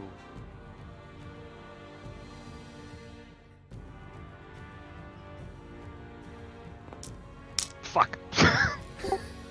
I didn't mean to do that. Sorry. I think that was like 80, so I'm gonna move there 80. and sort of. Well, I was meaning to get like adjacent, so fine. I'm gonna take a bit of a defensive posture. I have no action to hold, so that's it. I'd use my action to get the extra distance. All right, Keith. I'm still down. Yep, Fate. All right. So you still have that champion that's out, remember? Yep. That's at the end. I'm gonna move. What can I do to get Kavul up if I don't have a spell or anything? Can I do anything? You could use a medicine check to stabilize DC 10. Can I dash in medicine? Or can I only You do- could bonus action dash and then use your action to medicine, yeah. Just All watch right. out for the grease. Yeah, that is grease you're Is walking it into. gone or? I erased it because I No. didn't think it was going to be an issue, but you can go up right there. He'll be safe. You'll be safe right there. All right, go ahead and give me a medicine check. DC, nope. Unfortunately, Oh, it looks no. like the poison is really into Kavul's back. You see him just pouring blood. It's like the poison's an anticoagulant, so he's not able to clot the wound as it continues to bleed. His scales begin to kind of pale a little bit. I still should have movement left, so I'm just gonna drop back right there. Give someone else the spot. Absolutely. All right, Oscar. I'm going to double dash, get to this space, and Oh, there it is. I just lagged. And I don't have any more economy because it was 80 feet away. So I'm just gonna like prep my right hand to cast Spare the Dying once it's my next turn. Oh, so you can't cast it right now? I can't cast it right now because I was too far away. Ooh, okay, hold on. Don't roll yet, Kavul. Hold on. Let me just count real fast.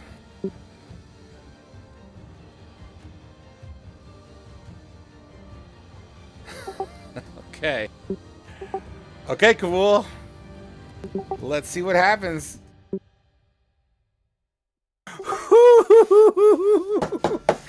Oh God, if you guys can see what I see, man. My asshole puckered up and everything. Oh, that was great. Oh, that was fantastic. Okay. At this point, the assassin is going to go, and he's just using all of his movement to get the fuck out of Dodge, so he's dunskies. And that takes us to the conclusion of combat. I'm Spare the Dying on. Absolutely. He is absolutely spared from dying. Dude, Kavul, you were a nut hair away from death. You know that, right? Oh, I know. Nut hair away, man. He rolled a 10 for that last save, guys. And it was like, Oh, that's... dude, it was so close. All right, so as we wrap up this evening here, I want to get through the whole beachhead real quick here. So, Fate, what do we have in flavor store for us today? All right. Well, the guy gets up a little bit. We got his helmet off, and he's kind of looking at me. I'm like, well, we're gonna play a little game, buddy. I'm gonna let you know. He's gonna say, hold on, he got a chance to respond. I don't play games, and he's gonna spit a bloody loogie right into your face. Senator's gonna catch it and like slam into his eye. these, you know what? It would be safe to assume he was gonna spit, because these people love to spit. Everyone in this goddamn country. That's basically how I learned. They're gonna do it, so you just expect it, and then you catch it and you throw it back at them. Sure, I'll tell you what. Let's have a little fun with that. Give me a sleight of hand. Let's just see how well we do that. I'm going to say DC 10 just because, keep it simple. Look 20. At you. Smack it right back in his face and you spread it all around. He's covered in his own I wipe my blood. hand on like the bit of cloth coming out from his armor. Yeah, man. Absolutely. The gentleman was talking to you. Don't be rude. He looks at you, Fate. Right. Again. He has no fear in his eyes. I'm going to pull out my bow and say, well, here it is. I'm going to shoot you with this arrow.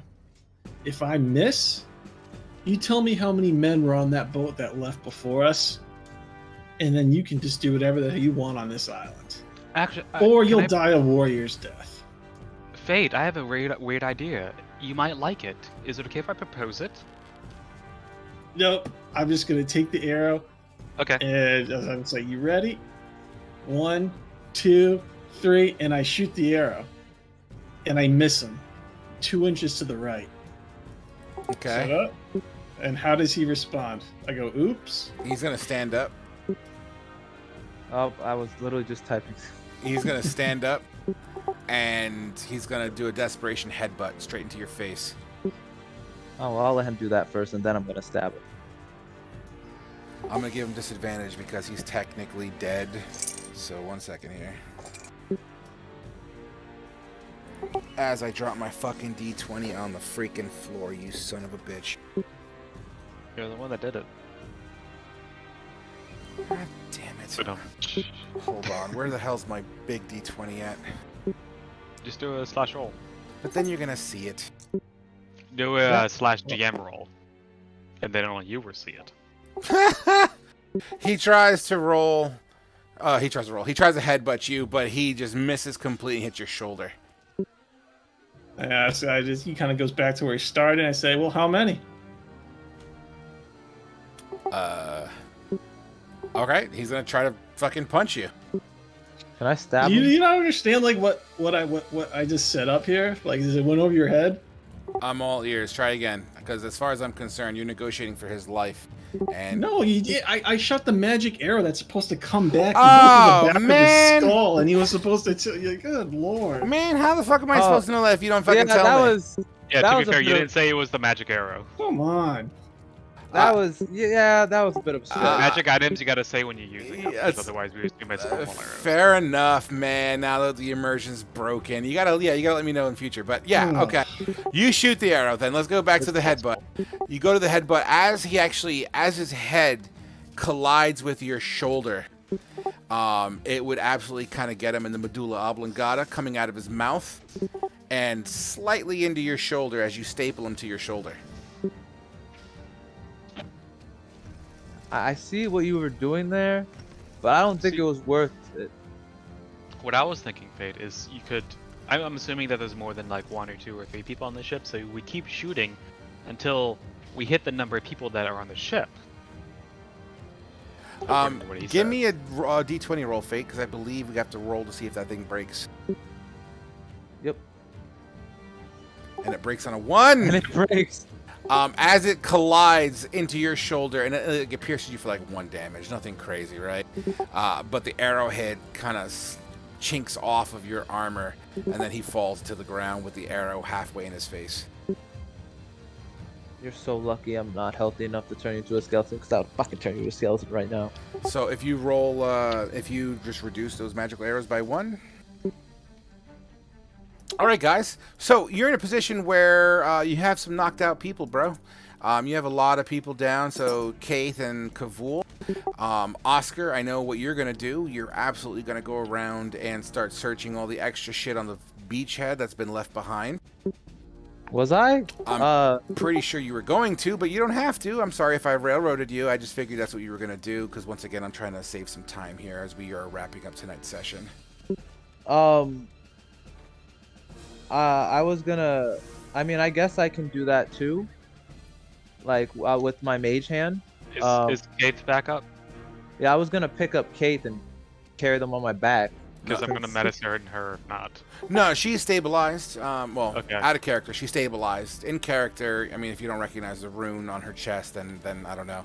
But no, she'd be subject to the unconscious situation from combat. Yeah.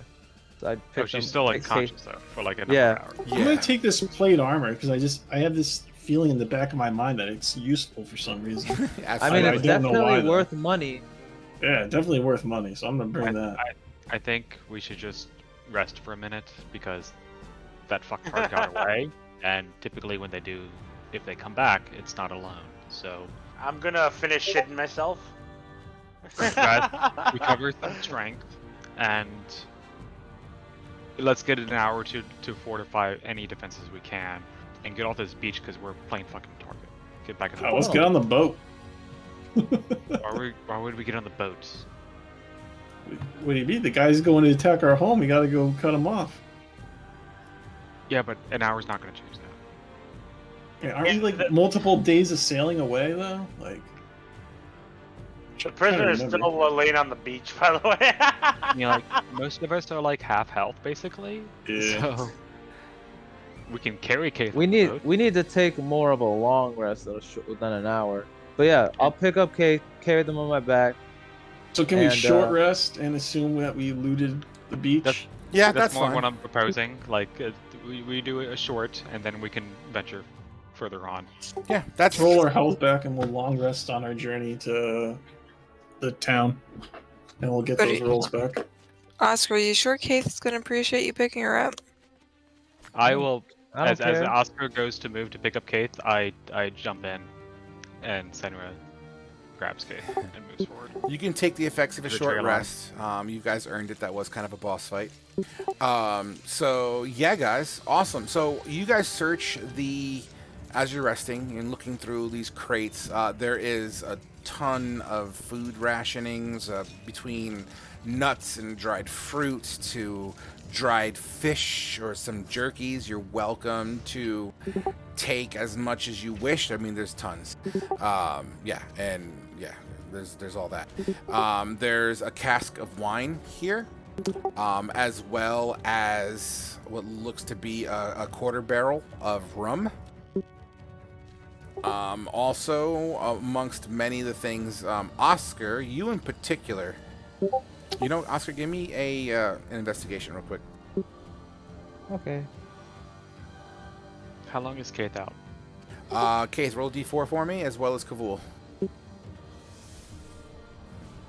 I thought. Oh, Cabole's spare the die.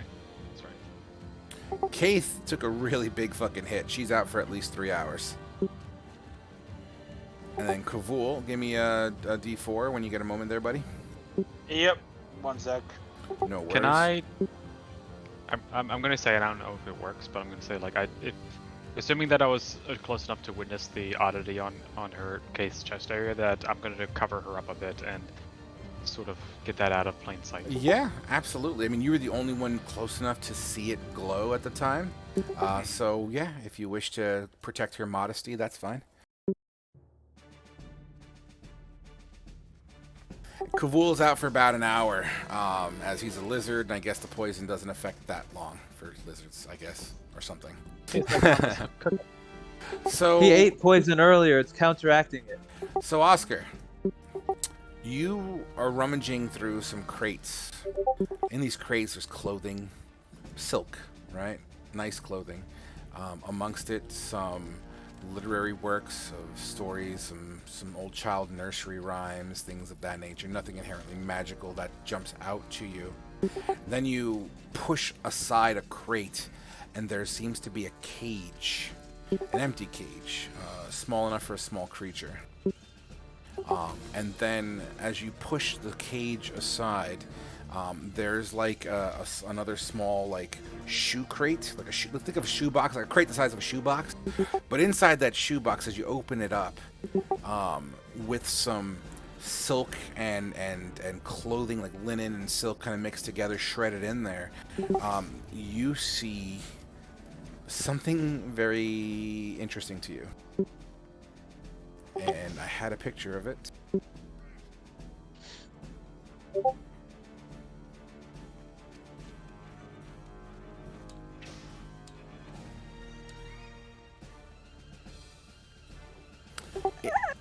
Inside that shoe box seems to be that item I just linked in the picture.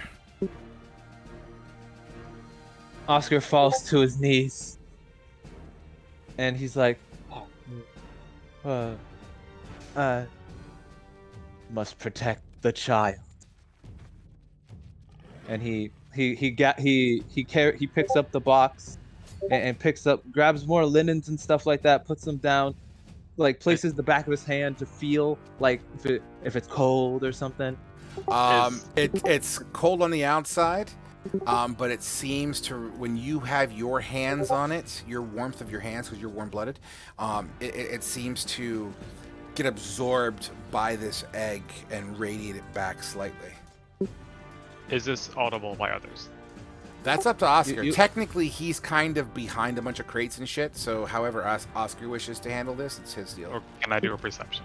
He's behind crates, so technically he's out of everyone else's line of sight. Currently. Oscar. Yeah, Oscar would like, if anything, you'd hear like that first sound I made, like, and then you might hear like some rummaging sounds, and then Oscar would like grab like one of the like the nice things of like silk or something like that, and like try to put it over his back, like for like a cloak type thing, because like all his last cloak got fucked up, and he's just carrying the box, and he's just gonna and got some food, and he's just gonna sit down and be like, and he just looks happy. He just looks happy. He's like, yes, this is gonna be great. Must protect. And then he's like, wait, must protect. And he's like holding the box very carefully. And then you could see him every once in a while, like putting his hand down again to like make sure it's still warm, like to heat it up still. And then he's just rocking.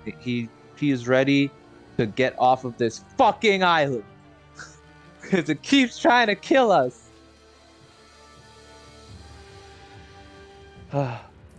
So all that. I'm gonna do a perception against Oscar doing everything that's basically non-Oscar. Sure. Because it sounds like He's basically not- what that was. He's not being like particularly stealthy or anything like that. Yeah. I think it's very Yeah. easy to say that he found something and he's happy about it. Absolutely. And he's sitting, yeah, and he's sitting Yeah, there but like with even it. stuff that he's previously found before that he's been happy about, he hasn't displayed that sort of Oh, absolutely. Go ahead and roll your perception. not performance, but I think it would be more insight though. Like, He's just But, looking yeah. at you. I got you. I got this covered. yeah, I was So doing go ahead and roll your perception just if I noticed the person, then instead to see if it like maybe leads to something more. Oh my god. Yeah, no, you're aware Look that good. Oscar is making some giggly noises. Go ahead and roll your insight just because we can follow it up. You definitely hear him giggling. And, That boy's got and- problems. and chuckling. he took some brain damage from that last pack. Yeah. So not knowing what the fuck's going on, she's just gonna walk over. What the fuck you doing? Oh, I think I found something. Like that sort of looking into the horizon, not even like looking at whatever it is. not even looking at the box, just like looking over his shoulder, like, what's wrong? Huh? But yeah, Oscar would just be like, I think I've just found something that I've been waiting my whole life for. And what's And that? Family. Family's a myth. They just betray you. What did you fucking find? It's probably another ring or something. Nah, not this She time. finally like turns to you. And he like pulls over some of the silk stuff, and it's like an egg. Yep, the picture. You, of his you little see the football. egg, and then he puts the thing back on it. Got to keep this thing safe if it's what I think it is. But check And what even I if do it's not. to try to identify or recognize what it is. Oh, This. I guess I should do that too, huh?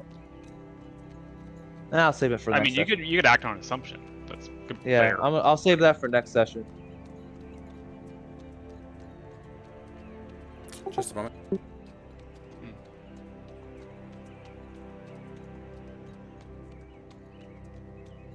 Where is it? Where is it? Oh, what am I doing? It's right here.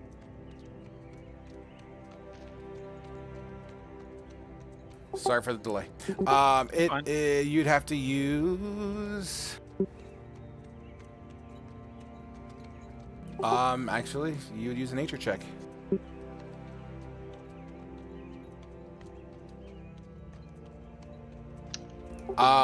It definitely gives. Go ahead. Inspiration. No better.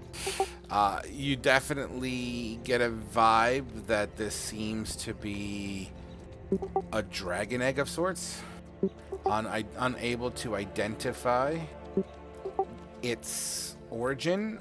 It is smaller. It's a small egg. Let's say the size of maybe 2 soda cans stacked on top of each other. There's your stacking soda cans. Yeah, you heard that right. Yeah. I think it's about this big. Out of character. I actually act out a lot of the stuff that we do here. If That's I had fine. a camera on me, you'd That's see great. that. I, I do love the that. same. I Yeah. do the same thing, I walk especially with around my my room and expressions. Dude, if Um, anybody would look in our windows, they would think he's crazy. Yeah, sorry. Same for me. You're crazy, isn't he? What do you think this is, Oscar? Well, if it's the same thing my dad showed me all those years ago, it'd be a pseudo dragon egg, and finally,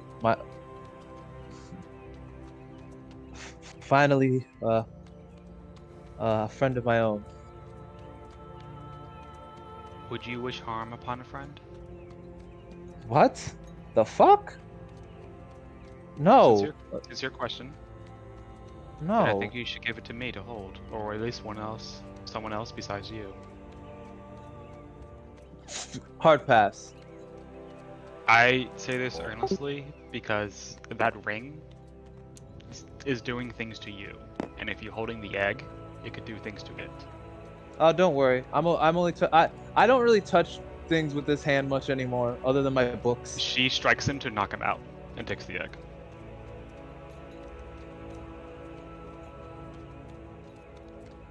I guess roll a melee hand attack. Unarmed? I don't have unarmed on my 5e sheet. It's just strain. Oh, no, that's just proficiency. I keep trying to add it every time we do this. So, I'm gonna say Fate. You kind of see this going on, and you see Senra about to strike Oscar. I was gonna look around and be like, really? 1 plus proficiency, 15. Shield. Absolutely. You still have slots? I have one cast of shield left. Bounces off. I don't think you should hold on to it. I don't think you should be near me right now. And he I don't draws think you his should. rapier. And that's where we're gonna end tonight's sessions, guys. Fair enough. All right, so